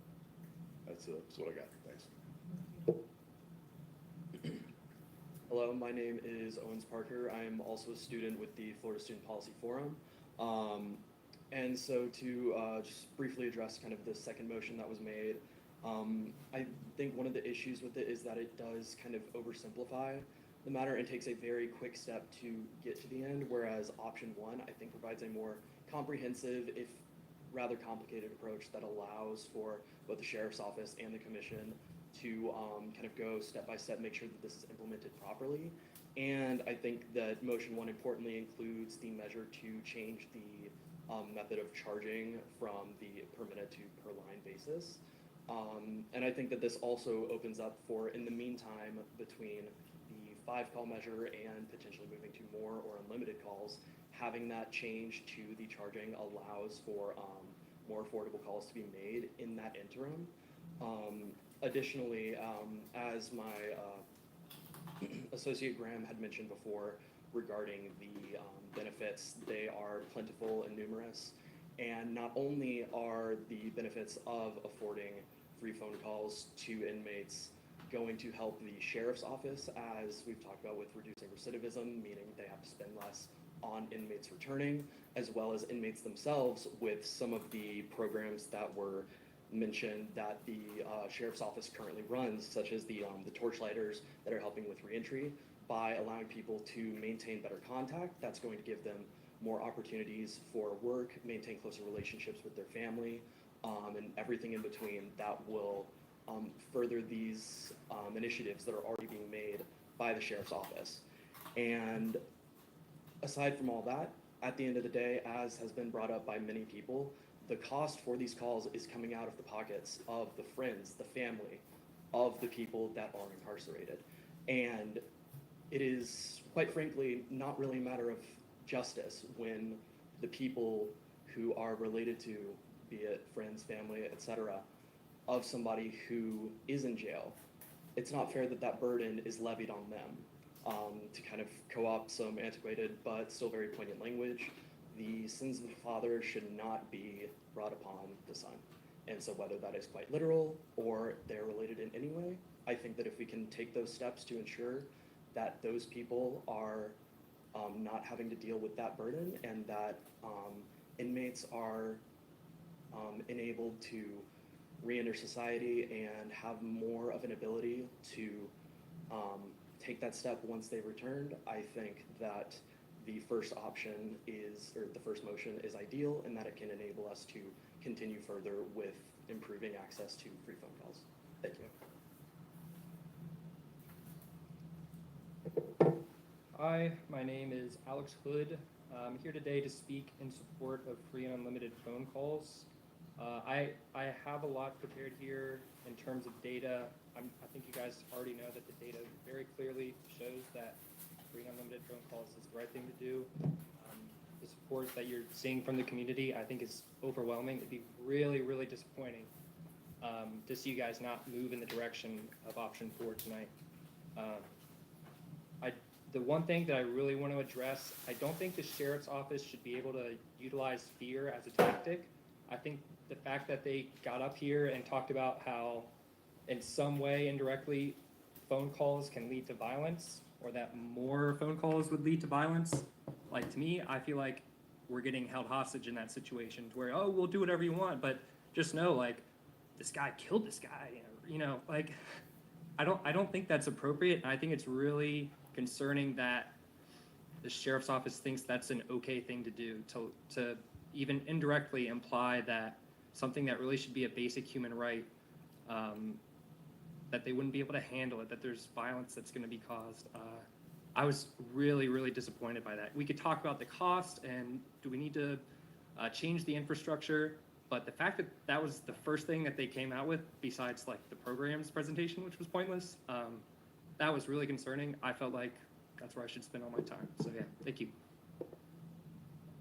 Thank you.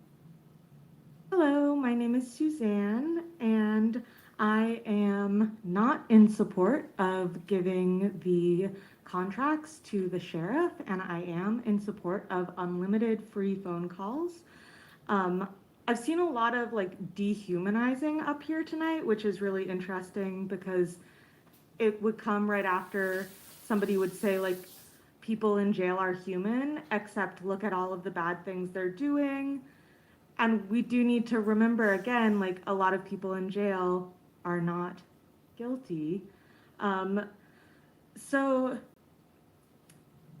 there's a lot of creating problems before they exist. And the sheriff keeps saying like, give this to me, we're doing everything great, we're doing everything great.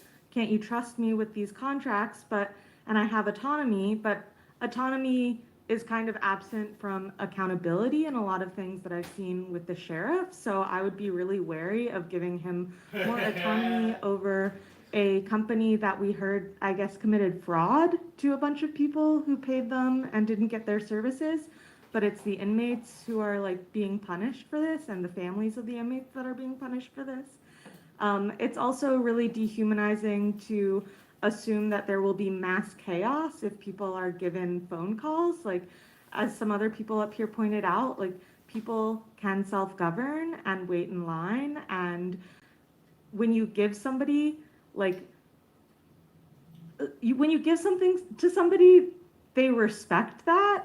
And if they're grateful for it, I don't think they'd want to like destroy it and abuse it, because why would you want to like bite the hand that feeds you? And like, I'd also like to point out that not every person is going to use their 15 minutes, just as every person has not used their 3 minutes up here tonight, and that's a lot shorter than the 15.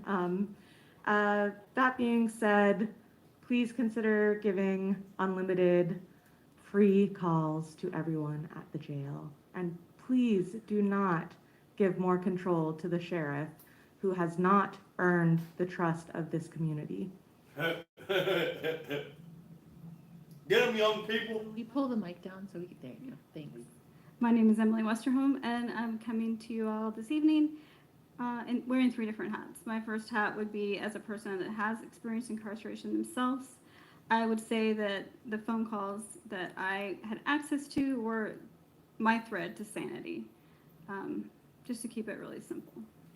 I also have done academic research for the last 10 years on reducing recidivism, and there is direct links, I know it's been mentioned tonight already, to the amount of contact individuals have with their family members, to how their lives are served and how they can serve as nurturers when they have those phone calls. So I just really ask you to think hard and know that this research is very solid, that people who, every phone call could be one last time that you all are, if nothing else, spending money on recidivizing someone again. And then additionally, I just really think that as someone who has worked in prisons and jails for the last 10 years throughout the United States, that I have seen no harm at all in this continual contact. If anything, it reduces the stress of staff, it reduces the stress of those who are experiencing incarceration. So I know that this is a complex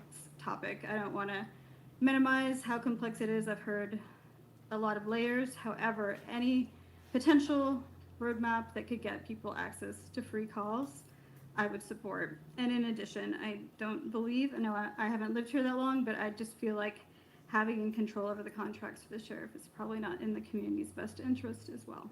Thanks. Hello. Hello, my name is Lee Scott. I'm a justice impacted person. I spent 7 years incarcerated, including time at the Alachua County Sheriff's Office. I'm a fellow at Community Spring and the co-founder of Links Not Locks. I also am the volunteer coordinator at Grace Marketplace, so I work with people on a daily basis that are coming home. First, I'd like to say thanks to Florida Prisoner Solidarity for centering the voices of impacted people, because that's who we should be listening to. And this board is smart. I think you can see that the community overwhelmingly supports free phone calls, and that has empathy and compassion and wants to center the voices of impacted people, unlike the 3-hour filibuster that we just experienced, including the cancellation of this meeting previously. So I hope that everybody can see through that and not turn over trust to that display. My experience at the Alachua County Jail was difficult, to say the least. On the heels of a mental health breakdown after the death of my wife, I received little to no mental health care. I did not experience much of the programming that they talked about tonight. This already traumatizing experience was made impossible by the cost of phone calls and fees. I couldn't get in touch with my family, my children, make arrangements for mental health facility, rehab, or my attorney. I was in the worst place of my life mentally and emotionally, with very little support or resources. And I made decisions out of fear. It's the first time I had a public defender come and see me. I just did whatever they told me, and ended up with 5 years in the Department of Corrections on my first offense. More importantly, my family should not have been punished. They didn't do anything wrong. My children deserve to talk to their only remaining parent and find out what was going on. The things we heard tonight were fear-based. We don't know where we're going to go with that. I'd like to point out that the communities that have gone to free phone calls have actually reduced the rates from the 21 cents a minute to about 5 cents a minute. So all of a sudden, when the government's paying for it, it miraculously gets reduced down to lower rates. Each and every one of the communities, you weren't facing the 21 cents a minute. Miraculously, all of a sudden, they got better. But when we're having inmates' families pay for them, they can be the maximum 21 cents a minute. And that's who you want to turn the power of the phone calls over to. I'd like to see free and unlimited phone calls and reduced fees at the jail, and definitely not motion number 2. If we're forced to go with anything, it should be motion number 1, but we definitely need to go to free phone calls and not give power to the sheriff. Thanks.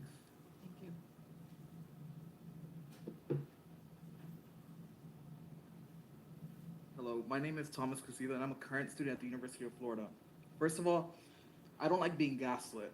I don't like being gaslit by the sheriff. He claims that so many things are going to happen if free phone calls are made. Why are you lying? But I would like to echo my concern with the fact that the resolution revolving around free phone calls has gone from unlimited and free phone calls to just 5 phone calls a week. I don't support that. It's kind of sad that it's gone limited and we've gone to numerical values. I also oppose the sheriff being able to have control of the contract. I don't think he's proven himself worthy of having that control. I think that should still be in the hands of the county and the commission. And he claims that he is ready to work with the commission, and I hope he's ready to work with the commission in creating free and unlimited phone calls. I hope he understands that that's what we want, and we don't want him having control of this contract. And we shouldn't be forced to choose between only one of these. It is important to have free and unlimited phone calls. So, thank you. Here you go. State your name and you have 3 minutes. Good evening. My name is Catlin Rawls. Considering a lot of people have already kind of pinned the points that I wanted to bring up, I'm just going to speak from a personal perspective as an impacted person, as well as individuals that I'm connected with. First off, I do want to say I am not in support of the sheriff having control. The way that he expressed himself and said that he would agree that he was all for it, but yet he brought up every excuse and negative aspect. I don't think that he should be in control. I do want to say that I know a lot of people are here supporting, and I know a lot of people say that they are for the free unlimited calls, but I don't think people understand to the extent how important that is for individuals that are incarcerated. I did a 1.5 years, didn't hear from family at all. And when I say that was the worst 1.5 years of my life, I will never forget that. I had come from a poor family. No one could just afford it. And they wanted, for the phone calls, it was like $4 a call, and you had to put at least $20 on at a time. So I went a 1.5 years and didn't speak to family. That caused a lot of mental health issues for me, which I'm still dealing with. I had family members die that I wasn't able to talk to even before they died, and my mother actually almost died during that time, which I had no idea of until I got out. I have, not only does it cause mental health issues, which then cause you to physically decline. I mean, you have physical issues that come with that. It causes broken families, and I don't think people understand that. I have people that I know of that had kids in there, and we know how teenagers are. They don't understand. Her daughter, when she got out, had wanting nothing to do with her, and she had lost custody in the meantime of being locked up for 4 years. And her daughter hates her now because she feels like her own mother didn't contact her, but she doesn't understand her mother had no way. So I just want you guys to take that into account and realize that there's so many things that this comes with. This can help people in so many ways, and people don't understand that because they haven't been impacted. It can help to reduce fights and outbursts. I have seen in jails, another reason I don't support the sheriff, or I don't support the jail at all as far as making any of those decisions, because I've seen in jails how they try to control the phones and keep people from making phone calls, which cause outbursts. If people don't do exactly what they want them to do in the jails. I've seen it. People just want to talk to their children and their family. They want to know that they're alive and they're okay, and they need that outlet, that outside outlet that they don't have. A lot of people don't have people they can talk to in the jail when they're going through a mental crisis. So they need their family and loved ones. Thank you. Good evening. My name is Nina Zaremba. I'm here with the Alachua County Labor Coalition. There are so many things to say, and I'm in agreement with most of what has been already said. If I had to choose, I would be in favor of option 1, but ultimately the moral, the cost-effective thing, the right thing to do is to have just unlimited free phone calls, period. I'm also against the sheriff having control over any of this. Control should rest with our elected representatives, and I don't really understand how that can even be a question. The people who profit and benefit from incarcerated people should be the last people to have the ability to decide how much money to make off of them. Also, we were talking about infrastructure and money, and I understand that has some point and some consideration at some point, but this is a moral issue. Just because something is hard If it's the right thing to do, there should be a question that, oh, it's hard, so we shouldn't do it. If you look at any sort of positive change in history, the best changes that have been made, the most positive, that have saved the most people and helped and benefited the most people, have been the hardest changes. So if something is hard, that probably means it's the right thing to do. We've talked about families of the incarcerated, and we've talked about also how we've spent 3-hour filibuster is a great way to put it. I'd rather spend 3 hours hearing from inmates and hearing from inmates' families. Those are the people who are being affected, and that's who we should be listening to, not to the people who have the ability to profit off of them. The fact that families are burdening this cost is very bad. Obviously, when you have a loved one in prison or in jail, that's just less support you have already, and to be making money off of the families is just unjust. Also, I would like to bring up I studied criminology, and this is kind of unconstitutional to be charging families who aren't even the ones in jail, first of all, but to be charging them and levying fines without due process. Someone earlier said that most people in the jail are innocent. I would say all of them are supposed to be presumed innocent until proven guilty.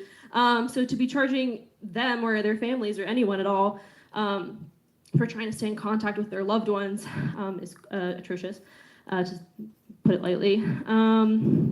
Yeah, legality has never meant morality. This is not an exception to that.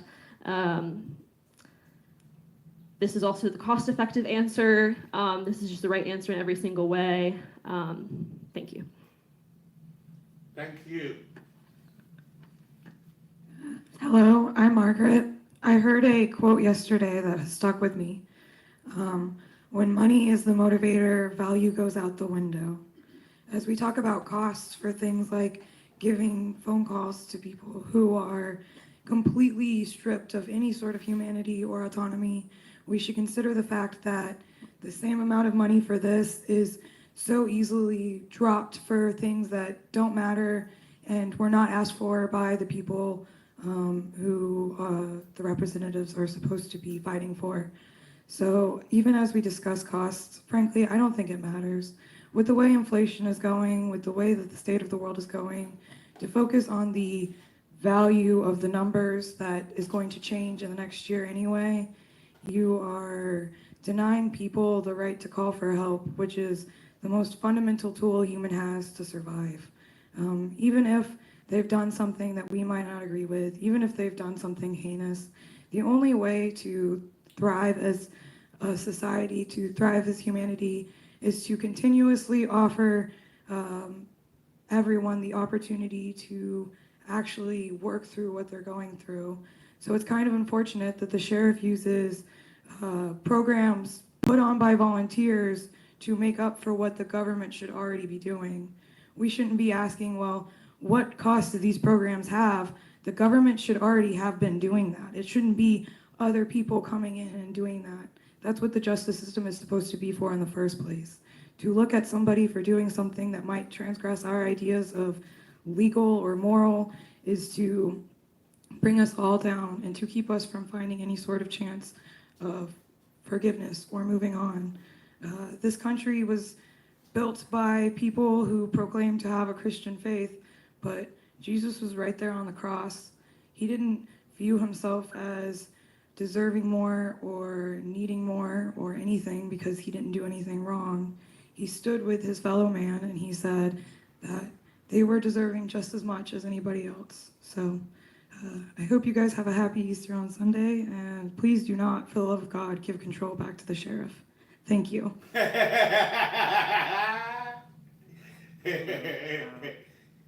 name is RJ. I'm a student at UF, and having interned on the majority of your guys' campaigns, I know you all are great people, and I know you'll make the right decision when the time comes. And that's why I'm here to tell you that I implore you to support Commissioner Alford's proposal. We can sit here and debate and talk about the numbers all night and break down whether we should expand the amount of calls or phones or whatever, but at the end of the day, we have to remember that these are people, these are people's lives, and these are people who are in their most desperate times and need our support. And I can assure you that once we get back from that 90-day period or that 30-day period or that 150-day period, whatever it will be, when we realize that chaos hasn't broken out in the Alachua County Jail, we can assure that prisoners will continue to have the resources that they need and that they won't kill each other over a simple phone call. Yeah, so again, I implore you to support Commissioner Alford's proposal. Thank you. Thank you. My name is Dr. Sally Thorpe. I received my doctorate in occupational therapy from the University of Florida. And I can speak from a couple of different perspectives. I did do a very short time. It was only 33 hours in the Alachua County Jail about 15 years ago for marijuana paraphernalia charge, which is questionable in itself. But my sister also did a lot more time in jails and prisons alike. And before getting my occupational therapy degree, I was a preschool teacher for about 20 years, making less than $28,000 a year. And I paid for a lot of those calls, a lot of which while I had custody of that sister's children, 2 children, on a preschool teacher salary. In addition to, not only were the calls exorbitantly priced, but also they would drop a lot of times. The calls would drop in the middle of the call. So then I would have to pay that $8 and change, whatever, again, just for her to be able to talk to me and to talk to her children, because not only is it important for the inmates' mental health and by default physical health, because your mental health affects your physical health, but it was really pertinent to the children as well. They were 6 and 9 when I got custody of them, and I had custody for about 5 or 6 years. And during those formative years, being able to talk to their mom was really crucial and imperative. In addition to, I do not support the sheriff having control of that contract at all. Not only is it a conflict of interest financially, it just doesn't make sense. In addition to the fact that he hasn't proven himself to be trustworthy, and that's probably why they're short of staff right now. It probably has something to do with that. But also, I know that you guys have to be concerned with the cost of things because that's your job, but I just wanted to say that human connection is priceless. And I don't appreciate the fear mongering that was done by the sheriff. So I hope that you guys didn't fall for those tactics. And I just support free, unlimited calls for people incarcerated. Thank you. Hello, good evening. My name is Wendy Wood. I'm here to support free and unlimited calls for incarcerated people. That's not on the table as a motion tonight, so I would support motion number 1 by Commissioner Alford. It is a lifeline for people who are incarcerated to be able to speak with their family and friends and anybody else that they need to communicate with in a situation that they're in. Everybody that has spoken today, has really shed a light on why free calls are important. I'd like to say that predatory vendors that work within the prison systems need to really be looked at. I pay $25 a month for my cell phone. I have 5 gigabytes of data, unlimited calls and texts. $25. Vendors should be looked at. We need to have some different options to go within these institutions because families and incarcerated people should not have to pay the price and be dehumanized. They should be able to contact and have that lifeline out to their family and their friends. Thank you. Thank you. Hello, my name is Gabriel Vasquez, and I'm a student at the University of Florida, and I'm in support of free and unlimited phone calls. I do not think that anyone should be unable to contact their loved ones and relatives simply because they do not have the money to pay. Tonight, you have been fed worst-case scenarios and horror stories from the sheriff in order to try and convince you to not support free and unlimited phone calls. They should not be given more power. Neither of the motions that have been put forward are adequate currently. I believe so. However, most importantly, I think that it is imperative that more power is not handed over to the sheriff. Thank you. Good evening. My name is Max Tipping. I'm the Policy Director at Community Spring. Grateful for the opportunity to talk tonight. We support unlimited calls. I'm glad that everyone else seems to support that as well. So a lot of the things I had to say were irrelevant. I would say that just a couple of things as this process moves forward. I think another thing to keep in mind is making sure that whatever new contract comes out, that there's no more commissions tied into that. I think that's assumed. Great.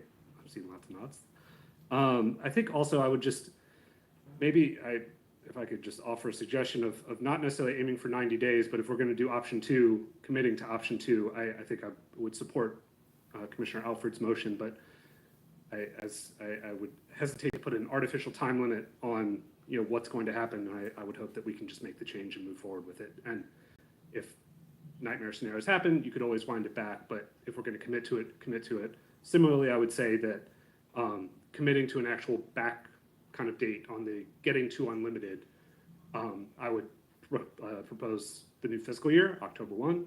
I think that was talked about in terms of making the necessary kind of budget allocations between now and then, but actually putting an end date on it so that it's not just whenever it can happen, but as the very end kind of time.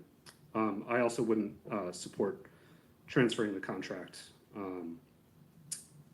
The last thing I'll say too is there's some, you can look for some of this information, you can look at there was a September meeting where this came up but wasn't discussed. There's some backup documents that has a whole monthly Securus kind of like list of how many calls were used. If you operate on the assumption that's where those estimates came from, that was about that, it's just for the month of July, but if you map it out, it would be about 5 million minutes a year. So the kind of 10 million that we were talking about seems to be a doubling would be where that assumption came from, which seems unreasonable given the rest of the conversation. So, thank you. I hope that we would support the first motion. I hope that some of those modifications can happen. And again, I think the main goal, getting to unlimited calls as quickly as possible and with an actual deadline for doing it, given all of the tremendous reasons for doing so. So thank you all. Hello, my name is Ian Dinkla, and I was recently incarcerated at the jail. Did y'all know there's no soap in the jail? Just fun fact. Just there's no soap in there. No soap. Anyways, let's go forward and say what I. No soap in the Alachua County Jail. Man just got out talking about there's no soap in the Alachua County Jail. I think here, I think free and unlimited calls are pretty imperative. My other cell block mates had been in the jail before, and they had basically told me that the phone's a trap. Don't use it, and that is not the attitude that we should be having about the phone systems in our jail. I think, Mr. Cornell, you accurately identified that the sheriff was fudging the numbers. Direct your comments through the chair. I'm sorry. But it's accurate that they were fudging the numbers. A 35% increase on 3.6 million minutes is only 4.8 million minutes. So I don't know where they're getting 10 million from. I don't even know where they're getting 1.2 million for. But I don't think in light of what everyone's been saying about the fudging of the numbers and the kind of smokescreeny weird presentation we got, that you can't tell if he's going to implement it how you want or do everything to stop you. I don't think giving him power is the answer, and I think a move towards eventual unlimited calls is pretty imperative in light of at least my experience. So I support Alfred's motion on trying to, I guess, have the trial program that moves towards unlimited calls. Definitely move towards that. We shouldn't give this guy any more power. I mean, he's already lying to us. That's not cool. And that's all. Hi everyone, my name is Alfredo Morales. I am a long-term 10-plus year resident of Gainesville, Florida.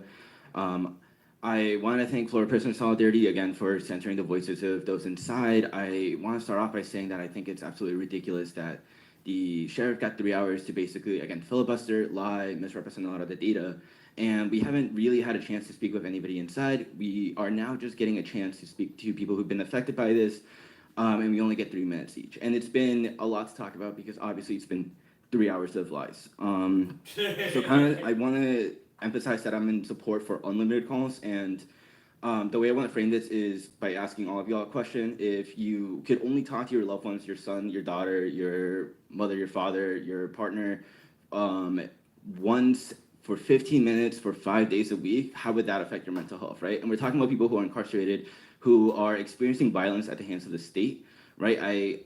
I don't think that either of the proposals, except for the unlimited proposals, does anything to really minimize the amount of damage that's being done in the prison system as it is now, especially at the Alachua County Jail. And we talked a lot about numbers, and it's been mentioned before, but this is really a moral issue. I was disgusted to find out that the county is actually making money off of these things. And not only are we making money off these things, but we're allowing other private corporations to also make money off of our residents. These are corporations who don't even live here, right? Like, we can make the argument that we at least live here. This is taxpayer money, but this is a private company that's making money off this, and you should not be giving control of that to the people who are responsible for incarcerating our community, right? Like, the sheriff is the one that is putting people in jail, and he mentions the fact that, there's 801, I think, on average, people in the jail, but he has complete power to decrease that number. As it's pointed out before, there's people currently at the jail who should not be there for either trespassing, marijuana charges, or failure to pay court service fees and stuff like that. The sheriff could solve this issue by himself by using his power to stop arresting people for minor offenses, start issuing notice to appearance, if anything at all. And he's basically just using this as an opportunity to give himself more power. As we've seen, it was a 3-hour presentation, and now he's asking for control over something that the county commission should have control over. I also like to point out that the two proposals for 5 15-minute calls per inmate per week, if that's expanded over 90 days, that only accounts for about 64 days of free phone calls. So we're talking about a 60-day implementation period plus only 64 days to actually be able to use that period. So if this is the proposal, the period needs to be extended significantly. And finally, I want to point out that they're not keeping the jail safe. I want to specifically mention Marcus Goodman, who lost his life at the hand of county sheriffs at the jail. And I believe he would still be with us if he had a chance and an opportunity to talk to his family members. My name is Danielle. I'm a local organizer. I also have family incarcerated in the jail. I pulled the numbers while we were sitting in the meeting, and since January 2019, I've spent over $3,000 paying Securus on one of my debit cards. That doesn't account all of the money that I spent on previous debit cards that have gotten reported stolen or lost on my credit card. So I'm willing to say that the number is probably closer to $6,000 or $7,000 since that time.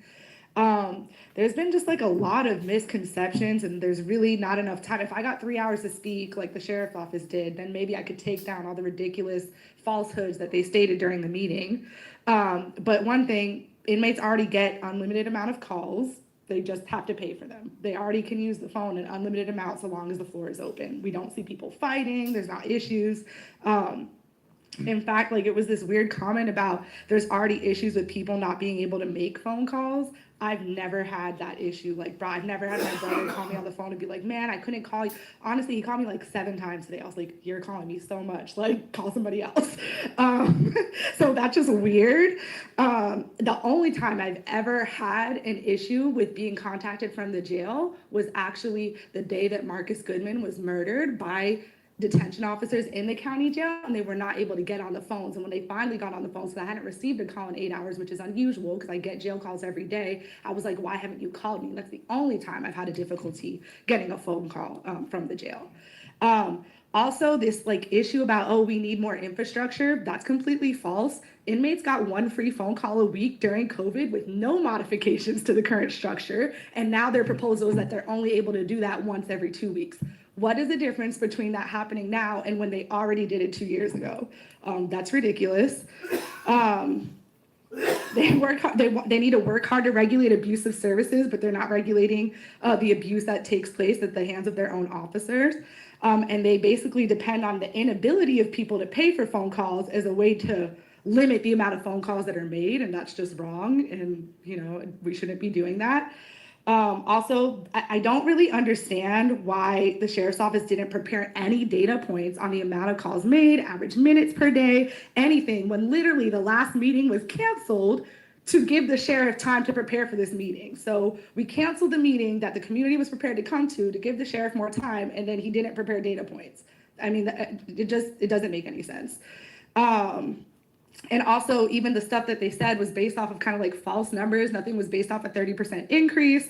And the major herself said that there's really no way to talk about, not the major, but the woman who gave the presentation, there's no way to know how this will work out except through trial and error. So we need unlimited free phone calls. And like you said, if it's not working, which I seriously doubt, walk it back.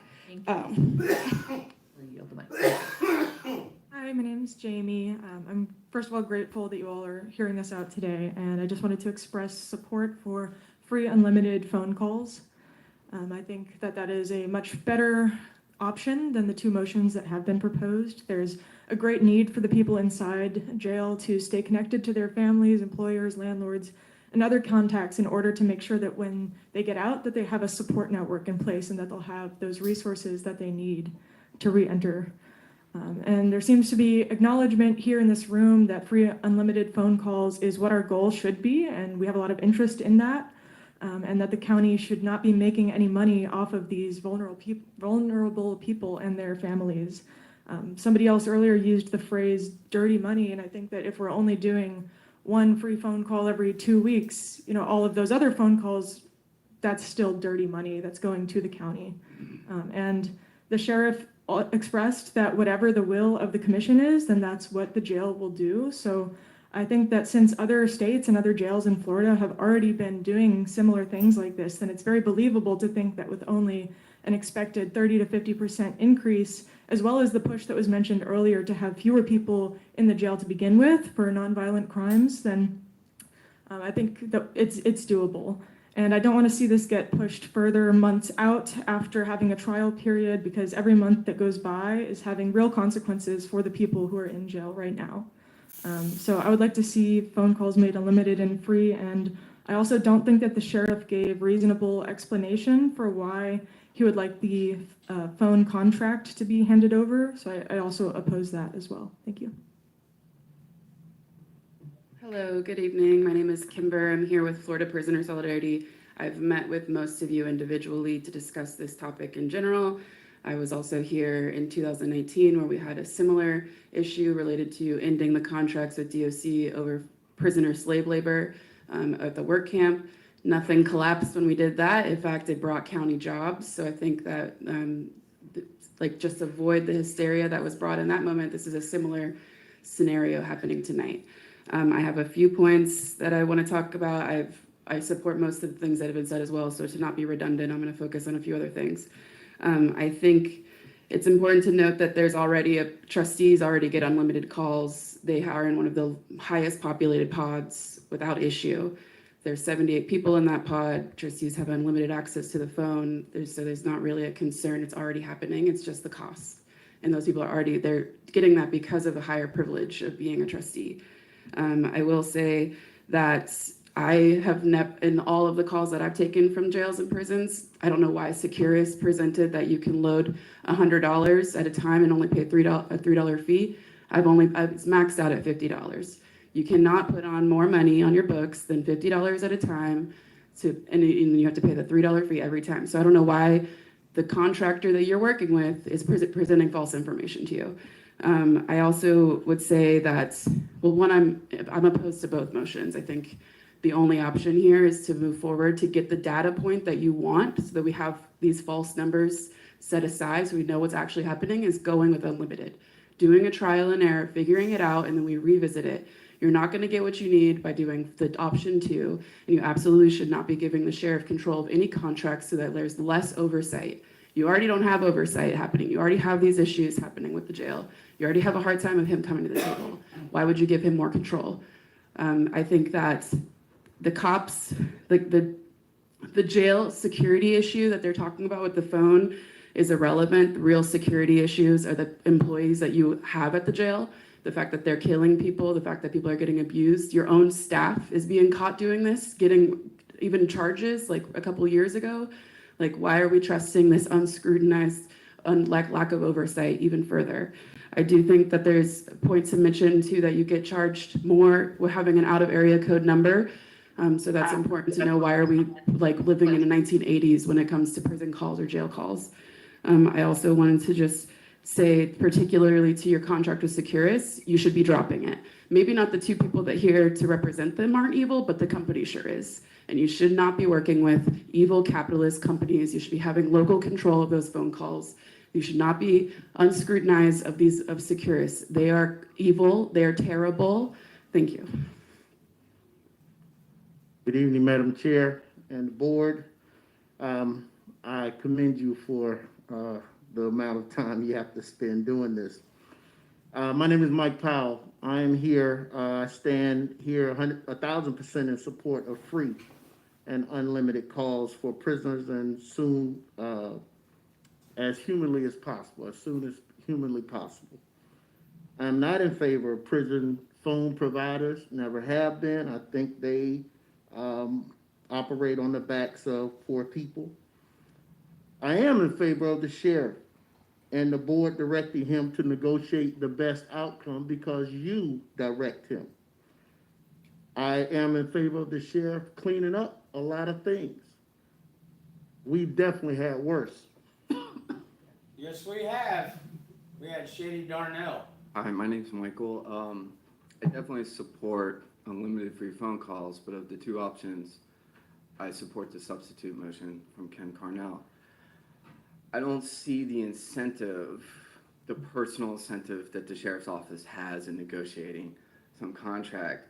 I've watched Clovis Watson for some time now, and I don't know if anybody remembers before he was sheriff, he was not buddy-buddy with the corporations at all. He was one hell of a politician back then, one of the good guys, one of the real good guys. And I think it's imperative that we have trust. He's a great sheriff. And when you're doing these, and I wouldn't mix up logistical concerns for a bad heart. A lot of scripture was quoted today, but I'll quote some Shakespeare. Apparel does not maketh the man. Just because he put that coat on doesn't mean all of a sudden he's a bad guy. I'd vote for him, whatever he wants to do. And I do trust him wholeheartedly, and I think it's important that we give him the trust. I have gone up against institutions myself. I've organized a union, and I always hear the logistical stuff too, and all that kind of stuff. But even when I was organizing a union, he came to our institution and fought for our behalf. When he was a politician, he knows what he's doing, and he's one of the good guys. Thank you. We wanted to think that. Good Don't say evening that. to the chair and the county commissioners. My name is Jancy Vinson. I'm in support of unlimited calls. And the reason why I'm in support of it, just listen to the testimony earlier. If you've been given free calls before and it's been working out fine, why can't we do it now? Secondly, majority of the people incarcerated with the jail, they are innocent until proven guilty. A lot of them are waiting for trials. A lot of them been appointed public defender. That means they're indigent. It's sad if the parents of them have to pay for what I'm hearing, 21 cents a minute. That's unreasonable. I don't know who the vendor is, but I really would like for you all to check that out and not to have the burden upon the families and them on the poor people. And secondly, it seems to me that, things could be worked out for they could have those free calls and do what's right. Right now, GRU bills, food versus paying a telephone bill, you have to make a choice. And more often they're going to do food and GRU bill to keep the lights on. So thank you for hearing this. And like I said again, please give them unlimited calls and work with the sheriff and making sure that the company, whoever you get, is honorable and do just by poor people. Thank you.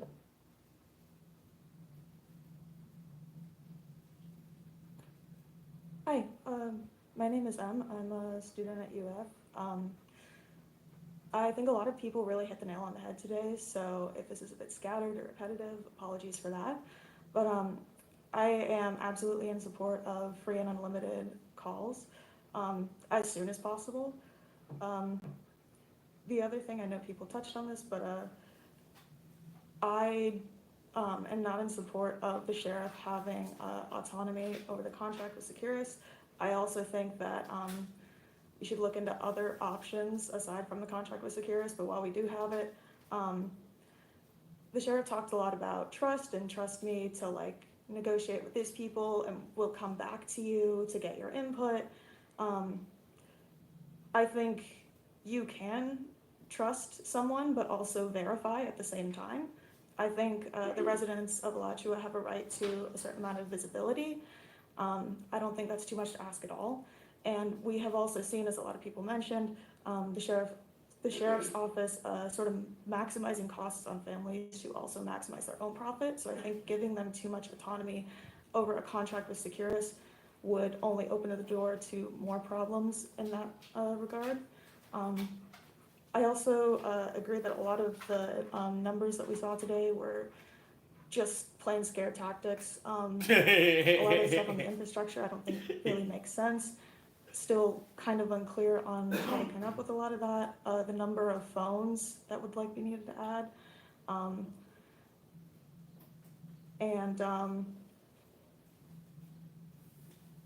And again, like, I think a lot of that was represented in the worst case, and it's very easy to misrepresent numbers that way. And that being said, this is kind of a side note, but I am absolutely in support of having a trial period if that's what it takes to get this to move forward. I implore you to not let that trial period be like 5 days and then have the sheriff's office come back and say, it's pandemonium, we need to stop. Yeah, that's about it. Thank you.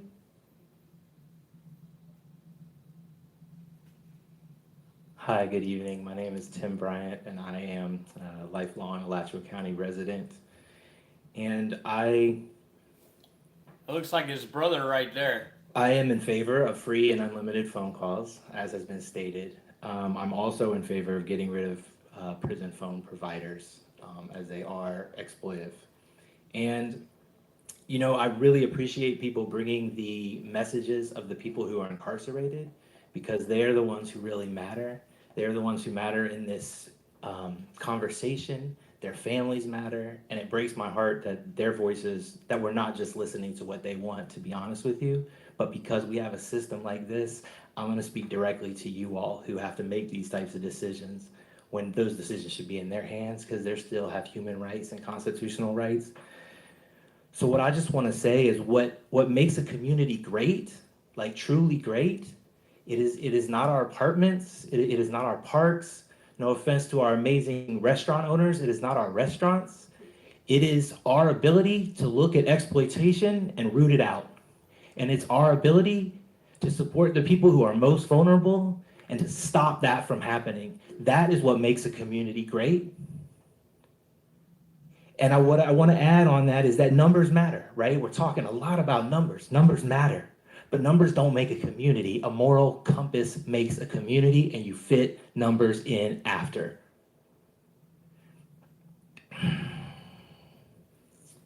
And this is a moment for us to stand for what is right and what is just.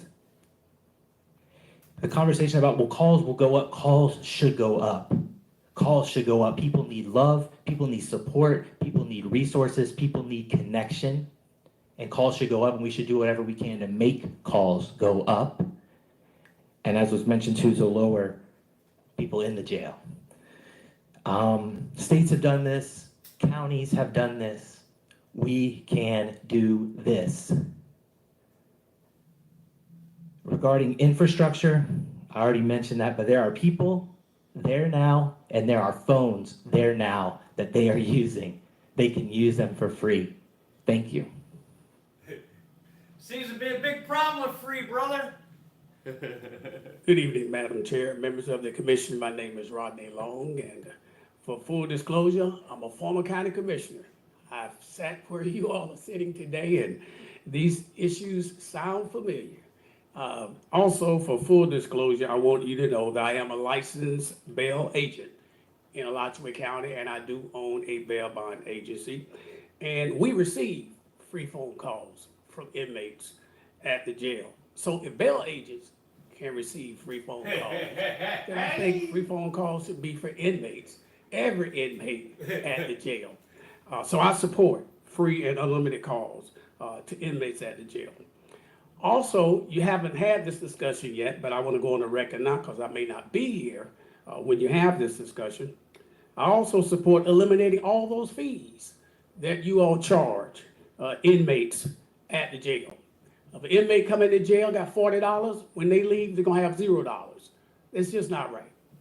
I think it's unique when you revisit those fees, you need to stop charging inmates all fees in the jail. And some of the fees that are in there are just absolutely ridiculous of what's being charged inmates in the jail. The decision to move forward with free and unlimited calls is a policy decision. You know that, and that's what you're trying to get right now. It's your decision. It's not the decision of the sheriff. The sheriff is going to implement whatever decision you all direct him and your manager to do. And I've heard him say that, and I trust him that he'll do that. I support the substitute motion by Commissioner Cornell. And it implements option 2 as soon as possible. Also, it gives the sheriff the autonomy when it comes to the operational aspects of the contract, not the finances. The sheriff won't get any money out of this. The money goes to you all, the Board of County Commission. But he needs to be held accountable for whatever you all gives him when it comes to this contract. And I would ask the maker of the motion to consider the part of the motion that Commissioner Offer made, which is, I think, it's a pretty good motion.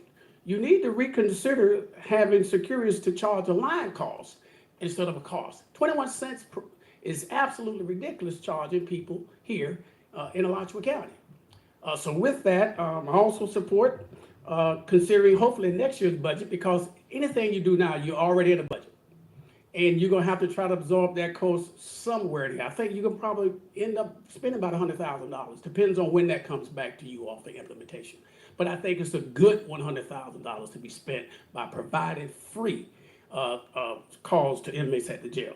Finally, I think the goal needs to be to move toward these pads, to allow people to have pads, and also allow them to have free phone calls as well. I mean, we need to do everything that we can to make sure that inmates in the jail have an opportunity to communicate with people outside the jail. Thank you, sir. Good evening, Helen Warren, previously a city commissioner, and also previously involved with a friend who worked for me for several months before he crossed his probation line by 1/4 of an inch and went back to the county jail for many months. And I was one of those who participated in his sanity and communications with family and friends by providing the phone card, which first time I'd come across that practice and was pretty astounded that that is the way our system operates, although there are so many other things in the system that are even worse. With everybody here who has shown up today, full agreement to get with the unlimited phone calls is what I would like to see. I grew up in a family of 6, and when we were teenagers, there's only one phone in the house, and we learned how to balance the time that we had to keep in contact with our friends. More important than the use of the phone, I assisted my friend with having things of basic hygiene. For the commissary, he didn't have soap. He didn't have deodorant. He didn't have those basic things that we consider an essence No of soap again. No soap how in we Alachua feel County Jail. well about ourselves. And in a setting like any jail, whether he went from the county to the state, the conditions are just awful. And this is a commission here who, when we look at other places in the country that are working on prison reform is what we've got to get to. The mental health issues, if they're having trouble figuring out who gets to use the phone here, then let's help them with the services and the developing the dignity that they need when they're on the outside again. Recidivism rates, how many people are coming back into the prison because they never got the support and services that they needed in the Alachua first County place. lock you up for anything. If there's an issue of not having enough phones there, I'm wondering if 5 people are on a phone, do they need to have a table in the space where 5 people are no longer sitting? Those kind of logistics aren't our responsibility to figure out. But those are obvious things that if people are able to use a phone, they're going to have that benefit of communication with family and friends. And that is ultimately the most important thing. For-profit services in our prison system have got to stop. Thank you very much. You're welcome. That was like the 3rd or 4th, no soap. Sheila Payne, I wasn't going to speak because other people spoke so impactfully, but since Mr. Long brought up the other fees and I'd already written something about it, I am also going to bring that up. We are going to have the fees, so I would ask you to please we're talking about fees as the next agenda item, so just ask that you please keep your comments to phone calls right now. Except I do get up really early for my job. Oh, you're leaving? Okay, go ahead. Yeah. Okay, so. I mean, all these other people are probably also wanting to leave and staying for fees, but And some people have left, so since Mr. Long brought it up, I thought I could. Go ahead. I cut my part about the phone calls to focus on the fees because I know Okay. most people would talk about the phone. Okay, can you restart her time? Thank you. So I'm grateful that y'all are bringing this up finally. And again, I was appalled when we were studying it that the county makes a commission off the backs of people just trying to keep in touch with their families, their work, their community, their life. I would like to persuade you to adopt the San Diego model and that you consider tablet usage. My math shows that it's 0.016 times 15 minutes equals 24 cents. Surely the county can afford these kind of expenses when data shows immense benefits that other people already talked about. When I was put in the jail, after a lot of stress and delay, my husband was able to put money from his credit card, which some people do not have, into the phone system so that he and my lawyer could talk to me. My bank would not honor the debit card I was given for the balance of the money. I paid more in ATM fees than I actually was able to draw out. Other Florida counties do not charge as much for phone usage and many of the other fees, such as for use of the commissary. I would recommend the county set up their own phone system within the jail. I also hate that whenever there's a move towards justice, as you're exploring here, there's always big numbers, huge expenses to roll out, including much more staff. Please keep the jail communication with the county government and seek a cheaper provider than Securus if you're not creating your own phone system. Securus, which also does Baker County detention for immigrants. Horrible system. Why is staff taking option 4? Why are they saying option 4 is a high security risk when San Diego and Leon County and many other jails in the U.S. can do it? Why do inmates have to pay a copay for medical services? When they are incarcerated, they are wards of the state. They have not been found guilty of anything. The majority doesn't the county contract with the health provider. It's also outrageous to charge for room and board. I was charged $50 to wear nylon underwear and not be able to eat any of the food because of celiac disease.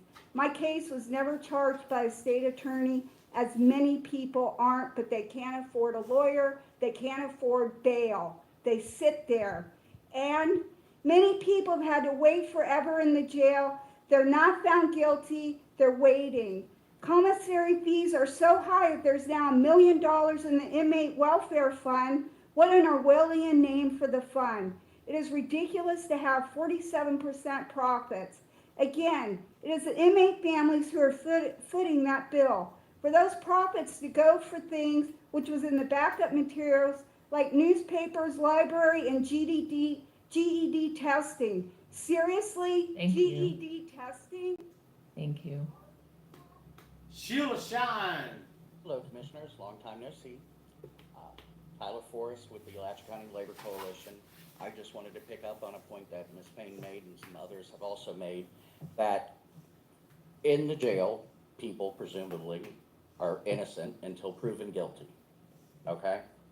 We all agree on that. That's the American justice system. So I looked at the Alachua County inmate lookup this morning. There's been 1 inmate in there since 2016. 3 have been in there since 2018. It's 4 since 2023. 2019. 5 since 2020 and 51 since 2021. So these are people That's who 2 have been years there now ago. for years. Well, presumably charged, but not convicted, and we are profiting off their back. And not even really off theirs, but off their That's in families Alachua who have County done Jail. nothing wrong. People have been in there for Certainly years. don't deserve to have to pay for the cost of their loved one. I also wanted to address the point, it was mentioned about domestic violence victims getting calls from their abusers despite no contact orders. For a company with a name like Securus, you would think they would be able to block a phone number. And after 900 calls, maybe it's safe to say that something's up. So judging by the amount of money they have, I think they could probably design a software system that could be a solution to that. And also, as was also pointed out, we have had free phone calls before. In fact, we have unlimited phone calls right now for rich people, right? Because there's nothing stopping you if you have the money from just making calls. We're just asking you to provide that same right to everybody. Thank you. Thank you. Well said.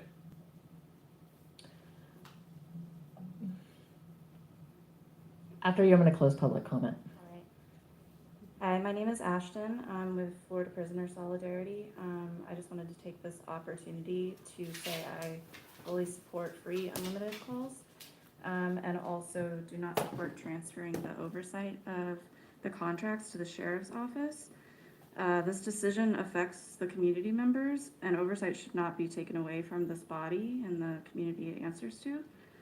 And I just wanted to close with reading another letter from an inmate at the jail. It says, "Hi, I'm responding to a postcard that I received. My experience here with telephone calls has been a little difficult. I have a regional counselor for an attorney here at the Alachua County Jail. There is no phone set up for me to call him. My family members have tried to reach out to him for the last 2 months, unsuccessful. I have not met him, nor have I spoken to him. My mother is 80+ years old and can't talk to me because she doesn't understand how to set up the telephone to accept my calls. I am praying that God will bless you and your colleagues, claim prosperity and success. In the name of Jesus, highly favored with this campaign." Thank you. Thank you. So I don't do this lightly, but I think I'm passing the gavel to Mary Alford to make a second substitute motion. I'm going to withdraw my substitute motion. Okay, great. Thank you. I would like to pass the gavel and make one. I want to kind of remind this commission when we started. Like when we started this, it was actually with our strategic plan and the work that we did, all of us in unanimity, talking about root causes and talking about wanting to reduce the cost of incarceration, wanting to invest money into programs. And we're doing that. We're spending millions of dollars with the central receiving facility, the 1.3 that we're holding aside for reentry programs. You know, we are in the process of investing in ways to make the jail numbers lower. And so we can take that money and invest it in free phone calls, you know, and there will be less people to deal with. So hopefully the problems will be less.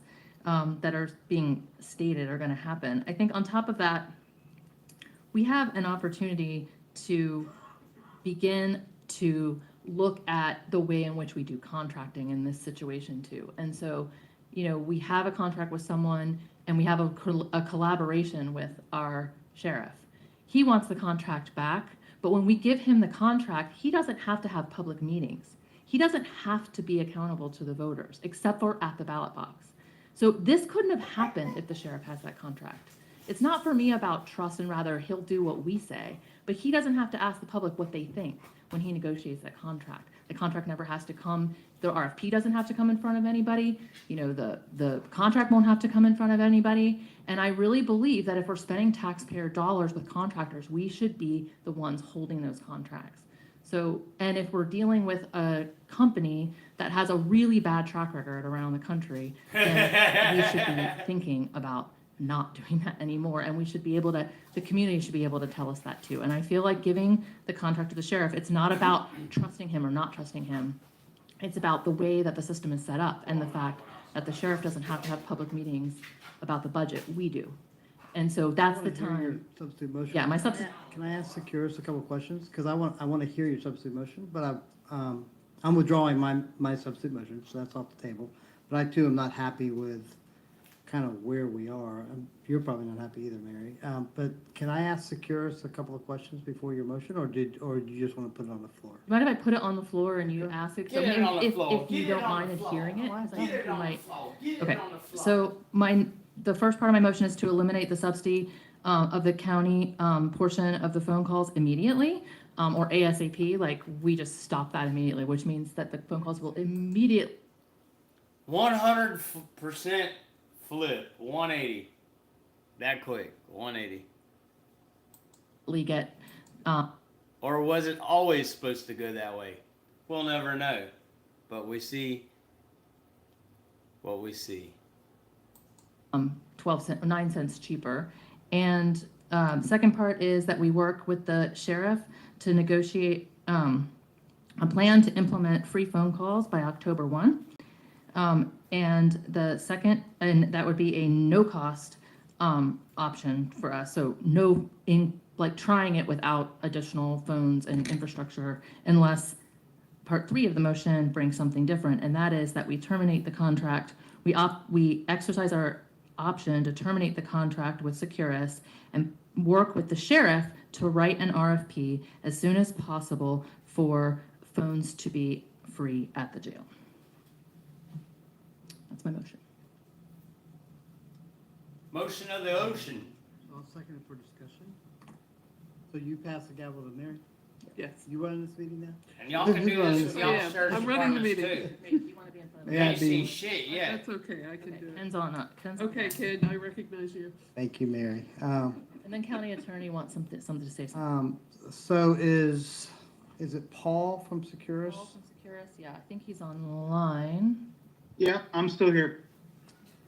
Hi, Paul. Thank you for being here. Please don't laugh. Please keep your be respectful.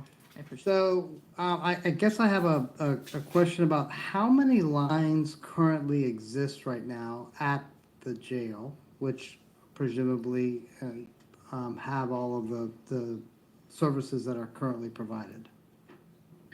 I don't have an answer to that. I would have to check with our field service group, but I can certainly provide that information pretty quickly. Well, there's That's me. 128 Still video there. phones, so does that mean there's 128 lines? No, it wouldn't be that many lines. They're typically tied in together in certain areas. I guess I had started the discussion about what would it cost to move our existing system to a fixed line, and that was in Mary's motion. Have you had an opportunity to kind of work through some of those numbers? So, give me 1 second. The information I got back was we do have county-funded contracts, but they're based on county population numbers. So not specifically per line numbers, Okay. meaning the population number we found, and I don't believe we've done it in Florida at this point, but in other parts of the country, we found that the population number is a more fair way to do it for each party because the population numbers are reviewed periodically. If it goes up, the charge goes up. If the population goes down, the charge goes down. They were saying per. And you heard what he said, per population, not per inmate, not per histrionics, not per anything. It just works out that way better for the government, who's the sheriff. See, he don't give a fuck because that's not even in his budget. You know what I'm saying? They're capitalizing in the least off of the phone, $375,000 a year. All right. That being said, what Securus is trying to talk about is their new compromise, but it's not in a budget. It's a shared revenue, okay? It has nothing to do with a budget because this is a money-making. This isn't a money-giving. So the sheriff, whoever it is, doesn't care. And you can't tell by the way they acted. They were incentivized. They're getting some kind of incentive. You can see the way they were happy. They were happier, and I can't talk like that on here, but listen, they were happy. You could see the way they were all buzzing around. The important thing is he's wanting to implement something new. A new model, a new sales pitch, a new contractual formula versus what they got now. So it's even going to be a worse deal. You know what I'm saying? So the sheriff doesn't really care what they're charging the people. As you can see in our county, the sheriff, he was fine with them charging them maximum, you know, because that's giving them. Now the FCC regulates what the maximum is, and it was, you know, that given amount, which was, I believe, 21 cents. And the county got 12 cents of that. That's the profit. That's of the profit now. anyway, long story short, that's what the FCC says, that you cannot make more than 21 cents. So when all things are being equal, the pitch that he's trying to do is take it to a whole nother level. We haven't even started this new concept in Florida, but we've been using it up north, you know. But this is all a business, and what I'm saying is, really nobody cares. Whoever is responsible doesn't care, because they're not incurring a cost. The citizenry is incurring a cost. And let's face it, most of the people that are incarcerated in the penal system or detained in the county detaining facility, because that's what it is. Most of those people, you don't get sentenced there, but most of the people there are guilty until proven innocent, and they can't make bond. And a lot of them are suffer from mental health problems. You know, they're disabled, and that's what brings them there. And as you heard, there's people who've been in our county jail for years. Just Alachua County Jail. People have been in there for years. You heard them. Like 21 people have been in there since 2021. That's over 2 years. This meeting wasn't in May. This was in April.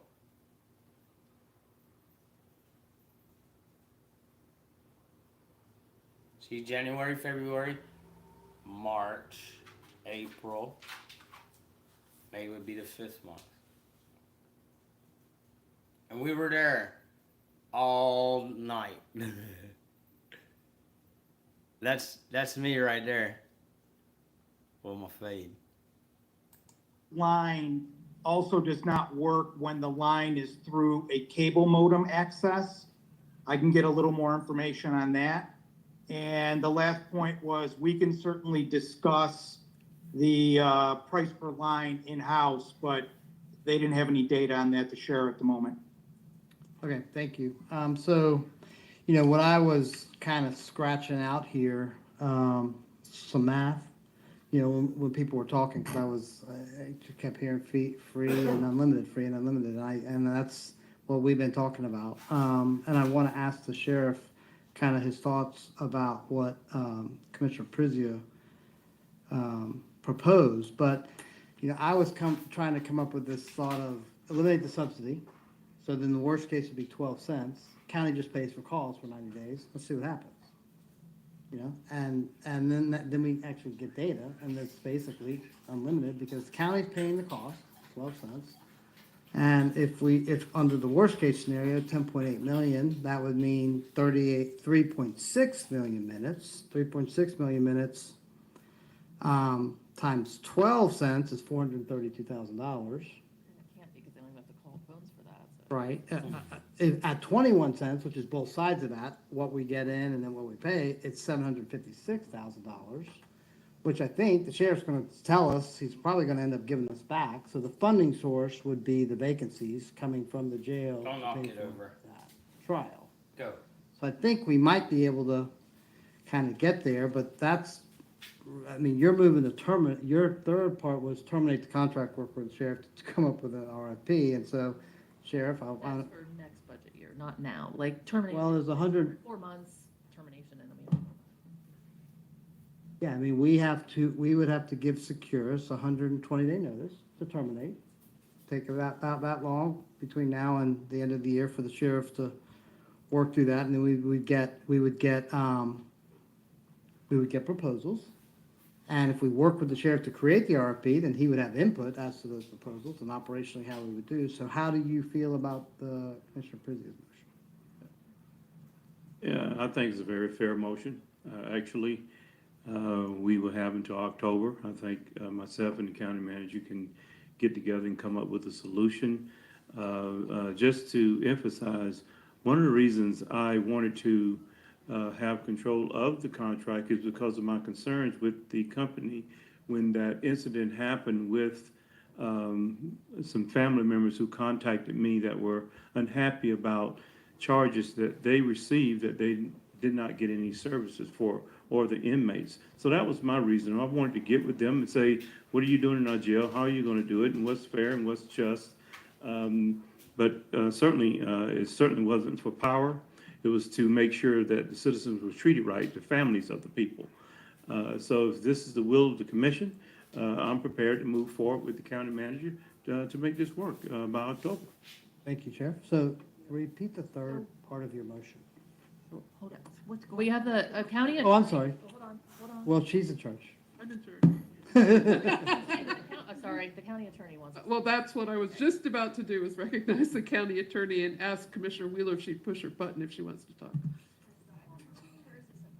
It is pushed. Oh, it is. It's lit up. They fixed it, Mary Helen said that it's lit up when you pushed it now. They fixed it for you. Thank you, Madam Chair. I'm sorry. No, They thank fixed you. it for you and you were Thank finally you. correcting and they messed you up again. Commissioner Wheeler, I'm happy to speak after you. No, what do we do until October? So my motion is that we eliminate the subsidy immediately and use that money to fund the phone calls once we have a no-cost plan. Okay. And then to work with the sheriff, and to work with the sheriff to develop, to execute our termination clause and to work with our sheriff to develop an RFP as soon as possible. And, if Securus wants to rebid, they can rebid, but. Is that for the 5 days or for unlimited? Unlimited free phone calls. And then to work with the sheriff to implement a no-cost pilot based on that right now with this, us eliminating our calls, and then with bringing a long-term plan of that back to the county and the board. So we would basically be working towards unlimited free phone calls permanently through both the no-cost pilot and an RFP. Thank you. Madam Chair, also, in talking about the free calls, it's certainly your privilege to add to the motion that we offer whatever free calls that we can in the interim while we're doing this process, because we're willing to do that, what we can do now. If you would like for us to start some free process in the interim while we're working on the 100% free. I think that's what we're saying. What we're saying is we're going to eliminate our subsidy and we're going to use that money to pay for the phone calls that are happening. It's still another 12 cents. Right, so we would be paying that 12 cents. Hey, I'm still waiting on the county attorney to talk. So, Madam Chair, we've been trying to kind of work out what the steps would be to implement these programs, and then the program keeps changing. So we're trying to keep up with you. There are a couple things I wanted to mention, though. Your interlocal agreement with the sheriff, and I flagged the spot, would need to be amended. It does talk about the telephones. It talks about how the county provides those telephones, and that the sheriff provides access to the equipment at a reasonable time. It's a very short paragraph. It's paragraph 12 that's flagged there. So that one needs to be opened up and re-amended. We also, with the Securus contract, are we now wanting to transfer it? Are we wanting to hold on to it? So the 9 cents, if they're not going to be collecting the 9 cents, that is a minor amendment to that Securus contract. If they're not going to be collecting at all and not going to be subsidizing us, that's another amendment. If you wanted to do it, we were thinking about a trial period and that being just, a minor amendment. But we were looking at having to renegotiate the whole contract. That's a smart woman there, y'all. That sounds like you want to go out again. You want to go back to the scope and go out again. What I would say is that if you're going to transfer the contract to the sheriff, that would include transferring a budget amendment for whatever he has to pay on that to him to make those payments. Okay, so if that is potentially still on the table, I think, or no, that was removed. Okay, so I think the reprocurement makes sense because what we're talking about an entirely different structure. One of the things that seems to keep getting crossways is the difference between free and unlimited access. The access piece is part of the operations, and the sheriff agreed, the former sheriff agreed through her contract to give reasonable access. Come on now. I'm not sure, and And again, that needs to be discussed with the sheriff because that would be part of the Keep amendment to kicking the it. jail Go on there, contract. hero. How much access the sheriff would actually give, because what you're talking is how much you would pay for. So the free piece and then the access piece are separate, and one would hope the two would meet at some point where they would be able to say, yes, we're going to give 15 minutes, and then the sheriff would be able to say, yes, I'll give the inmate that time to have that. But that's part of a discussion with him and how he's operating the jail under the jail contract. Madam Chair, you have my commitment to offer that access as we go toward the free services and free phone calls for the inmate and their families. And that, yeah, I mean, to your point, if I can, Madam Chair. Yes. In my motion, it was to work with the sheriff to implement that no-cost pilot based on this and then develop a long-term plan. So if he will control access and the number of phone calls they can make and, but that we're working towards that no cost by October 1 with our new budget. And then we would hopefully by then have an RFP on the street for a new provider. Okay, Commissioner Cornell? Thank you, Madam Chair. Okay, so a minor amendment to eliminate the subsidy, which immediately reduces the cost from 21 cents to 12.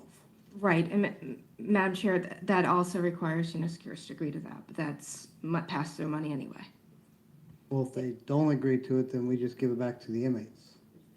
You could certainly pay back into their. Yeah, I mean, it's either, I mean, we're saying to the public, we don't want to take the 9 cents from this point forward.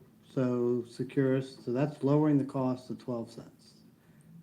The second part of your motion, though, was that the sheriff will work to open up access for as many calls as possible, and develop with the county staff an RFP for that model to be effective by October 1st. Okay, so then what about the 12 cents? Are we still going to continue to charge that through October 1st? I think we cover that or we. Okay, so that motion, so that cost though we would attempt to cover, working with the sheriff, however we did that. And the funding source for that would presumably be, it's out of reserves now, but I would like for us to agree that it's going to be used with the sheriff's carry for vacancy money, but we've got to be working with him on his budget for next year. Yeah, October 1st, because he's probably going to have some staffing requests as a result of this action. Is that your intent? Yeah, I had That the funding source being carried. I had always thought in my mind that it would be carry forward, that we would cover this out of not reserves. Yeah, and last year, Sheriff, you gave the board back how much? About 4.7 million. 4.7 million. So Y'all gave me 2.7 back for the raises, and everything worked quite well.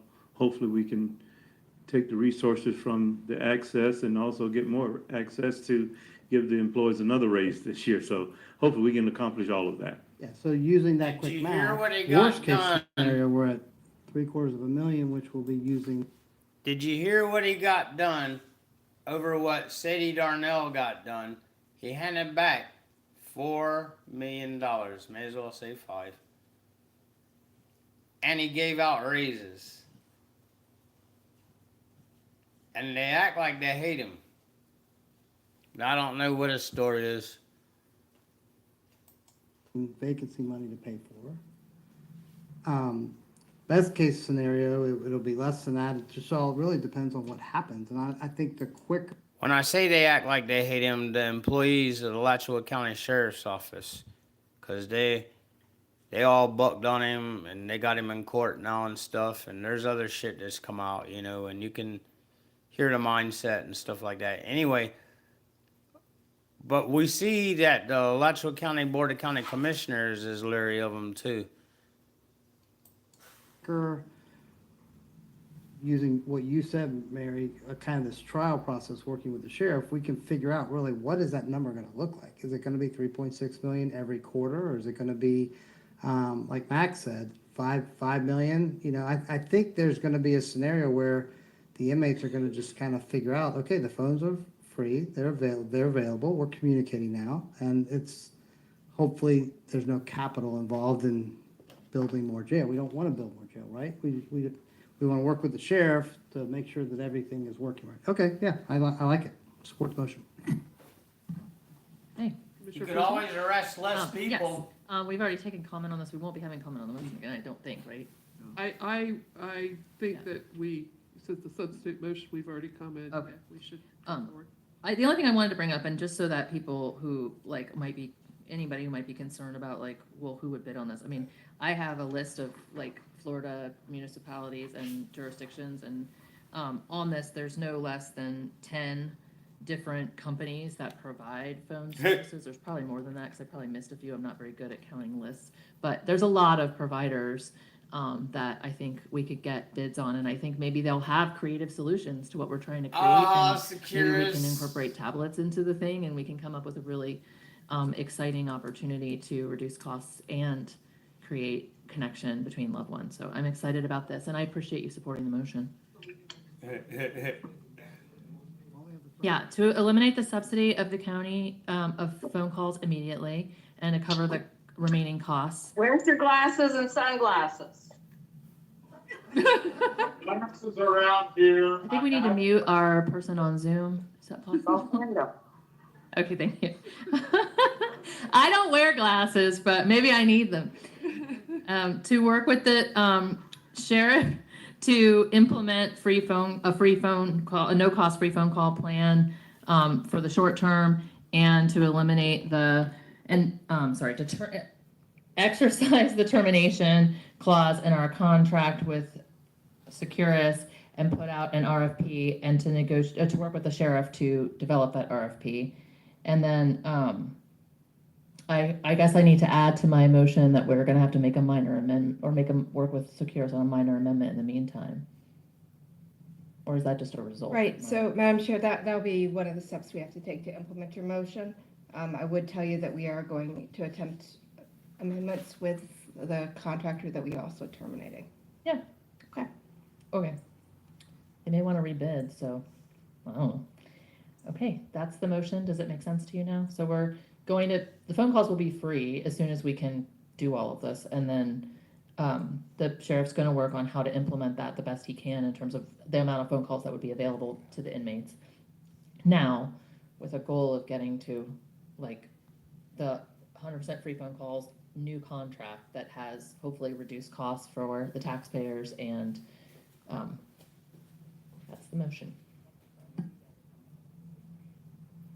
We're not taking comments. Actually, Chair Alford. Sorry. One minute. I want to I'm done. recognize the county manager. Yes, Madam Chair, and I just want to make sure the board's aware, when you say eliminate the subsidy immediately, that that money flows through Securus.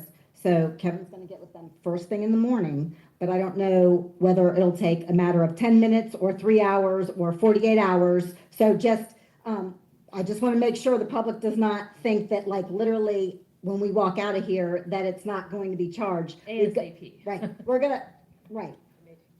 Right, so we're gonna ask them to stop. I mean, they don't have to, honestly, until the contract amendment is made, but we're going to ask them to immediately stop collecting the 9 cents if they would do that, and I don't know how long it takes to take effect. Okay. They don't, right. So what is the message to inmates?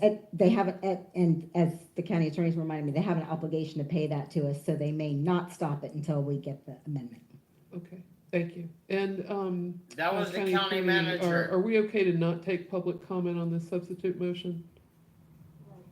Madam Chair, you're required to take public comment somewhere in the process. That's the county attorney. County Yeah, attorney we've had a Torres. lot of public comment, so we're gonna skip public comment for this, given the. Excuse me?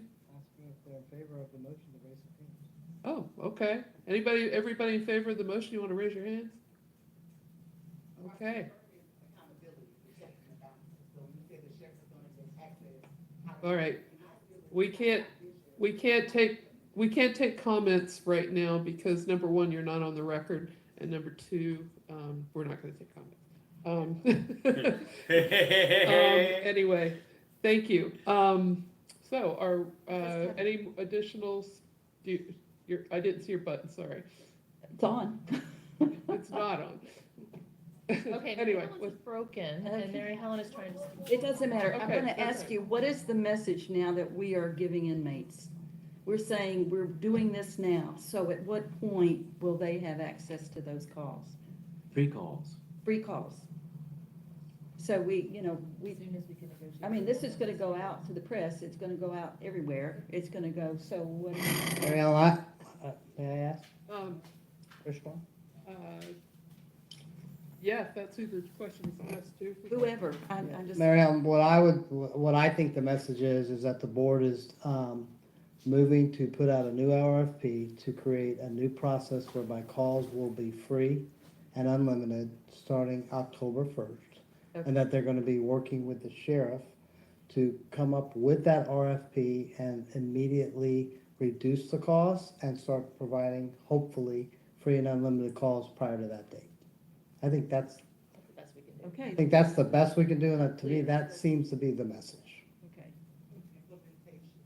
Yes. Right, and we have between now and October 1st to have a new contract, and we're gonna be working with the sheriff on the implementation of that. Okay, that's. Because he's gonna have input into that RFP. Good, thank you, that's simple enough, I think Mr. everybody President? understands.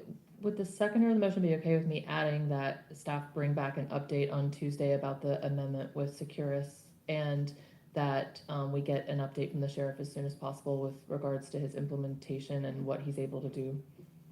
The seconder would, and I would ask and invite the sheriff that whenever you wanna provide us with an update to this body, hopefully the chair will allow you as much time as you need during regular meetings, because I think the more we talk, the better. Absolutely, and Madam Chair, I will get with the county manager soonest so that we can work forth on this issue, this critical issue. Thank you. All right, do you conclude? Yeah. Okay. I appreciate the motion because this is what I was hoping we would get to, but we had to start somewhere, and I'm so glad that this is where we have ended up. And I have to say that finding out that we have a pod now with 84 inmates that already is allowed to have unlimited free phone calls really made a huge difference in how I thought about this. So thank you for the folks that brought that up. So I assume we are ready for a vote. All in favor of the motion, please signify by saying aye. Aye. Any opposed? No. Okay, motion carries 4-1.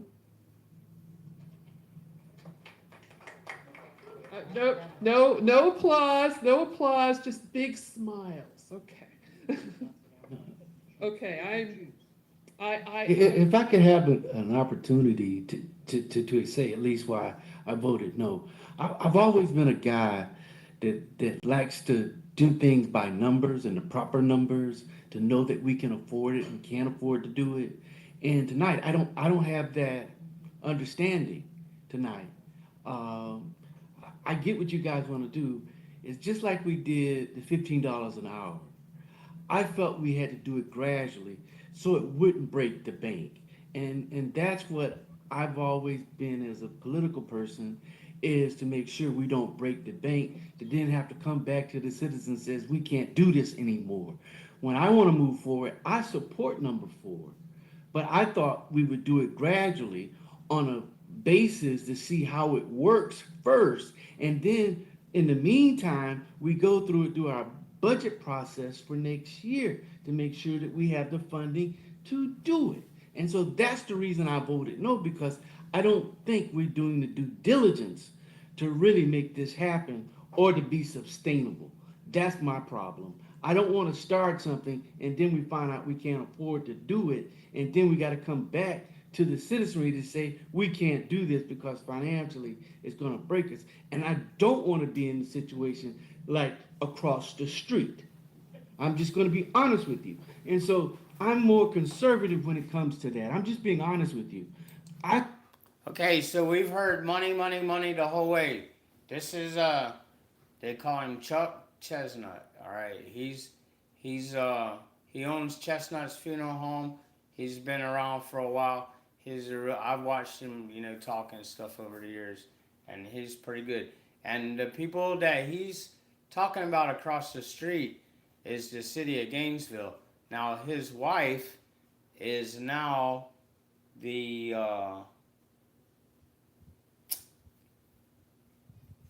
she's not the mayor, she's right under the mayor. She's like kind of like chairman of the board of of city commissioners. Anyway, she's like the number 2 over there. All right, she's not a mayor and she's not the deputy mayor, but they're trying. The city of Gainesville is bankrupt. We're over $2 billion in the hole. We're done. All right, and that's what he's saying. He's like our friends across the street. But I like him, Charles Chestnut. They call him Chuck Chestnut. Like I said, he's a pretty good fella from what I've seen over the years. I mean, they all are. They're just individually, but everything's about numbers. These people are playing with millions and millions of dollars, and if one of these $1 million situations come unfunded, then everything just catastrophically falls apart around it. Kind of like the city of Gainesville right now. But this is the county. This is the county that Gainesville is in. Gainesville is a county seat. I support number 4, but I just think that there's a way that we go about doing it instead of being reactionary and emotional about it. I just want to be physically sound when we do it, and that's the reason I voted no. So thank you. All right, thank you. I appreciate your views, Commissioner Chestnut. Commissioner Cookie. Thank you. I just want to take a moment to respond and say I hear you and I appreciate that information. I was wondering why you voted no, and I just want to say that I did do some math and I've done a lot of homework on jurisdictions that have this kind of situation and have negotiated RFPs, and I can tell you I wouldn't have made the motion if I thought it would break the bank. I've seen those not the actual physical contracts, but the amounts that, the overall amounts that they're paying, and jurisdictions much larger than ours are paying, numbers that if you do the math on their population versus our population, I think we're going to be okay.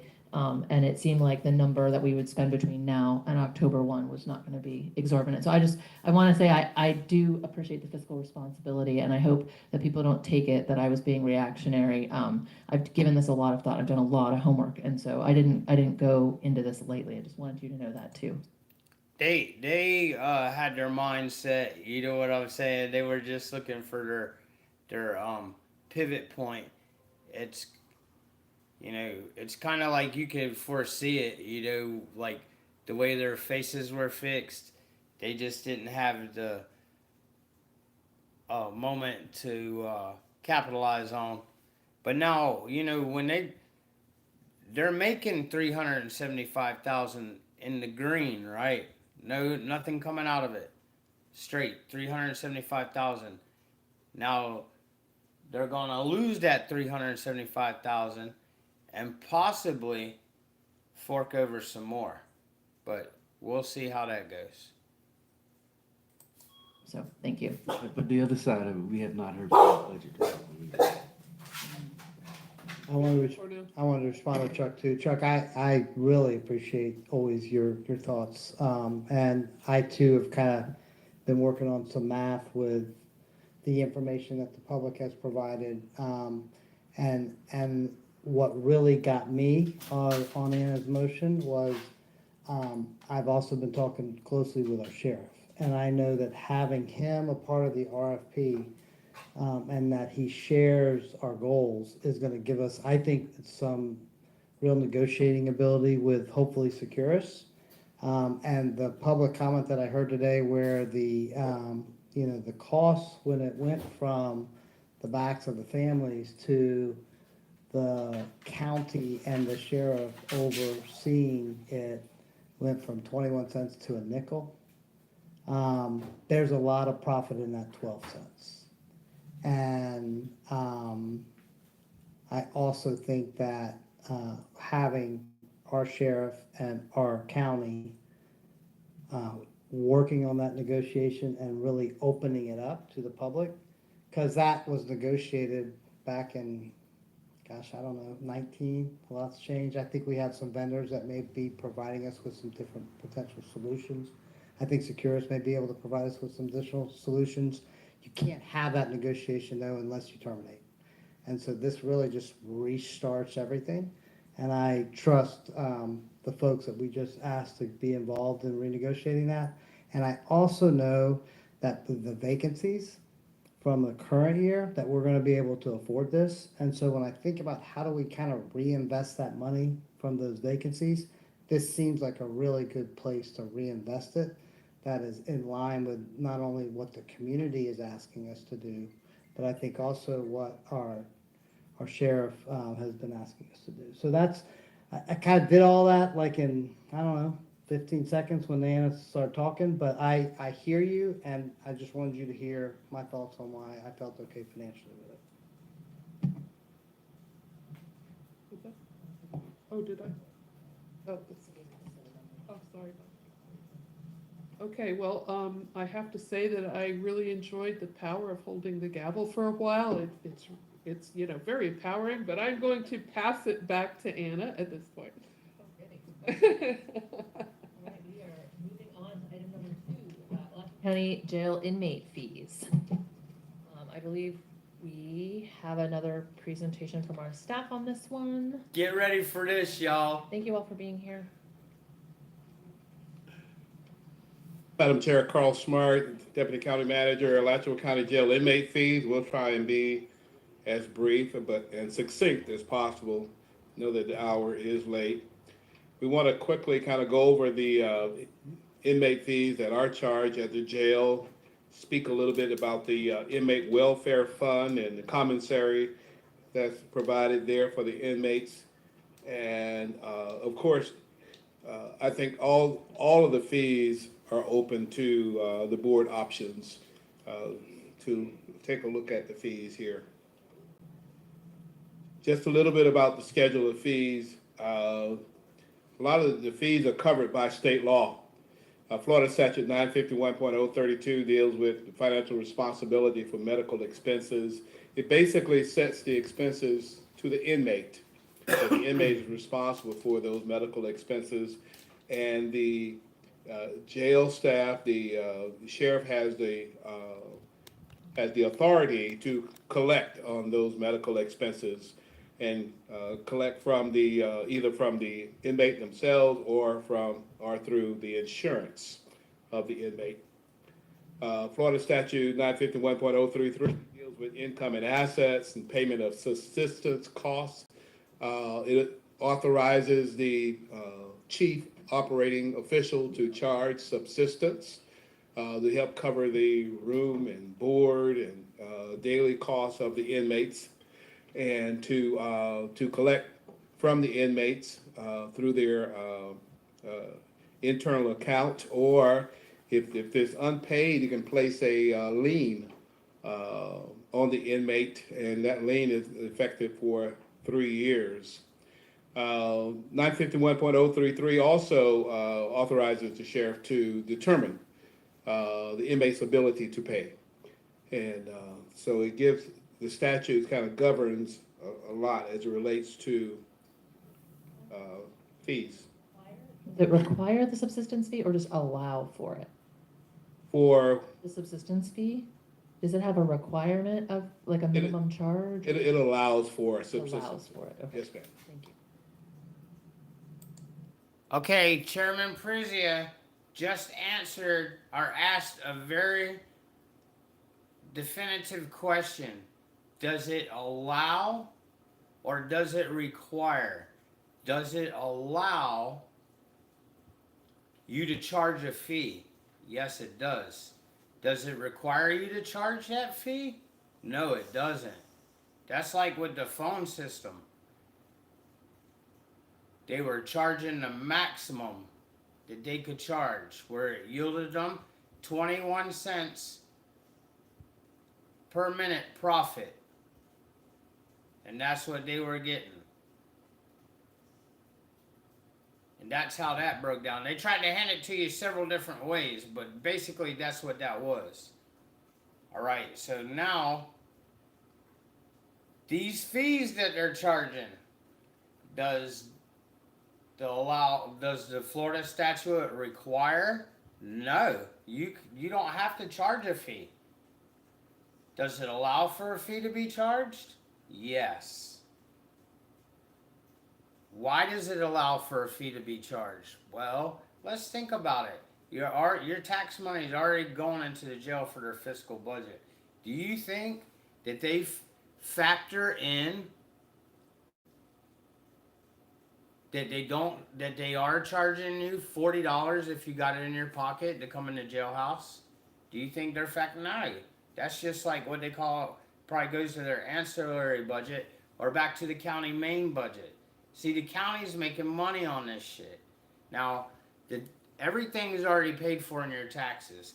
They don't give the sheriff a budget and in some way hope that everybody that they come in contact with and arrest and confine at the jailhouse, they don't look to see $40 cash in their pocket. You know, I mean, that's not in the budget. So, is this an important part of anything? No, it's just extra. It's $40 that if you got a $100 bill in your pocket, they're gonna take 40 of it off the rip. And you're gonna see all these costs, all these fees that they hide in here. And this is the sheriff's department. And this meeting started at like 5 in the afternoon. And we were there well into the night. This is the only time that you'll get to see a county sheriff with his ass over the bucket. And you can believe he is. There's no doubt in my mind this is what they're doing.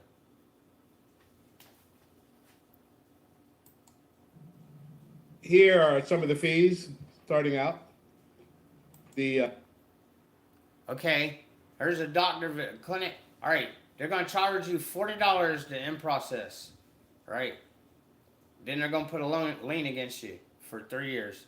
Okay, routine sick call or a dental doctor or a dental, or I guess that's prenatal, I don't know. Dental visit, $5 each. Medications, new prescriptions, $5 each. Medication, prescription. Now, you're not even guilty. You know, that's why I asked, do they give you a refund? You know, whenever they throw your charges out, or, you know, you get found not guilty? No, because going to jail is very expensive, especially if you have any money.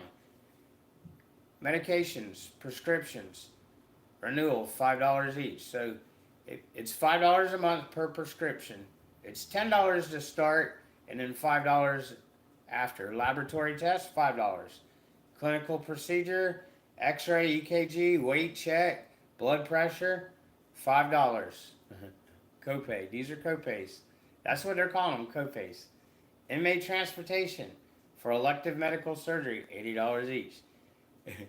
I mean, these are their fees.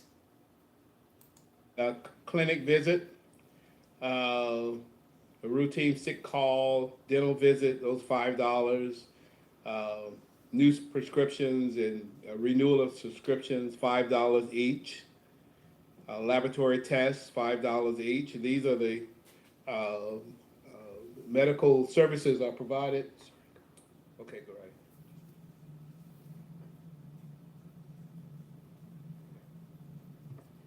Certain medical services are provided in the jail, and so there are fees associated with that. Clinical procedures, you see X-ray, EKGs, weight checks, blood pressures, all of that, $5 each. Blood pressure If the check, inmate, $5. Has been transported for elective medical treatment, not for emergency. Diabetic sugar check, $5. It's $80 each. How many times you check your blood if you're diabetic? I think at least twice. Right now. There we go. Jail inmate fees. The subsistence fee, the help cover the cost of room and board is $4 per day. Okay, so if you're an inmate, this is what you're gonna get hit with. $4 a day. Now the county's already got it in their budget. They give it to the sheriff. He operates the jail now, under his authorities. He gets $4. He gets to charge you $4 a day. Inmate uniform, $20. I guess that's one time or monthly. I don't know. We'll find out. There's a lot of fees now. They're not talking about whenever you come to the jail, it's $40. The inmate uniform and linen fee is $20, just one-time fee of $20. The transportation to funerals, if the inmate is allowed to go to funerals, there's a one-time processing fee of $54 each. And these fees, of course, are set by the board of county commission and implemented by the sheriff. So we have talked with the sheriff and confirmed these numbers. For the deputy, if a deputy is required, you see the number there, $62.50 per hour, and the mileage rate is the IRS standard.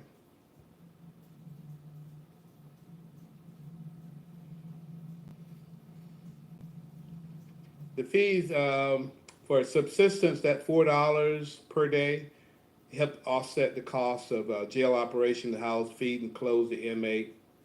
It's charged to the inmate's account, and it can accrue for 3 years, as I mentioned earlier.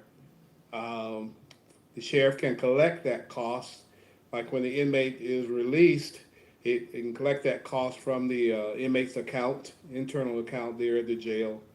If they're unable to pay, and you'll see that there's a lot of inmates leave with a debt, sheriff can place a civil lien on the inmates if they don't have enough money in their account to cover the cost.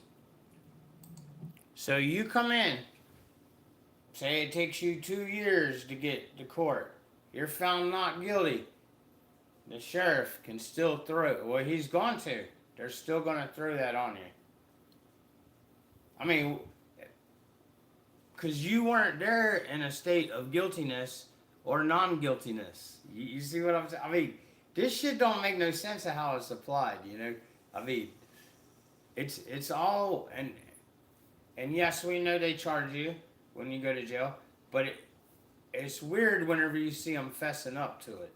Now, that man is a city manager or county manager. He's not with the sheriff's department, Mr. Smart there. And again, the debt remains up to 3 years. Oh, okay. You wanted us to do... All right. Here's the one-time booking fee in Alachua County. It's $20. Now, we're poor here. Hernando County, $20. DeSoto County, $5. Jacksonville won't talk about it. Or not applicable. Or no answer. Manatee, $20. Pinellas, $20. Polk, $30. That's Grady Judd, y'all. $30 to get booked into Grady Judd right there. $30, Polk County, Florida.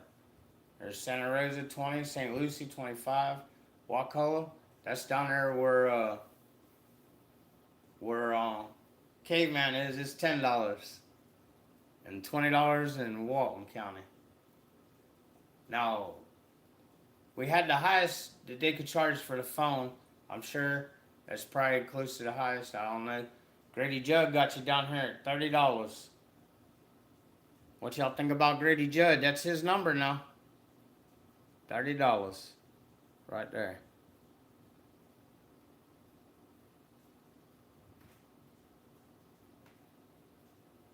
Medical copays, $5.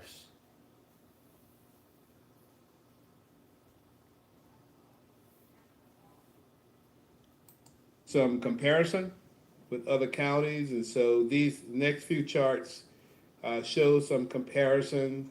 I think that Alachua County's fees are pretty much in line with other counties. You see the booking fee of $20 seems to be about an average. Polk County is $30. Only Wakulla The soda and Wakulla are less at $5 and $10 for booking fees. The subsistence fee is fairly much average. Some counties charging as much as $5, but some charging as low as $2 for $2 per day. Sorry to stop you here, but can you remind me, the booking fee, not statutory, subsistence fee statutory in the sheriff's realm?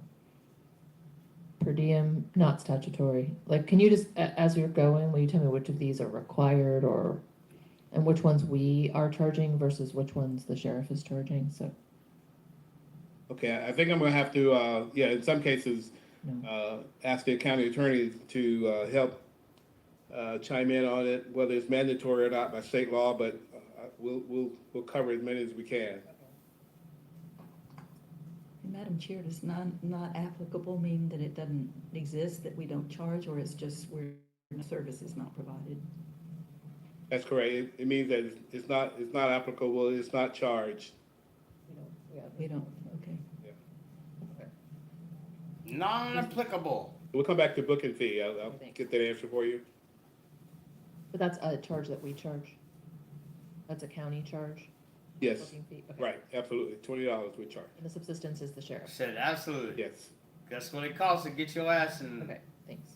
Alachua County Jail. We'll talk a little bit more about that I know too. the medical's all us, because we approve those fees, so I remember that. Okay. Right.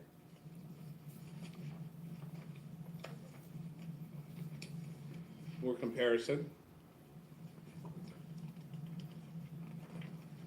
What are you looking at, Joe? Going the right way. What is the front of that? What are we looking at here? Which one? I'm a little, Okay. Commissioner Alford?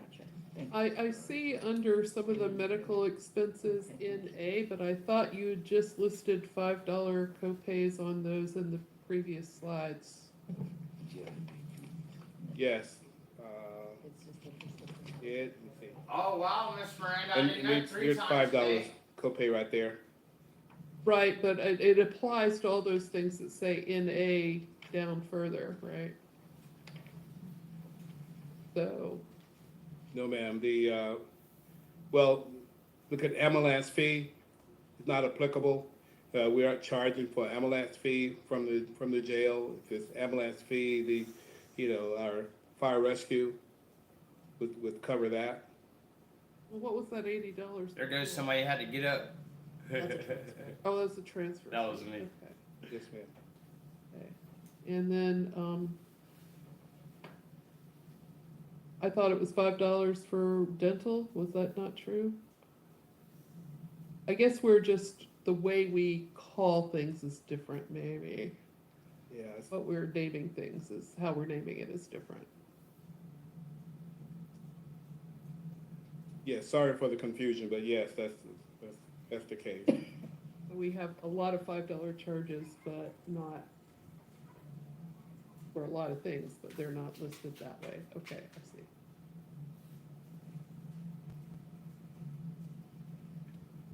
Sure, going the right way. Can I ask what the difference is between the clinic visit routine sick call doctor ARNP dental, which is $5, and then the clinic visit sick call on the next slide? So I'm on slide number 7. We have that clinic visit routine sick call, $5. And it has doctor, dental, nurse. And then we go down to the second side, and then we have clinic visit sick call, no price, and clinic visit dental, no price. So is it that the $5 is charged as, like, we charge it, like, we just don't have this category, but we charge? Ron Akins, Admin Support Manager for Court Services. You are correct. Not all counties label things the same. Gotcha. So, and that's why you see, Okay. the county will have an NA in some of the categories, but ours is more encompassing when we say our $5 fee. Okay, so it's 5, basically everything's $5, pretty much, except for the Right, transport. clinic, Okay. right. Okay, Yes. thank you. Thank you, Ron.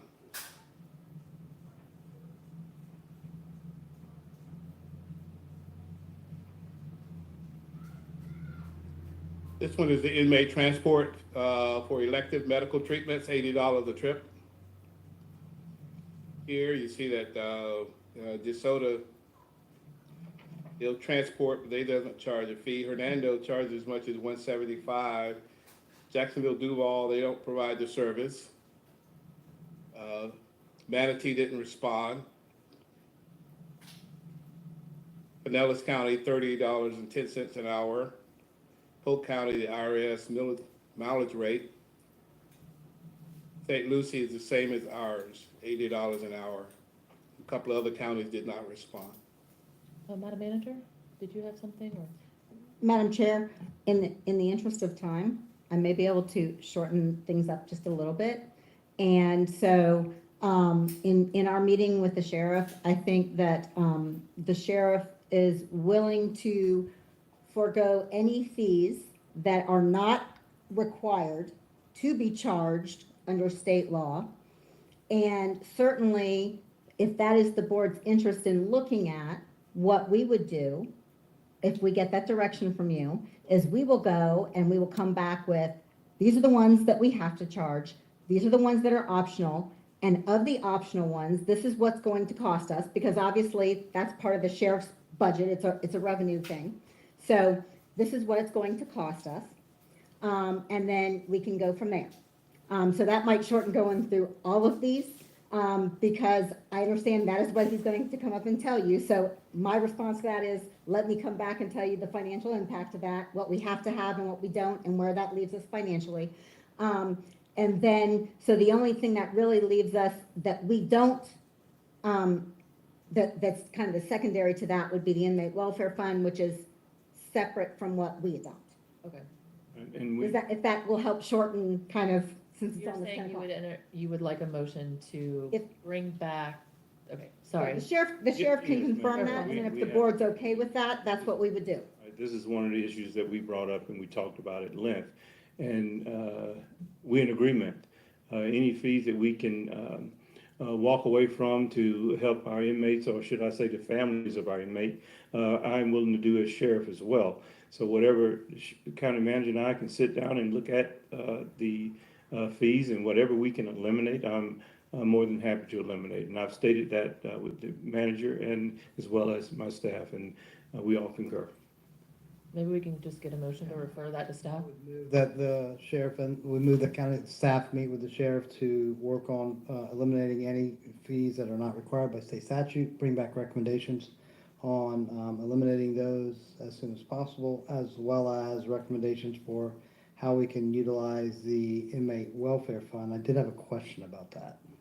That's something the sheriff has to address on Yeah. that. I think he may have some presentation on that, but I'm trying to just kind of clicking things along because I think Okay, we so all that will want be to my agree on that. motion. And to do what? Eliminate? Well, the last part, I'll wait. Hold Okay, off so on that. taking off on the inmate welfare, okay, great. Could I ask a Yep. modification? Sure. Is that any fees that are required by the state be minimized? Sure. Because I Yeah, I think mean, there's max and min numbers there, Yeah, that sure. That's The minimum. to the minimum. to the minimum, and I think we may also have some recommendations on, we've got a big fund balance there, so I want to hear kind of support for inmate welfare. Is it only current inmates, or, I mean, Can I see if I get a second to your motion? Second. Okay, great. is it only We got current? about, nearly $1 million, But so. is it only current inmates that you can help, or is it past inmates? We have some folks that have balances that can't. Well, it's most of the one there at the jail. So it's while they're at the jail. Chief Judge will highlight those processes as well as the inmate welfare fund.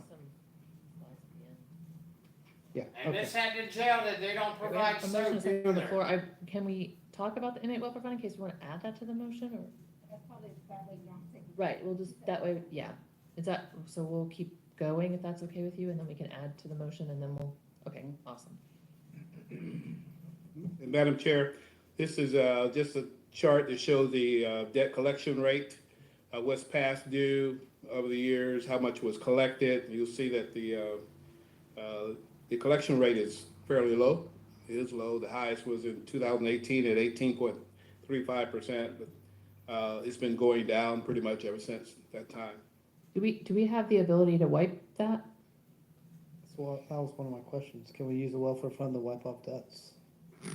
Or carry forward? Well, the remember, the clerk, any debt at a certain point in time, the clerk eliminates, uncollectible debts off of our, I guess my concern is But I that they go into collections and then they have collection people chasing them, and right. I don't know if Well, we do we'll that. have to find out how they specifically handle those. But at some point, all of our Imagine uncollectible somebody debts. chasing you down from your And I state would to jailhouse assume and you that unless innocent. it is, unless they're required per court order, that's a different story. Because some of these are court ordered, such as the $50 per day. $50 per I day. just have a quick question to follow up with. So these debts then, if they're not paid, does that mean they're not eligible to vote? Is this part of the payback, that you have to do in Mary order? Helen Wheeler don't speak often, but when she Yeah, does. that's possible, but I'm not certain. We would have to check with the Okay. supervisor of the election. Yes, if we could do that, because that may be holding a lot of these people back from voting, or would put them in jeopardy of having to go back to jail if they're voting, if it's not been satisfied. Thank you, Madam Chair. Yep. Thank you.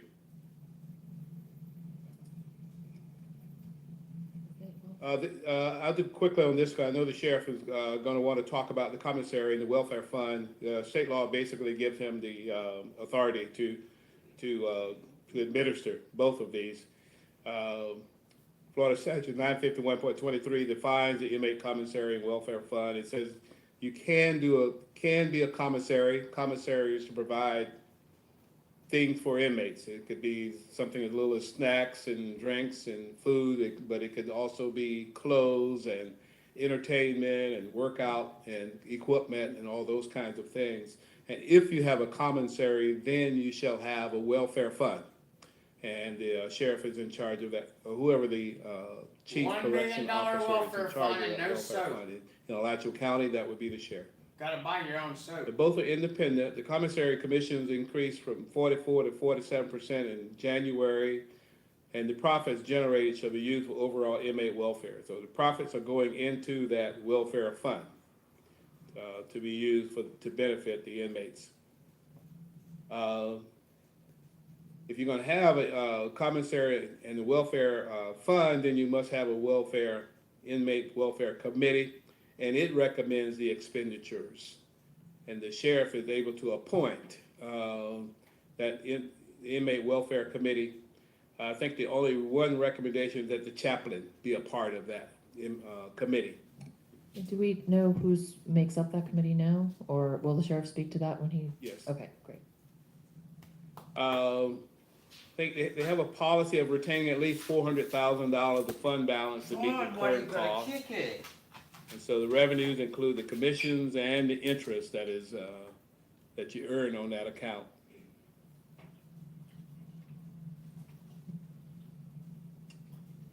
He flips through them I so mentioned before, the fast. profits go into the inmate welfare, and those some Fat boy examples of items that the money can be used for. It's a restricted revenue source, and it has to be used in compliance with state statute. This chart here shows income and fund balances, starting with 2018. You can see that it was $270,000, $389 revenue, net income, and $296,000 in expenses, leaving a fund balance of $682,000 and on. And I'll show you 23 to date. Revenues of $97,153, expenses of $57,803. And this is as of end of January.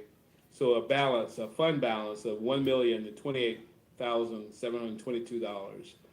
So it has a fairly healthy balance at this time, but of course there will be other expenses. And again, the sheriff is in control of this welfare fund and the commissary. I'm sure he's probably going to speak to that. Questions for me before the sheriff come up? I have, Mr. Wheeler. What is an example of an expense? Let me go back to a couple of slides here. It says games, gym equipment, recreational items, newspaper, magazines, paying for cable television, but you can also, there's snacks, For the greater provided, good, food, yeah, for the inmates. They can order from the Snacks. commissary, and the inmate welfare fund can be used to help cover those costs. No, Okay. no, we can't. Can the inmate welfare fund be used to provide soap? I'm not joking. Yeah, I would think so. I'll let the sheriff respond to that. She wanna know, can the welfare fund buy your inmates soap? And she said she was not joking. Sir, would you like to come up? You don't want Okay, to. or yes, whoever from your team. Thank Come you. on up and wear Ms. it and Jack. wear it well.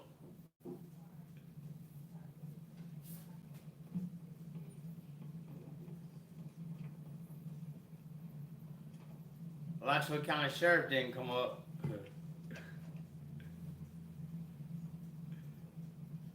We want to know about your soap fund.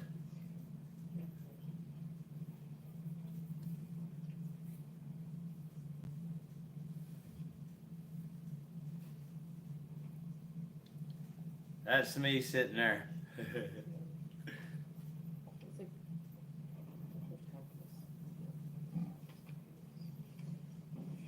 Oh Lord, they throw Miss Square Pants in the mix. Since we've covered the fees piece, you're gonna start with the commissary or the welfare fund? Thank you, Madam Chair. Danielle Judd, Chief of Staff, Sheriff's Office, and I've been with the Sheriff's Office for about 2 years. So just very quickly on the inmate fees summary, the presentation that you heard from your team was worked on with us. So when we worked with them on it, we gave you a 5-year history because we thought that was pertinent. So I have like about 2 minutes on the fee summary, and then we'll get into the other items quickly, if that's all right. All right, thank you. So just to clarify, as you've heard this evening, the fees are set by the county and they're not set by the sheriff. The other item we're going to go through quickly is the commissary contract and also the inmate welfare special. It's a special revenue fund. These 2 funds that I'm going to talk about are on our books, okay? So we'll get into that briefly this evening.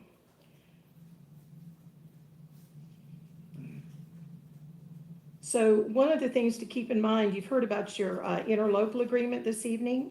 So one of the sections in the interlocal agreement talks about the fact that the county will mandate the collection of certain fees and that we will collect them physically at the jail. But once those fees are collected, we remit them back to the county. They are adopted each year in your fee resolution. So I think it's important to understand that we neither, recommend nor retain any of these inmate fees. We just collect whatever you ask us to collect at the various stages. Oh.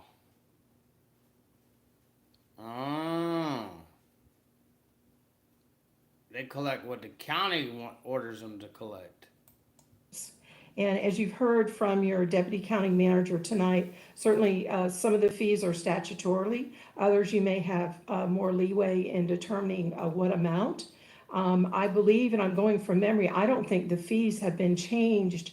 I know when we went back and looked at the fee resolution, the numbers, the actual charges seem to be pretty much similar for quite some time. And so when you go over this with your budget office, they can clarify all that for you.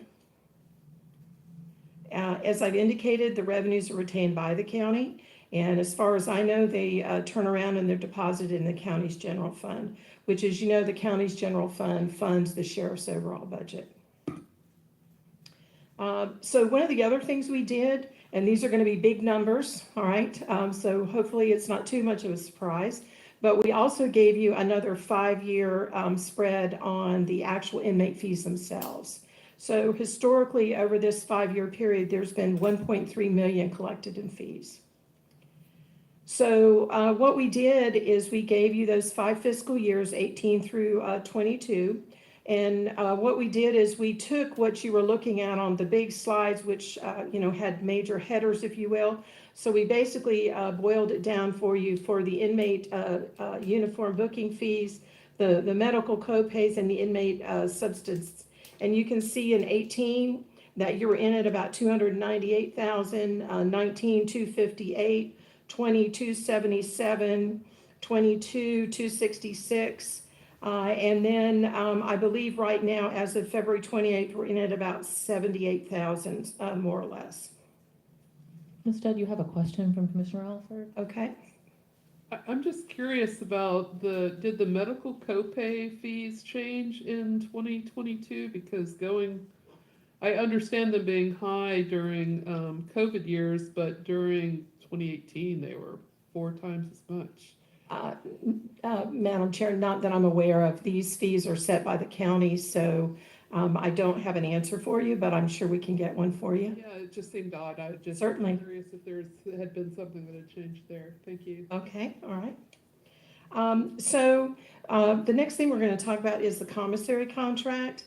And again, that contract is administered by the sheriff. So on this particular one, we went through an RFP that we worked on late last summer. And so the contract commissary service is provided by Keefe.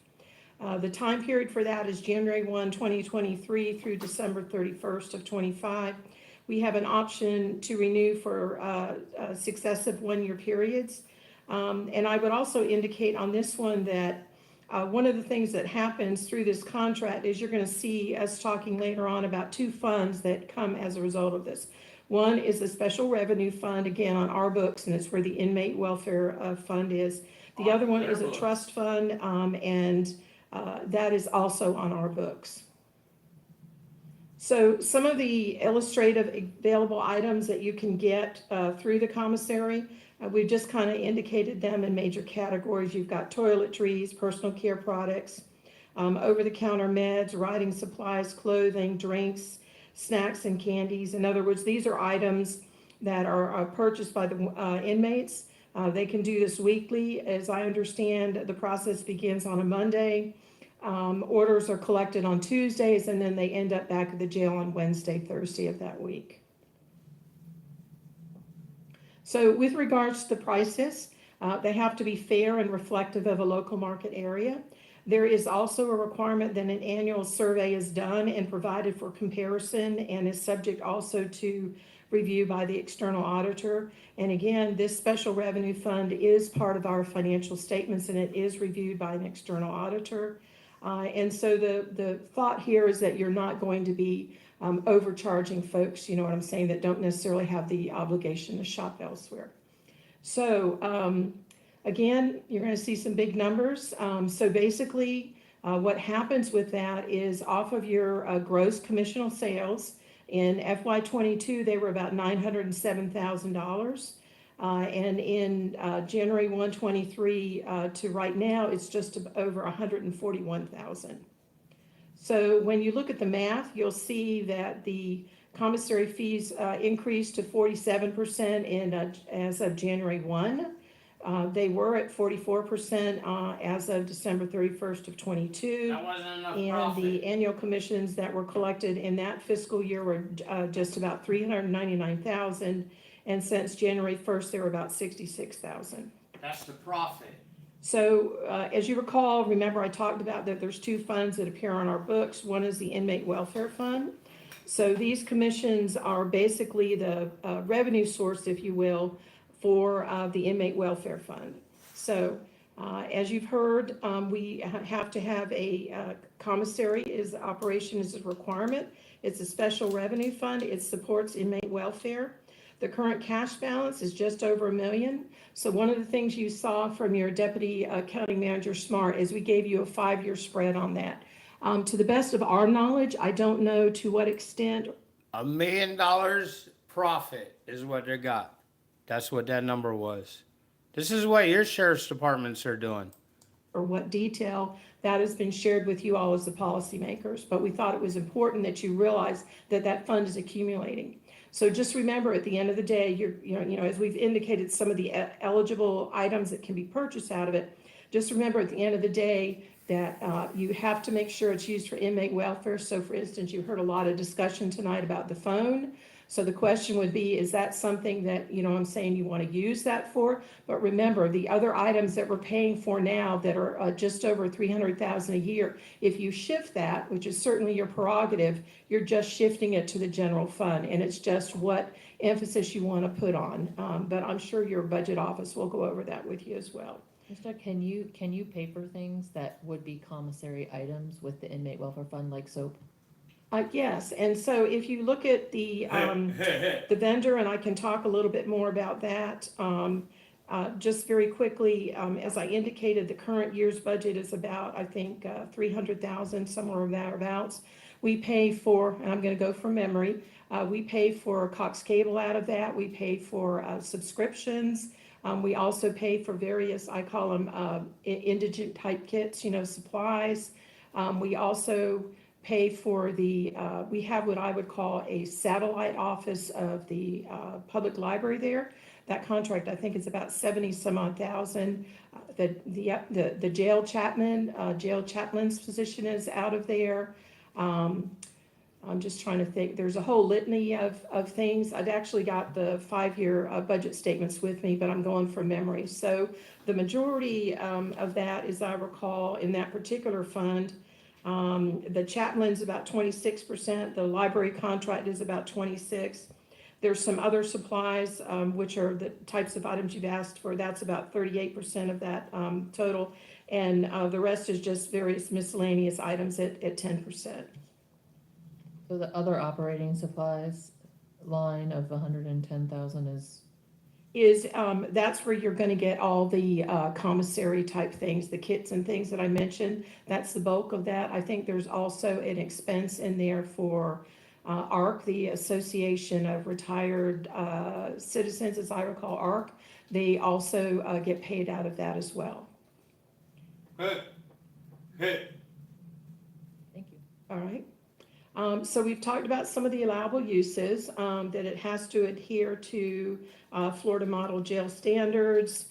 And this is where you get on the expense side of the house. And I just went through the litany of items that come out of there. There is a welfare fund committee. Captain Corey Warren is the chair. And I just asked him, the other members come from, I think it is classification, and he gave me the litany real fast. I think is there 5 members? Okay, 5 members in total. And Mr. Captain Corey Warren is the chair. And who all is on that? Are they all members of jail staff, or are there? If I can get some assistance from him, thank you.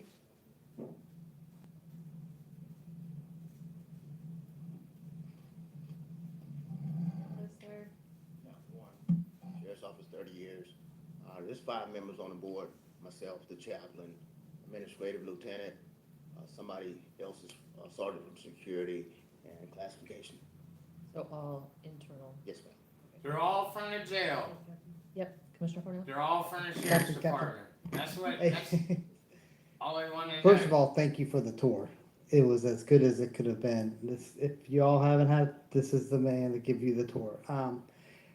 So you've heard a long discussion about the phones. Is this an allowable cost to facilitate access, and is that something that's allowable?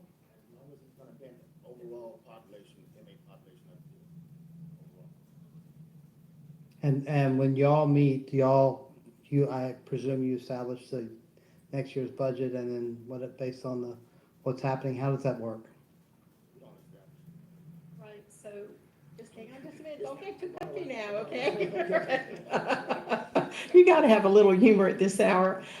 So basically, no, we established the budget. As I indicated, it's in the 300,000 some odd range. The bottom line of that budget is predicated based on what you're gonna spend. The key is, it must be spent for the inmates' welfare. So I've given you the whole litany of items, I'm saying that's spent on there. And I've also indicated to you that the jail chaplains' salary and fringe benefits come out of there, but the bulk of it, the 100 and something thousand, are for the various kits and other things. So as I mentioned to you when we started the conversation, it's a policy decision for the county commission to determine, if they want to redirect or put a different focus on what is spent in the inmate welfare fund. But just remember, if we put an emphasis on only phones in lieu of some of these other things, all we're talking about is shifting that expense. There you go. And well, no, it would be, you would shift it back to your general fund, Right, your general fund, and The way I'm looking at this, commissioners, and it's obviously the sheriff's discretion on this fund, as I understand it, but we're gonna have this transition period between what we just talked about, and we have this big fund balance of $1 million, and we have a desire to make sure it never goes below 400. So there's about 600,000 of one-time, I call them one-time costs because they shouldn't be recurring. It seems like, and we'll know when they bring back our recommendations. Right now, we seem to be charging obviously a little bit more than we need, perhaps a little bit, but as we reduce some of those costs, that may even out. So then we're going to be stuck with a fund balance that's probably 500,000 to 600,000, and I'll look for recommendations from the sheriff on how we can use that money for maybe some implementation of some of the things that we've talked about earlier tonight. That's what I'm thinking. But I guess I would say, I mean, currently they have things they're expending out of the budget at about $300,000 a year. So, there's that 600,000. I mean, if you assume that they're always going to generate at least that 300,000, the million is like extra. Yeah, the million's extra. Yeah, I would have to go, but I do think that money was generated by the same people we're talking about trying to relieve. I mean, that's families who, so then we're like they're like double paying. They're paying. Yeah, I mean, we could, let's say we want to utilize $500,000 of the welfare fund. We could say to the sheriff, let's lower the cost $100,000. So let's have a deficiency in what we collect versus what we spend of $100,000 for the next 5 years, and that'll work that down. That's one way of looking. I see what you're saying. Or we could say, or he could say, because it's his decision, right? This is ultimately his decision. well, Madam Chair, just remember, whatever we do, it has to benefit the inmates, you know what I'm saying? And we've got the committee, so again, the way I look at it budgetarily is if you want to emphasize this particular fund for this item, just remember at the end of the day, we still need to provide these items for what's going on at the jail. That's the message I would just want to make sure. And it's shifting, it's still going to be the general fund. The reason why we wanted to make sure that you had an idea of the size of the fund, you know what I'm saying, is because that tells me that you have a fund that's been sitting out there for probably, I'm guessing, a decade. I don't think these numbers got to $1 million in 5 years or less. And so you need to make the policy decision as to how you want to direct that, keeping in mind with what we have to provide and what we do and what that emphasis is. And So, Madam Chair, I think the motion that we put on the table, that we haven't voted on yet, that policy direction is lower the fees as much as you can. That'll reduce the difference between the revenues and expenses so the fund doesn't continue to grow. I'm now talking about how do we spend that fund down to the welfare of the inmates so that we're not holding $1 million. I got some ideas. Wait, but I guess I just want to make sure I'm clear because the commissary isn't fees necessarily. It's things that the inmates can buy. So it's not fees. And I hear you're saying maybe we use it to offset the inmate welfare fund to offset fees to make it, but I think those are fees we've decided to charge. I don't know that it's in the inmate's welfare for us to just them to suddenly have to pay those fees a different way, that their families are then paying it through the commissary fund. Because they're going to keep buying stuff through the commissary fund. It's going to keep building. Yeah, but we lower the cost of those things, and that's a benefit. So they don't have to, they pay $1 for a $10 care package. That lowers the revenue in. Right, if they renegotiate the contract with Keith. I'm just saying that yeah. Right, that's what we're giving that direction. Eliminate all the fees you can, except for the statutorily what you must charge. Right. So what's gonna happen is yeah, I guess go ahead. The expenses are gonna exceed, what they cost are gonna exceed the revenue coming in. Right now, it's the opposite. And so that will be a benefit to the inmates, but we still have this big fund balance of $1 million that we should come up with some uses. Yeah, I mean, I guess to me that when I hear things like the inmates don't have soap and they have to buy it from the commissary and basic toiletries, like to me this is basic needs. Like that's a perfect use for an inmate welfare is being able to provide basic toiletries. But that's the inmate welfare fund. It's got over $1 million in it. Look how those are the kind proud. of things. But anyway, Commissioner Alford.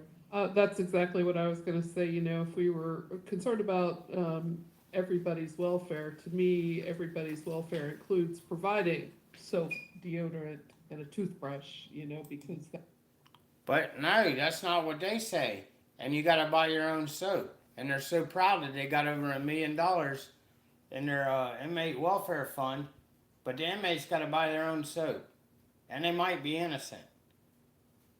And there's people in there, like they said, for marijuana, like under 20 grams, driving infractions, all kinds of stupidity.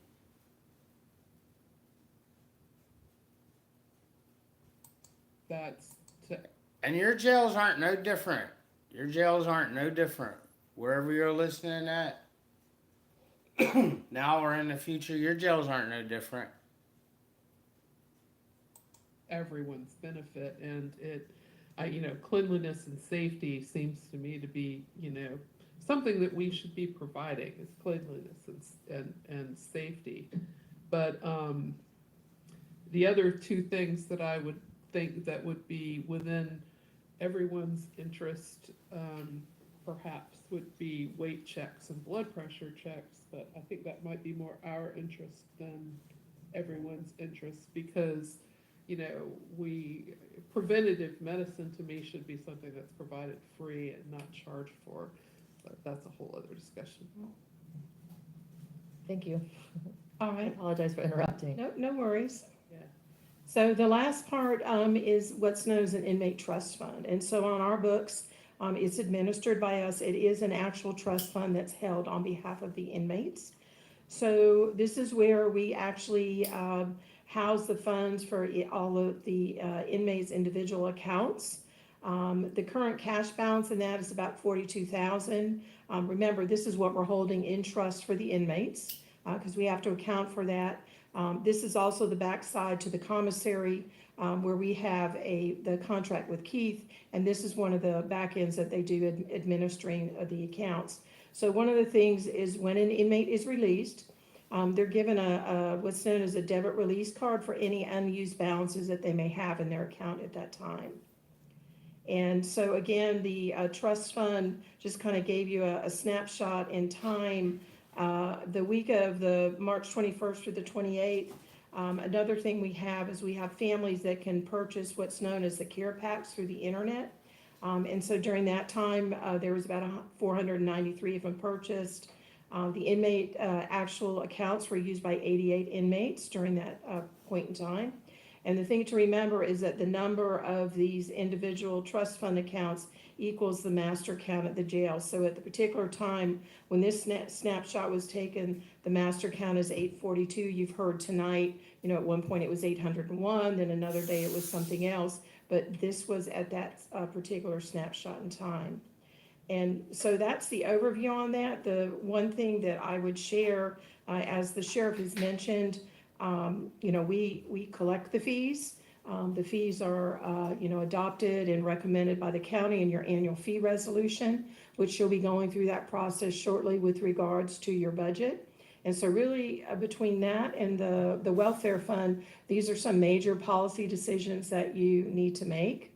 And so we hope this information has been of benefit to you. I think for us on our end, I think one of the big eye openers was historically the funds that have accumulated in that inmate welfare fund. That really needs to be brought forward to you all to make some recommendations on. And then obviously we will do whatever we can, with regards to statute, keep that in mind. And certainly with the fees, your county attorney and your team will advise you on that too. So, Thank you. okay. Can I ask, how does an inmate add money to their trust fund? Or is it the money they have when they go in? I'm gonna have to ask for some help on that. Major Keith, family.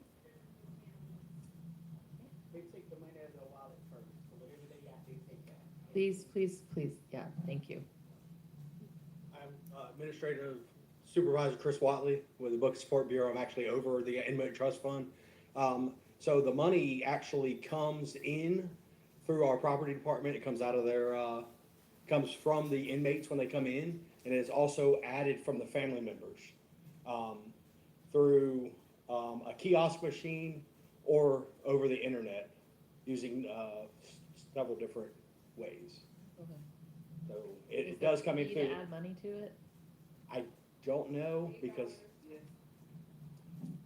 I'm not sure. I know that it's whatever they come in with is we take it in and then it's charged through the kiosk if they add money. Hello, on the Blue credit card Eyes. at the kiosk in the lobby, or if they do it over. I'm that gunner sitting right there. Okay.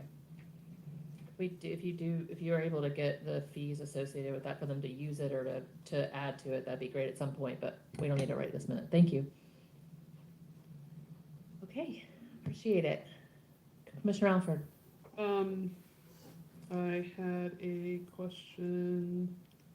The commissary. If the next time that contract came up, is it possible that a nonprofit could run the commissary? We've had all these great nonprofits here tonight, and if they decided that they wanted to go in the commissary business. Madam Chair, I don't have the answer to that question. Only I would tell you, remember, we just went through the RFP process. Yeah, I know. Yeah, we finished it last summer, and you got a 3-year contract. I don't have the answer to that question, but we'll get that for you. Yeah, I think that would be an interesting option to have, in the best interest of the inmates and not, in terms of profit. It would be good to have that as an option. Thank you. Madam Manager?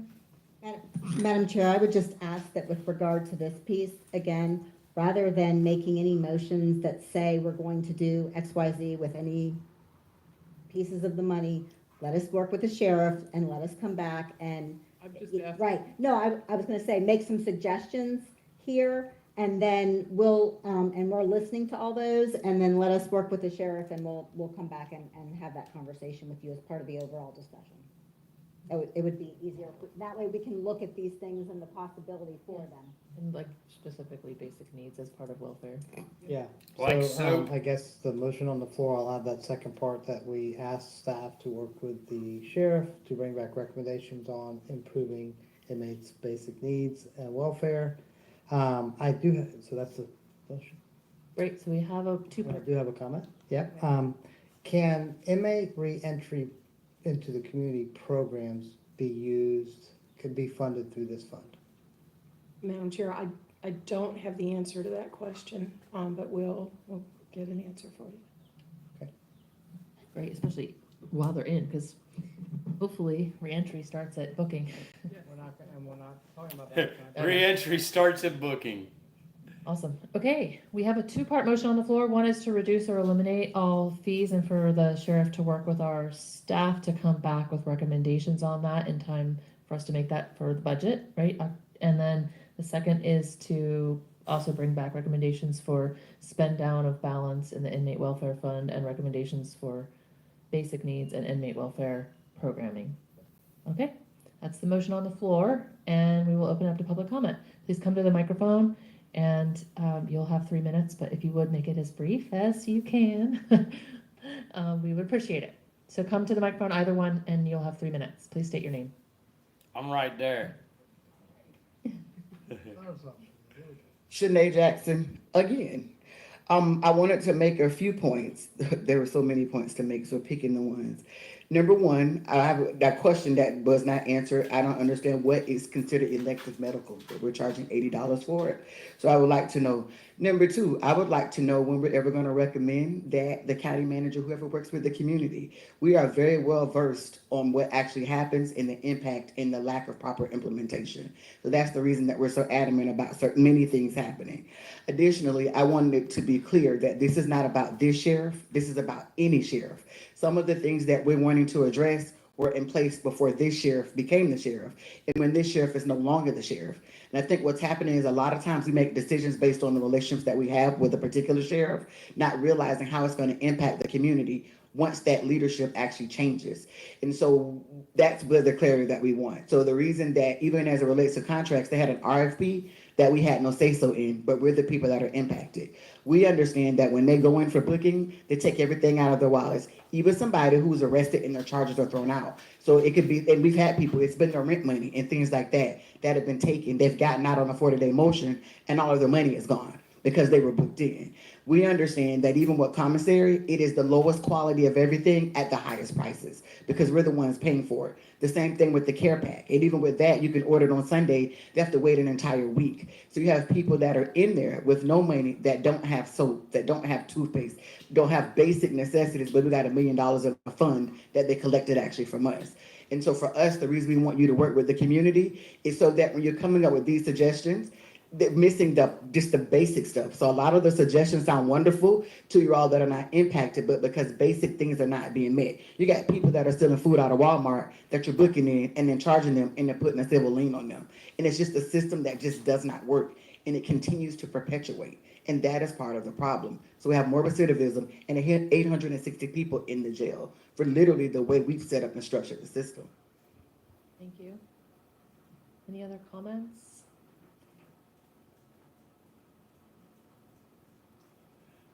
I'll be quick. My name is Kevin Scott. I'm one of the founders of Torchlighters Rent-Free Support and work at Community Spring, where I serve as the director of Just Income, which is the largest guaranteed income pilot in the country by and for formerly incarcerated people. The U.S. has the highest incarceration rate in the world. Numbers 2 and 3 are Rwanda and Turkmenistan, by the way. Florida incarcerates at a rate higher than the nation, and Alachua County incarcerates at a rate higher than the state. So we're climbing the ladder in the wrong direction. As been mentioned here before, Alachua County prisoners face extraordinary costs, and that money is coming from the outside, disproportionately from people of color and impoverished communities. Prisoners are forced to pay gouge prices for things like nutrition and communication, or they will suffer. Annually, nationally, families spend $2 billion just on phone calls and food alone. That's just that portion. Over 80% of the people paying for those are women, and the vast majority of those are women of color. 2 out of 3 families of incarcerated people cannot even meet their own basic needs, and 70% of those families are trying to care for children. So when someone is released from incarceration, they emerge with a variety of debts, typically to a household that's in debt because of that incarceration, alongside facing extraordinary demands for money under the threat of reincarceration in the form of supervision fees. So the math is increasingly against you, and you live in terror at the prospect of being sent back into the place that's been traumatizing you and caused your poverty to be exacerbated. Locally, by the state's own reporting, about 20% of the probation violations that result in reincarceration are just due to a lack of money. There's no new crime, there's no offense. The crime is your bank account, and you are just deemed too poor to be free. Probation So violations. burdensome jail fees represent less than 1% of the jail's overall budget. So that's a drop in the well for the jail, but it's absolutely ruinous for the community. So I would ask that you eliminate the predatory fees at the jail and make our community a better place for everyone. Thank you. A copy of those comments, if he can provide them. Can you provide those Can to you us? provide those to our clerk or send an email to us? Hello. My name is Danielle. Heard a lot of the same things, but yes, please eliminate these outrageous fees. People are paying a lot of money. I also calculated how much money is spent on care packs, also over $2,000 on my one debit card and not all the other ones I've used. So thousands and thousands of dollars that could have been used to helping the people that I'm supporting in the jail to reacclimate when they're coming home from incarceration and such, and it's just money that's going nowhere. Also, I just have to say, I really don't, there's a lot of questions that you all have asked that cannot be answered that I don't know why, like people who are administering programs can't answer how much fees are. I actually pulled down the breakdown fee for like putting money on accounts. I went and just signed into my account.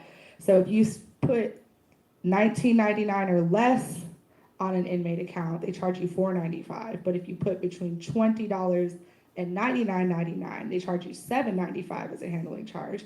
But if you put between $100 and $199.99, they charge you $9.95 as a handling charge. And if you put between $200 and $300, the handling charge is $11.95. So the more money you put on the account, the more your handling charge increases. Just want to point that out. It's on the website. Also, when the slide went up about, the trust fund highlight, they're talking about from March 21st to 28th, 88 inmates use inmate accounts. That's 10% of the jail population. And that's because my guess would be, I can't say, but anecdotally, it's because people don't receive money. I think I put, when my boyfriend at the time, my ex-boyfriend now, was in the county jail, I think one time I put $100 on his account and he received like $45. So that's why people aren't utilizing the inmate accounts. That's why people tend to send care packages. I send care packages every week.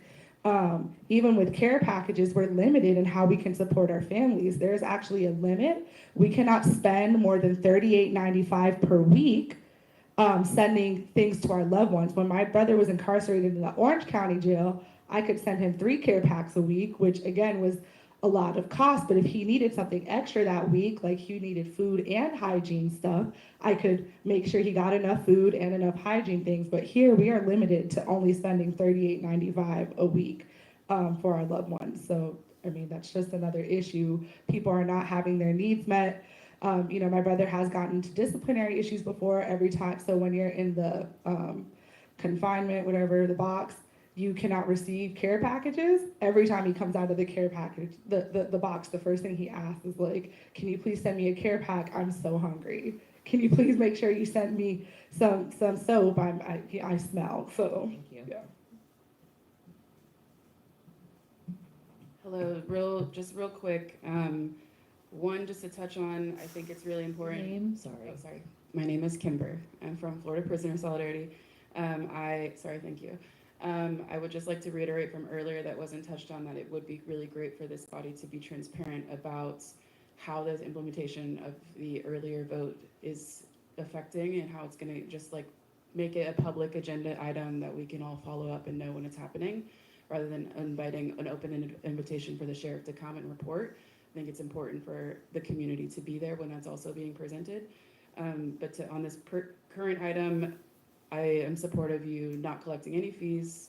I think that hopefully that's where you're all landing. I do want to reiterate something that was already said, that we're using a private company, Access Corrections, to provide commissary, because it's the only way that we can prevent the sheriff or the jail from cutting off the top when we put money on people's books.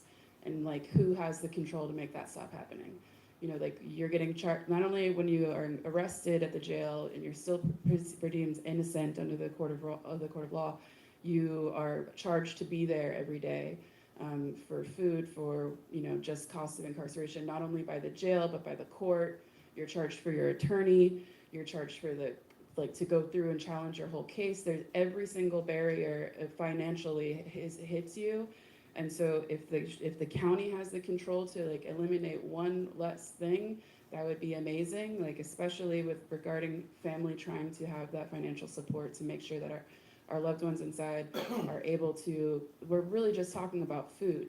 They don't have enough food. They aren't given soap. They aren't given toothbrushes. These things are all important, and we're having to pay for it. But then when we put money on the books directly at the jail, it's cut off the top. And that is a problem, because we care more about a debt when you're still innocent than survival and basic needs.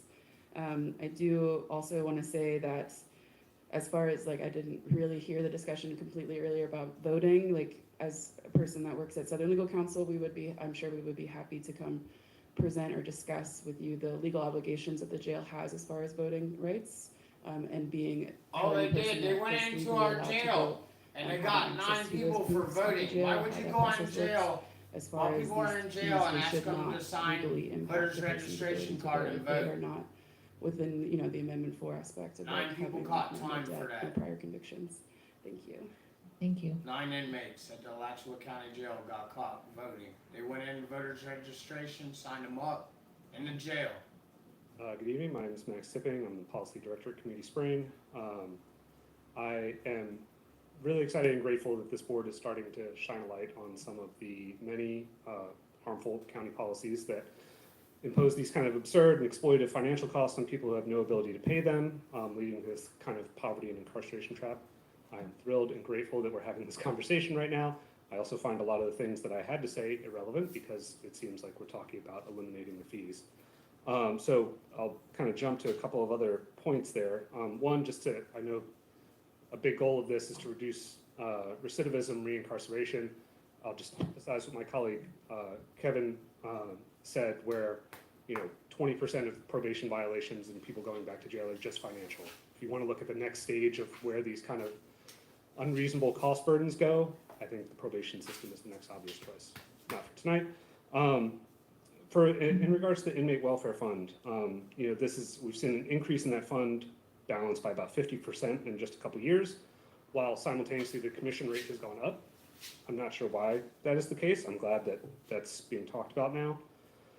The main thing I'd like to emphasize is that using this money for any of the other things, this money still comes from families, as you've heard from folks. If you're sending in a care package, which I think is what most people do, I'll say, my colleague who couldn't be here tonight, who sends a care package in to her child every week, it's a $35 care package, is what she explained to me, that that's on its face, but it becomes $47 to her based on an $8 fee and other fees associated with it. So that extra cost, that's what funds this. And so if we take money out of this to pay for other things, you risk undoing the great things that you just did, which is trying to take the burden off the families to fund all these different services. I hope I explained that well enough, but I think that would be the main thing I'd want to emphasize 35 here. becomes 47 in the jail. Is that How's that I happen? would really caution trying to like tap this fund to cover those other things, because it's still being funded by extra fees on families, not the inmates inside. I think that's really it. So thank you all. Any other public comment? Okay, closing public comment. Commissioner Cornell?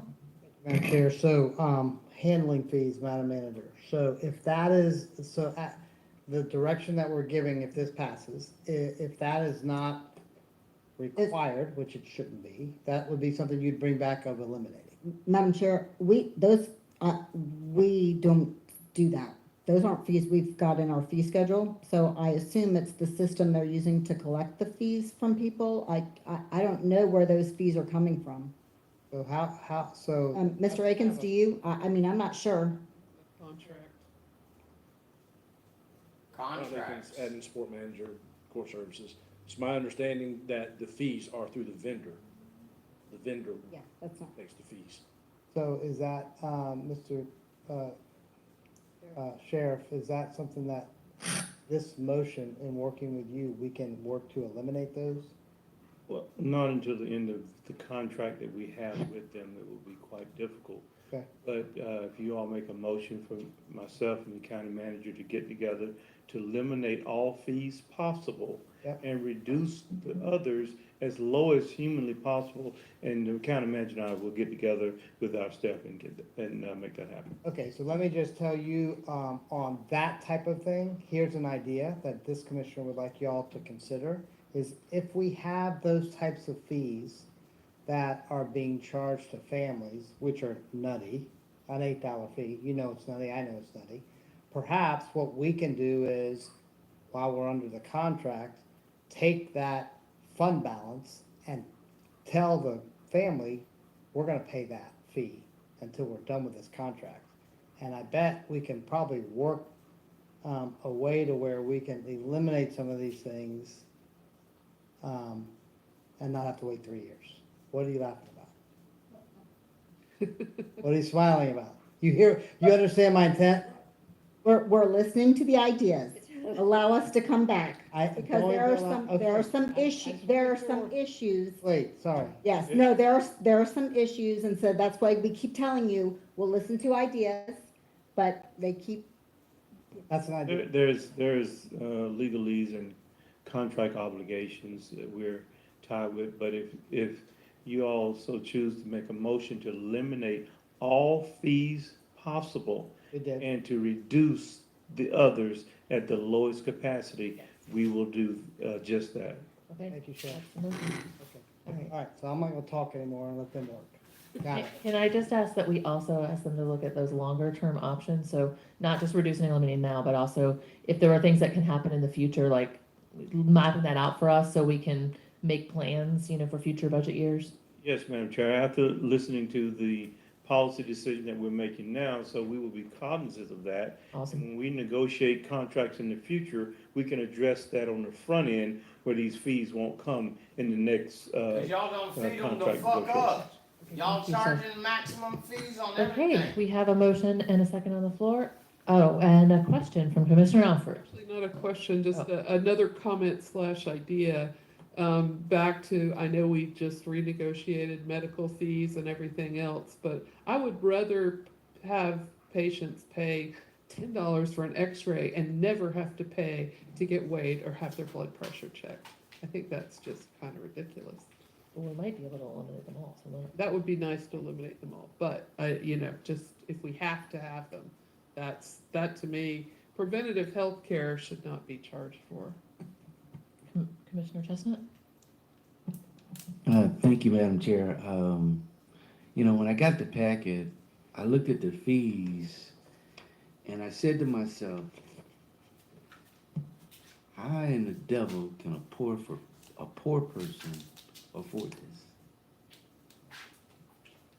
And then you're gonna have still poor people, even if we lower the. He just said, how in the world can a poor person afford this to go to jail? These fees are gonna be struggling, and then I think I heard they still assess 3 years afterwards, and they still have to pay it. I mean, how does that help somebody that's indigent and poor, and their family is poor? And one of the major things in terms of my line of work is when a family member wants to get their loved one out of jail or prison to attend the funeral, the cost is so outrageous that they have to pay the funeral bill, and on top of that, pay the security costs for the sheriff officer or police officer. So it becomes very, very difficult, and the family just make the decision, we can't do that because we can't afford that. And so then that person miss out on actually viewing their mother or their father, or to say goodbye to them. And it just disturbs me that with this country that we live in, which is supposed to be one of the richest countries, and we can't look out for those who are less fortunate. That is sad, in my opinion. And I think that this system has to change. It has to do better to help those that are less fortunate. I don't want to get into the commissary stuff. I just want to get into these basic fees, the booking fees, the daily subsistence, and all of that. Those fees, folks, I think that should be done away with. But I did also hear that some of these funds are statutory. So for my edification, I would like to know what fees are statutory and which fees are not, so I can get a better understanding of what is actually going on here. But I just think that if you poor in America, you catch hell. And that's all I got to say. I'm sorry.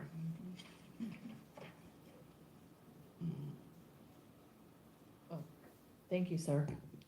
Commissioner Cornell, did you have something else to say? Okay.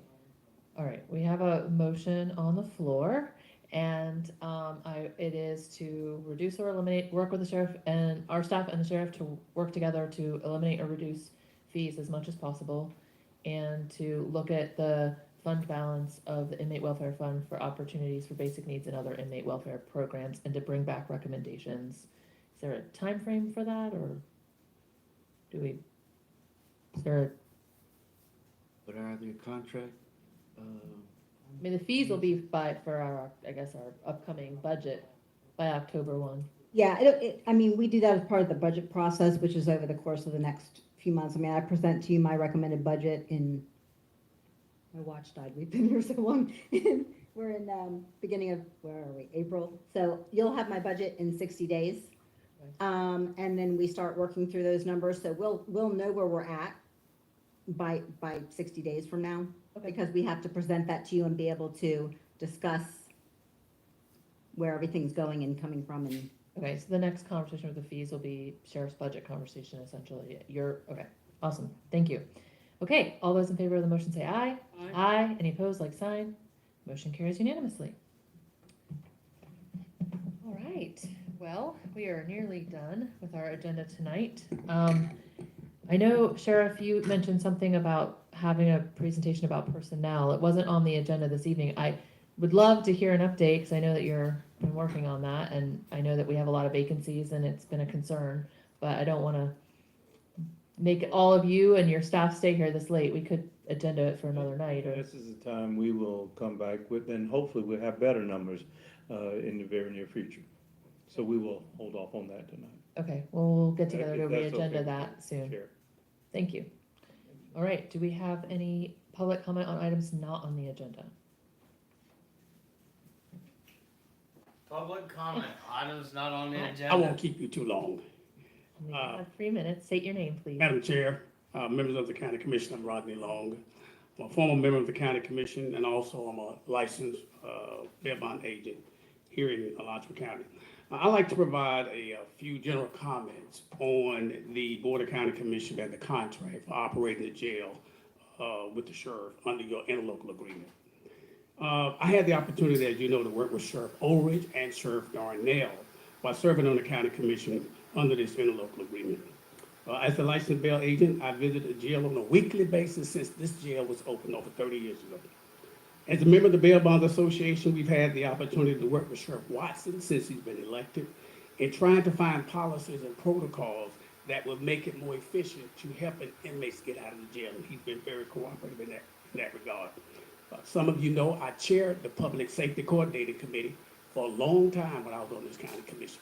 One of my goals was to try to find ways that we can try to make sure that we get people out of the jail on alternative programs. Many of these programs you all still have in operation today. In closing, the county commission, as you know, is responsible for operating the jail.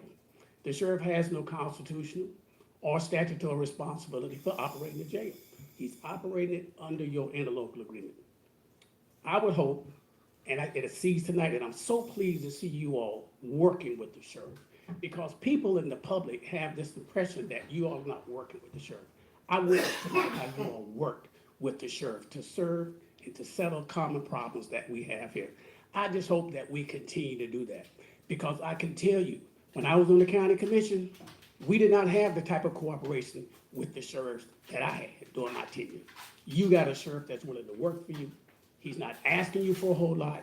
He's implementing what you do. And I hope that you all continue to work with the sheriff.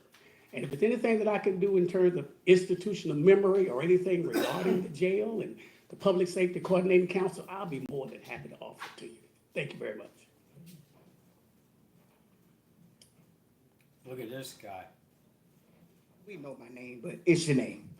I do want to Oh, make that's this Shanae. point as we're maneuvering there's a lot of moving pieces, understanding to ensure that the moving pieces actually work together. So when we're talking about reentry, and we're talking about jail phone calls, and we're talking about the work with the sheriff, I still hear y'all say the sheriff and the county manager is going to work together, but you always have a room full of people that are showing up for free. We literally have had 8 and 10 hour work days, and we're now here at 11 o'clock with you all, and we're not getting paid for that. We are the people who know a lot of the answers to a lot of the questions that you're not permitting us to answer because we don't get 3 hour presentations. We are the people that are trying to give you all of the information in 3 minutes. We are the experts, not just because we're the ones that are impacted. If you listen to everybody that's been impacted, us being impacted is what transitioned us into the work that we're actually doing. So we not only have the anecdotal evidence, we actually have the quantitative and the qualitative data. We actually are the ones doing the actual work. So decisions need to stop being made by excluding us and then bring us back and say, well, but these are all we have to work with. You all have a lot of unanswered questions because you all didn't get to hear from us. We have a lot of the creative solutions. We've researched the best practices, and we need to understand that particular part. You said a great point, Chair Prizia, when you stated that re-entry starts at booking. It absolutely does, but the way that things are working now, it's not seen in that particular way. Also, we keep asking about implementation because it keeps being implemented without us, and that's part of your biggest challenge. So in order to do that, we should be at the table, at the decision-making table. I stumbled onto the re-entry program trying to hire people for work release, only to find out that they're transitioning to that. I've still been waiting for a phone call in order to get that information. And the only thing that was passed is Shanae's going to come to a meeting and shut it down. If it's not right, I am going to shut it down. But always stop looking at, we end up with a fight because you all fight with us because we get excluded. And so I want to make sure that we're proactive with that particular part of this conversation. We should be at the decision-making table, not waiting for you to bring it back. Look at this Goomba. Hello, I'm Sterling Grindle, also known on the YouTube as Blue Steel. I came here last month on the 14th. I talked to Miss Mary Ellen Wheeler. This is the 5th time that I spoke with you on these matters. over a course of a couple years. Said you were gonna get back in contact with me. Left you a message. I didn't receive it. I'm easily available. I'm retired disabled veteran, so I'm home 24/7. Okay, what I have here, I'd like to have entered into the meeting's minutes. You can give it to our clerk. Yes, and she'll ma'am. do that, but you can do it after your time. Your time is running. What I would like to say is, there was an internal affairs investigation conducted into an incident that occurred with me while I was a resident of Holly Heights out in the crime corridor, by the Alachua County Sheriff. It states, the inspector, Sherry French, conducted the, investigation, and, she falsified records and she falsified testimony from the county tax appraiser. When he told her that I had every right to be there, and she found fault in me still for being there. This is a totally skewed, truncated investigation. I'm run out with it. While we got these people here, You need to direct your comments to me, sir. Thank you. I'm sorry, ma'am. I'd just like to know that, this matter might get some attention today, hopefully. And that's all I have to say about that. Thank you. You can give your items to the clerk. I'm gonna be so brief because I want to get out here just as bad as you all do. Name. Danielle. I really just wanted to, I heard other people who came up before me just give all this praise to the sheriff. Sure, if you feel that way, but I also do want to uplift that while I guess the conversation has been fairly positive today, there has been a serious lack of transparency from the sheriff's office for quite some time. And don't forget that just because of a positive moment here. And one thing I do really want to uplift is Marcus Goodman. The FDLE, I believe, is currently investigating his death. And I just think it would be appropriate for the community who has very serious questions about this inmate death. And it's not the first one. There's been several inmate deaths. But, when the news reported on it, they said he was found competent to stand trial. Hours later, he was found dead in his cell, and his cause of death is unknown. We kind of already know from reports from inmates in the jail that that's not what happened. People from inside the jail were calling Marcus's family to report that a taser was used. There was a lack of transparency. When the sheriff's office released that an inmate had passed, they said had suffered a medical emergency, without even mentioning the use of a taser. Commissioner Chestnut, I saw you at the funeral. I know you were as pained by Marcus's mother's cries and her grief at that funeral as I was, because it was a very, very hard thing to witness. I just want to make sure that we're following up on these things. This is the most extreme case of, serious things that happen at the jail, but there are reports of, I don't know, I guess I'll say malpractice, bad things happening at the jail outside of this as well. And so to Shanae's point about oftentimes things happen, the sheriff's asked, other people are asked, but people in the jail are not asked. We're not asked. Even to the point about if there's complete pandemonium about the jail calls, are you guys gonna go in and not just hear from the sheriff, but also ask people in the jail, what it's been like? Both sides deserve to be heard. And I just wanna uplift that there are other questions from the community about operation at the jail and sheriff in general. Thank you. Any other public comment? Okay, I'm going to close public comment and move to commission comment. I guess before we do that, I would like to say that we actually tabled the reentry program this evening because we wanted to do collaborative decision making and pushed our staff to go back to the community and to sit down and to hear from the organizations and impacted individuals so that we could actually put together a reentry program that would be something that was hearing from everyone and that everyone was at the decision-making table, and that's why we're taking more time and it isn't on the agenda tonight. So I did want to put that out there. I think this commission is taking community engagement and collaborative decision-making seriously, and we're doing our best to begin to build that into the culture of local governance, which isn't always easy because, as you know, it hasn't been a tradition of local governments all the time, and I don't think that's a fault of any one person. It's sort of the structure that was built with the dominant culture that's in local government. And I did want to give the sheriff an opportunity to respond regarding when we might, if we know anything about a date for the FDLE investigation. Do we have that? So we might have that report. Madam Chair, we have not gotten word back from FDLE when they will complete that report. But keep in mind that the report was asked by the sheriff office to have an independent investigation by the state to address this issue, and whatever that investigation covers, and we will address appropriately. But we cannot discuss the investigation until it is complete and returned back to us. Okay, thank you. You don't have a timeline is the answer? No. Okay. Yeah, don't look for their internal affairs to do All right, Commission anything, comments? because they're fucked up as a football bat.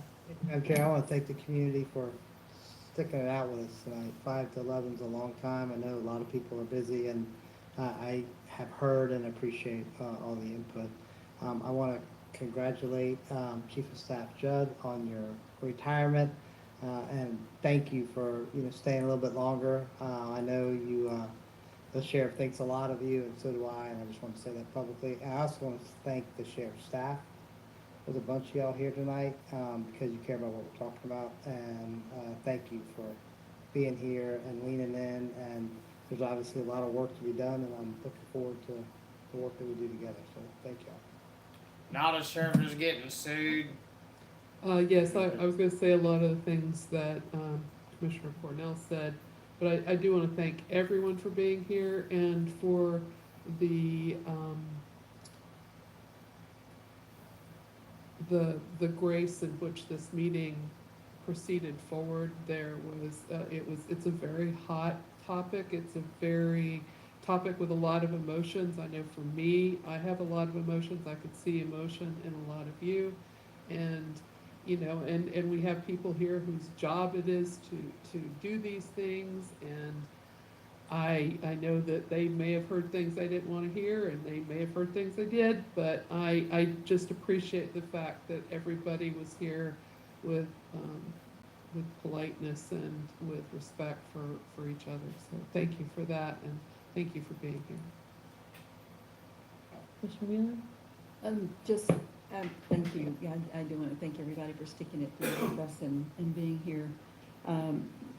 Commissioner Long, anytime you want to come to CJIM SAG, I understand you were part of that too. Please come to our meetings. We could use you there.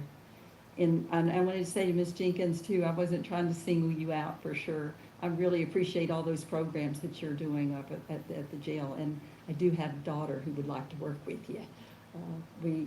She had been hired by the school board to come work with you all. And then unfortunately, your restrictions were a little bit tighter than the school boards are in terms of who you could hire. But if you all find, some holes in there somewhere, she'd really like to come work with you. And she's a great musician and artist too. So just a plug. But there's a lot of us out there, I think, who are struggling with, some of the old rules of the road. And hopefully we're beginning to start to change some of that here with the sheriff and the community so that we can maybe work it so it's a happier place for all of us to be, even though we do have a bit of a record, to drag behind us. So thank you. A bit of a record, just fucking. I know you're tired. Yeah. Thank you, Madam Chair. I'll be brief. I just want to thank our staff. I also want to thank the Sheriff Department and his staff. And I definitely want to thank the citizens for sticking with us and participating tonight, because we heard a lot. At least I have heard a lot that I was not aware of in terms of what families are going through, because I don't have anyone that ever been there. And what I told my son is, if you go there, don't look for daddy. But anyway, I just think that, we just have to change things, folks. Poor people catch hell in this country. And that's my major concern here. I want to make good policy and policies that will work and all of that. And we do have a sheriff that wants to work with us. And I'll just say this, is that in previous years when the county was running the jail, it was chaos. And then when the sheriffs took it over, it became much, much better. We had much better control, and we had much better knowledge of what was going on there before. I just think that, it's in good hands with the sheriff, and my goal is to make sure we hold people accountable. And I think the sheriff is one of those individuals that don't mind being held accountable. So I just want to state that for the record. And so again, thank the citizens for coming out tonight and sticking with us to 11:05. Thank you. Thank you. And I'll just say, I do think this was a great meeting. I really appreciate all the energy and input that the community put into this, and I appreciate the sheriff coming with an open mind and ideas. I think that it was a great step, and I love the communication. And to echo Commissioner Cornell, I think the more we can do this, the more you're here, and the more often we can communicate and create that transparent dialogue with the community, I think the better off we'll be. So thank you all for being here, and we hope you have a good night. We are adjourned. Madam Chair, if I could just say, I recognize the air has not been working. And so thank you for sticking with us, and we'll make sure we get it fixed. I didn't notice. I was actually just not cold for one.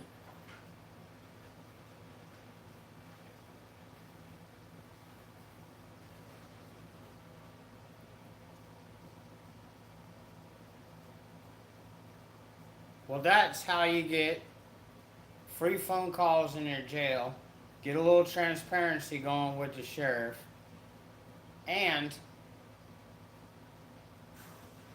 put the kibosh on all them fees. They sure worry about getting their fees, but they don't run you down to give you your money back when the charges that they pressed against you don't stick.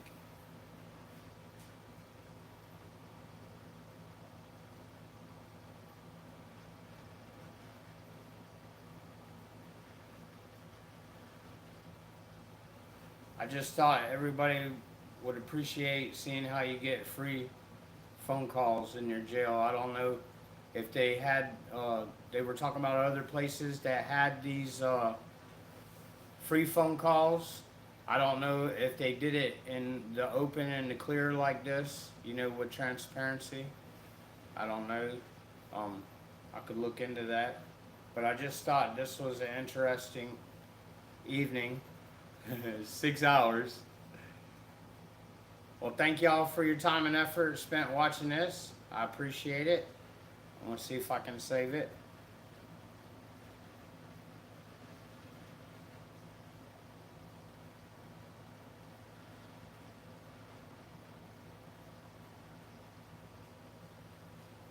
Oh, people are...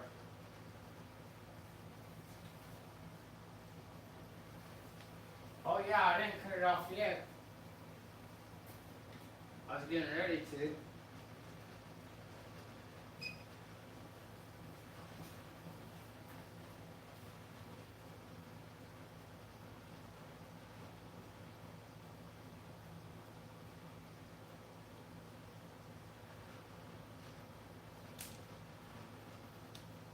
All right, Dr. Barry. Thank y'all for watching. Alachua County, where nature and culture meet.